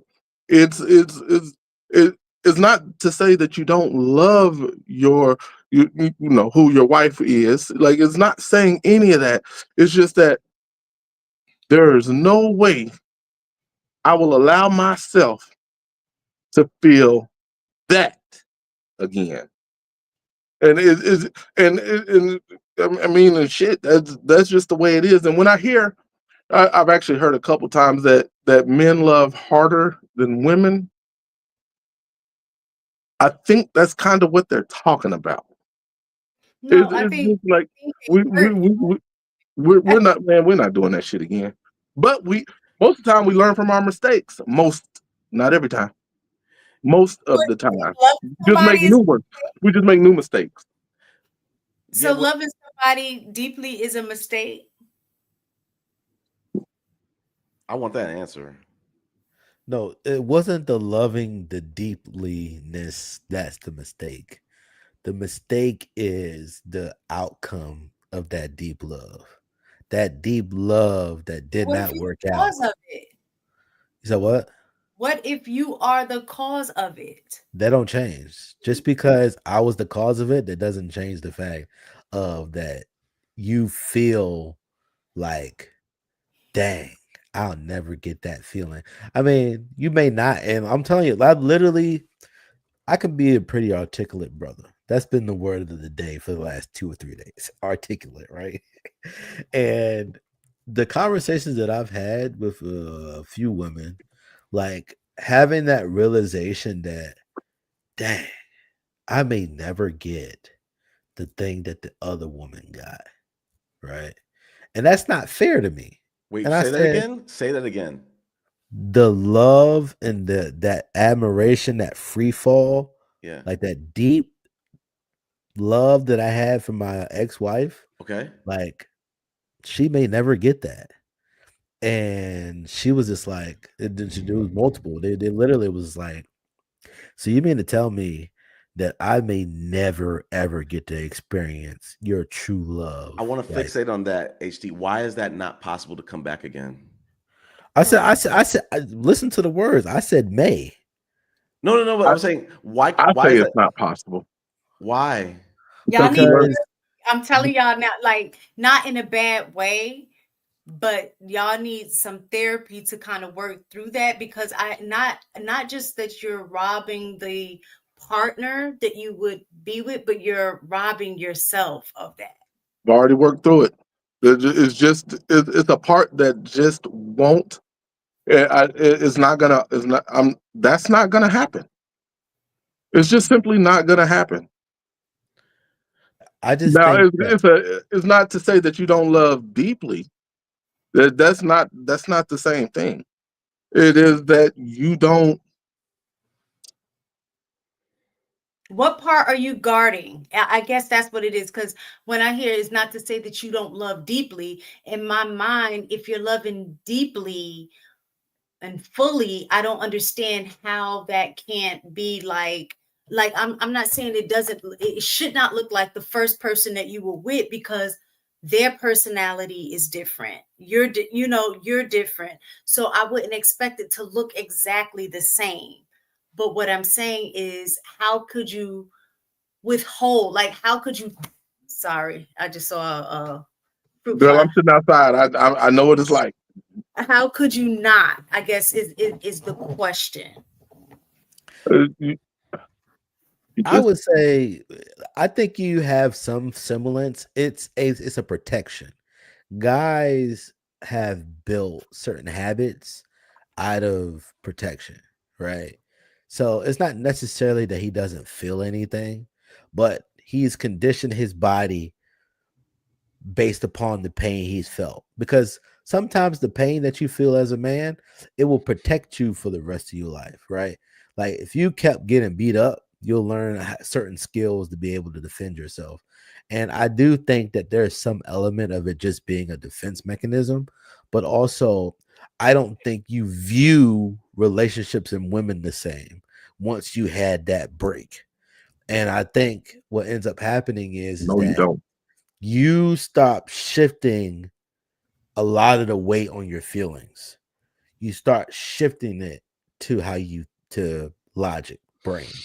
And what happens is when you just look at the logics of certain relationships and dynamics, you'd be like,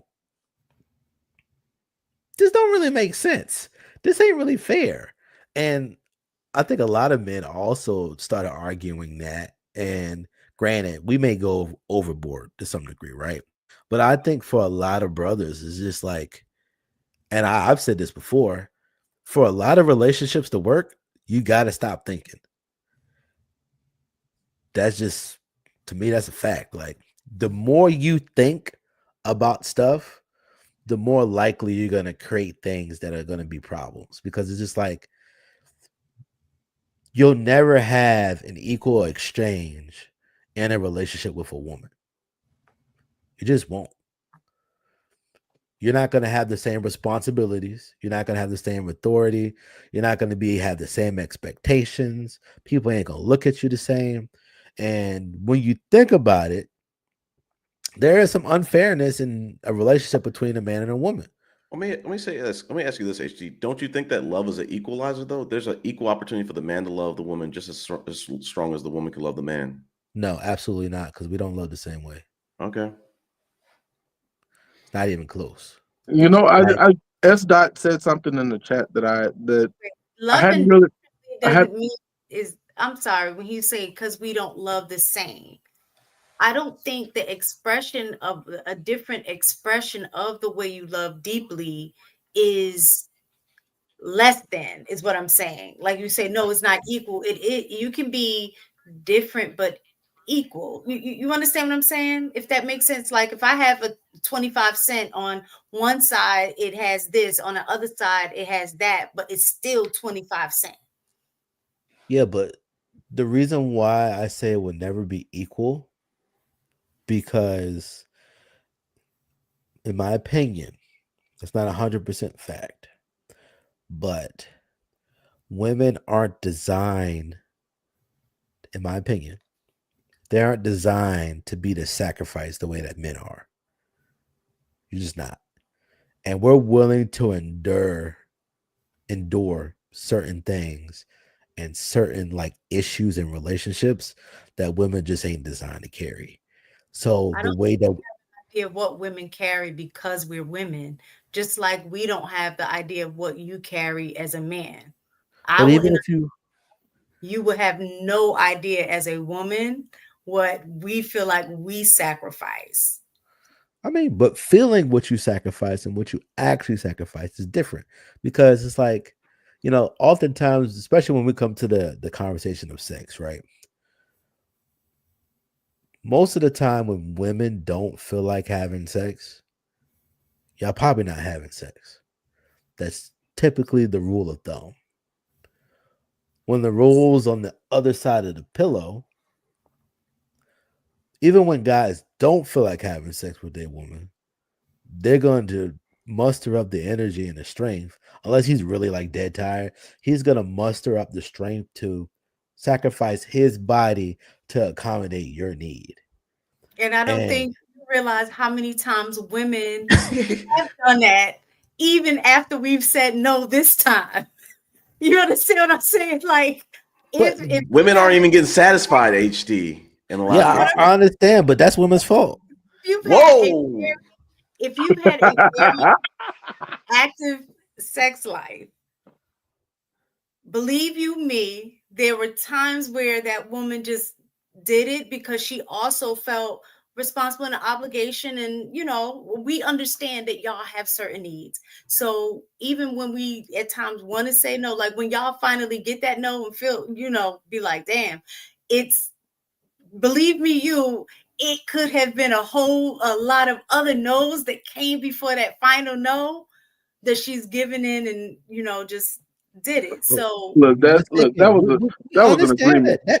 that's par for the course. But your turn down ratio compared to man turn down ratio pales in comparison. No, Like, listen, we got I- women on the internet saying that they expect to have sex less than 3 times a week. I'm just gonna add this in HD. It depends on the libido of the person because there are some Yeah. women who can outpace the dude. I mean, Especially when it's a very small case. It's probably not as much as you they think. ready. Or that sugar mama wants some young dick. Well, listen, she ready. wait. So here's another thing I suggest: have that conversation up front. Like one of the conversations that we had before we got married. You don't tell me no, I won't tell you no. You can say that, but No, I have not been. I'm telling you. You tell me no, then what? then we're gonna run into the same problems I had the first time. See, that's what. The way you prevent that, is get your ass in the mood and don't you starfish it. You gonna hike your ass up every single time. I might even smack it when you half asleep. As a matter of fact, we're approaching 4:00. Toot that thing up, mommy, make it roll. Now, Do ladies and we gentlemen, want to hit these super chats? yeah, I was about to say those super Yeah. chats has been dead like for like 4 hours. Oh yes, I can, but I can't pull them up. Shan, I know she up there a while. She probably done. Okay, thank you. Sir, Shot 87. Mistaken, you going to the Knicks game, sis? Nah. Mills 36, $2. Love your braids and Shan looking like John tonight. Thank you. It's time to get him done over though. All right. Mills 36, $2. Salam, peace on this beautiful Friday night. Yes.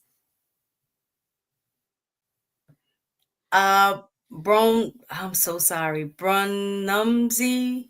If I jack that up, I really apologize. Super sticker. Thank you.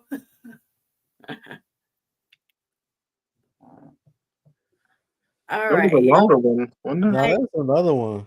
Yeah, there's another one it's a little bit longer. Where at? I can't see it on my end. Shan was They should be in the starred comments. yeah, I mean I can see it, but I don't have the ability to. There you go. Torrance Moore, 1999. Woo, woo. Next up, the children will work, getting degrees with the help of AI, and then push for partnerships in raising the children. Good combo. Hey, wouldn't be surprised, honestly. Yeah, I mean, we're moving in that direction. Gosh. Bron Numsy, $3 super sticker. Thank you. I'm gonna let y'all know this. Your boy's about to go go cradle the starfish. Me too.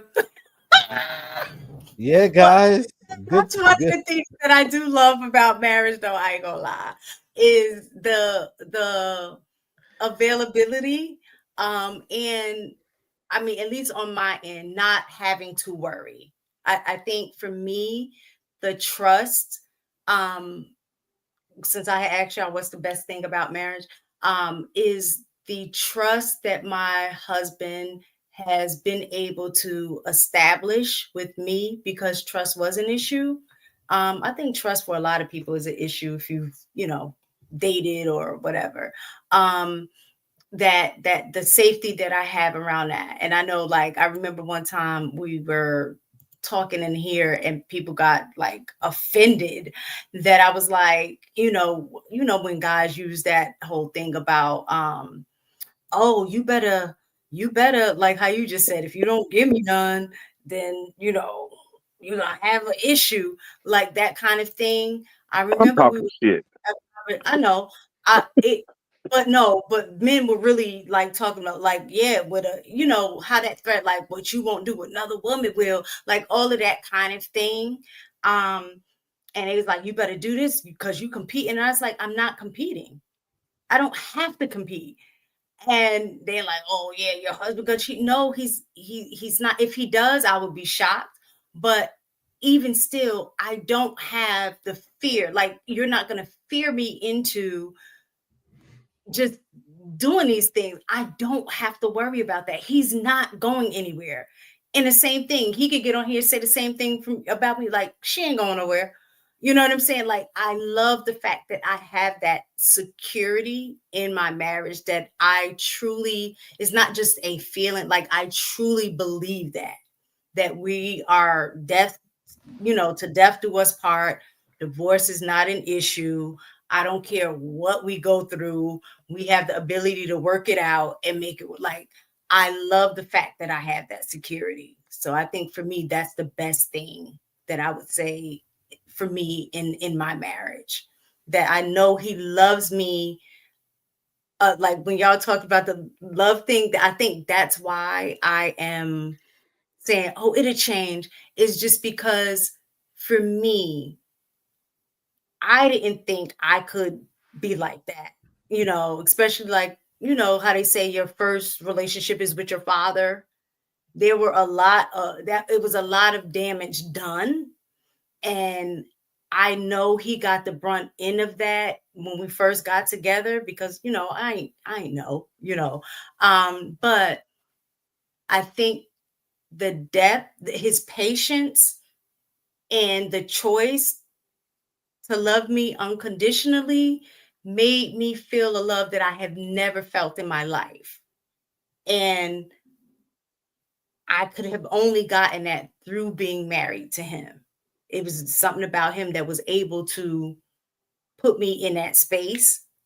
And so, like, now I'm just like, I'm not risking, not that. Like, I love the fact that I have that trust in him that makes me feel safe, that I don't have to worry about feeling like, oh, I got to compete. He's going to go do X, Y, and Z. Like, I'm good. And a part of that is kind of like what Maroon said. What helped me feel like that was because early on, he proved to me that he has discipline. He has discipline. We talked about that before. So the fact that I know that, I don't think I deal with a lot of what other women, that's one thing that I don't feel like I have to deal with. So I love that about my marriage. And you cheat back. What happened? What you just said? I said, and you cheat back. The God damn, that's crazy work. Would that keep you on your toes if you even thought? Absolutely Now, what not. is a different story, but I'm gonna let you think that I am.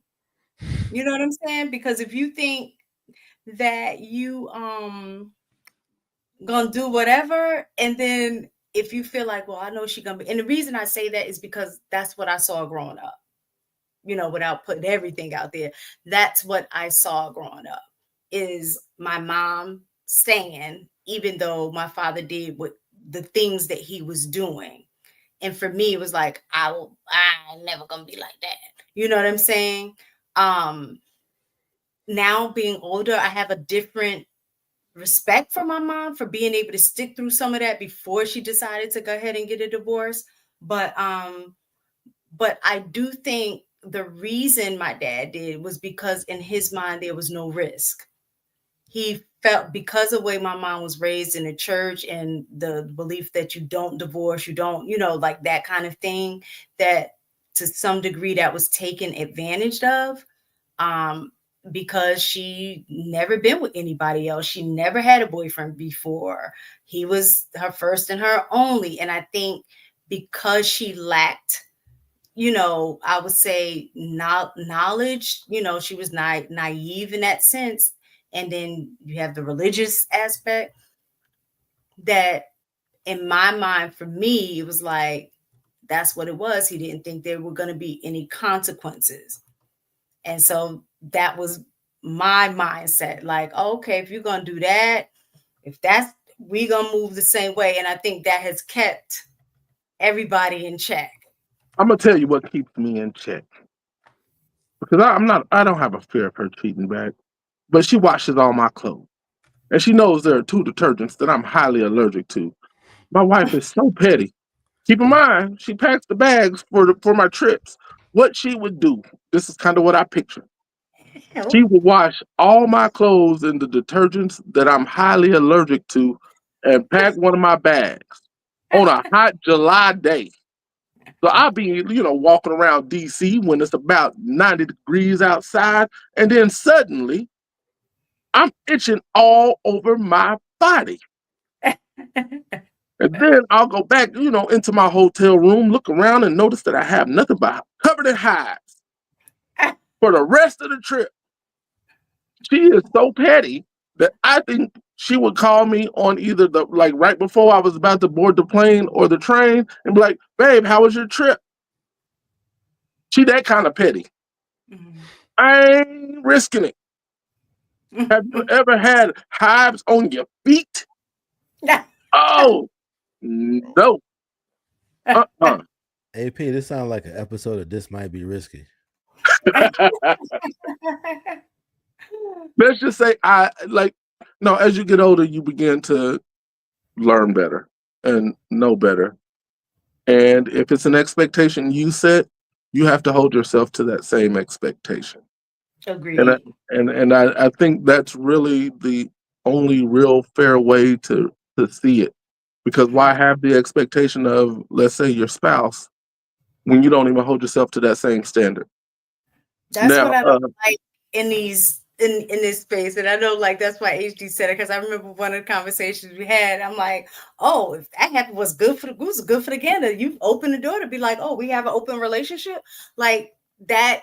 And initially for me, it's just like, it's because being in this space, that's what you hear. A lot of men not holding themselves accountable to have discipline, even though in a relationship, because part of it is, well, in their mindset, I believe that I should be able to have more than one woman, or I believe that, it's a biological thing. It's very different for men. Like justifying the mindset around being able to step out.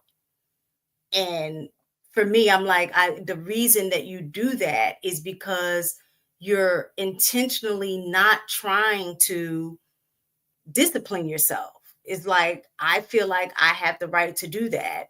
But then soon as, if you bring up, well, what if your wife felt the same way? Oh, it's over. You know what I'm saying? So if you have that in such a high regard, then why wouldn't you respect your wife the same way you want her to respect you?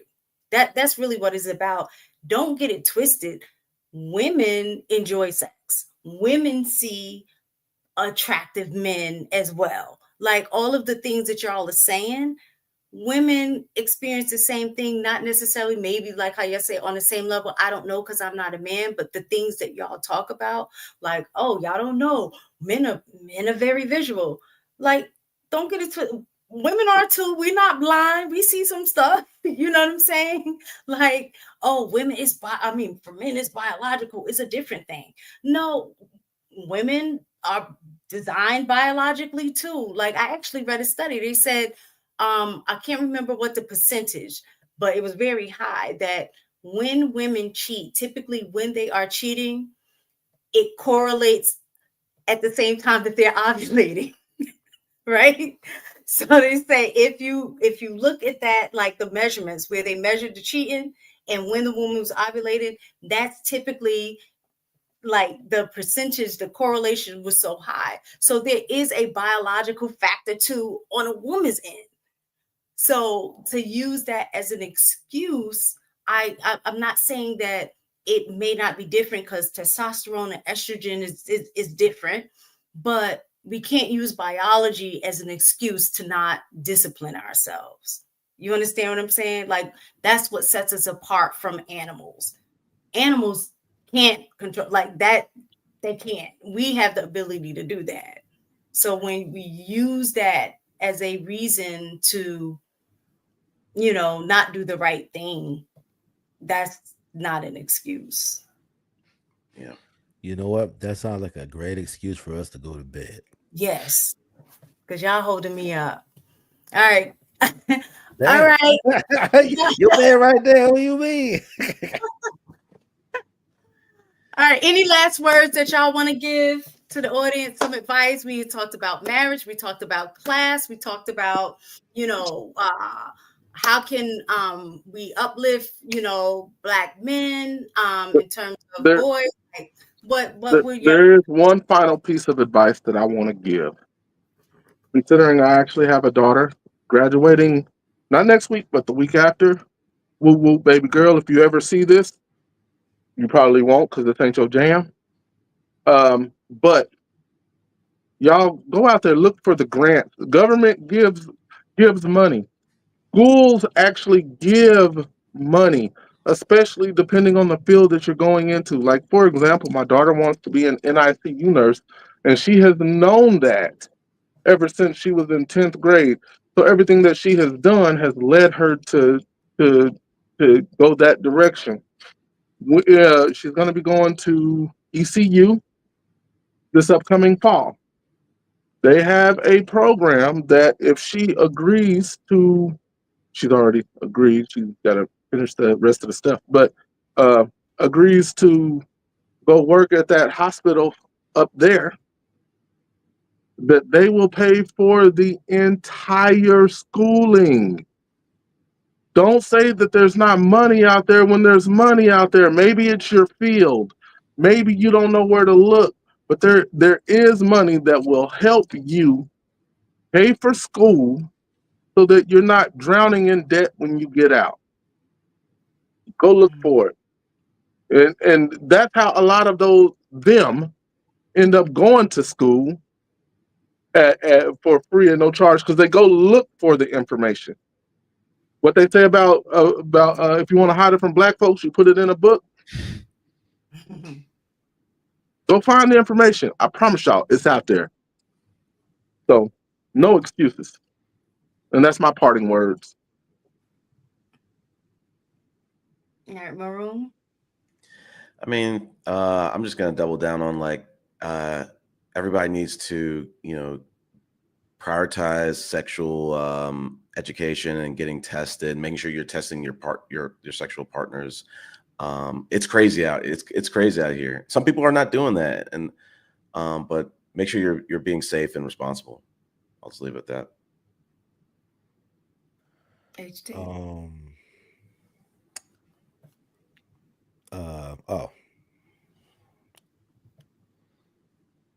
Work with somebody that's willing to work with you.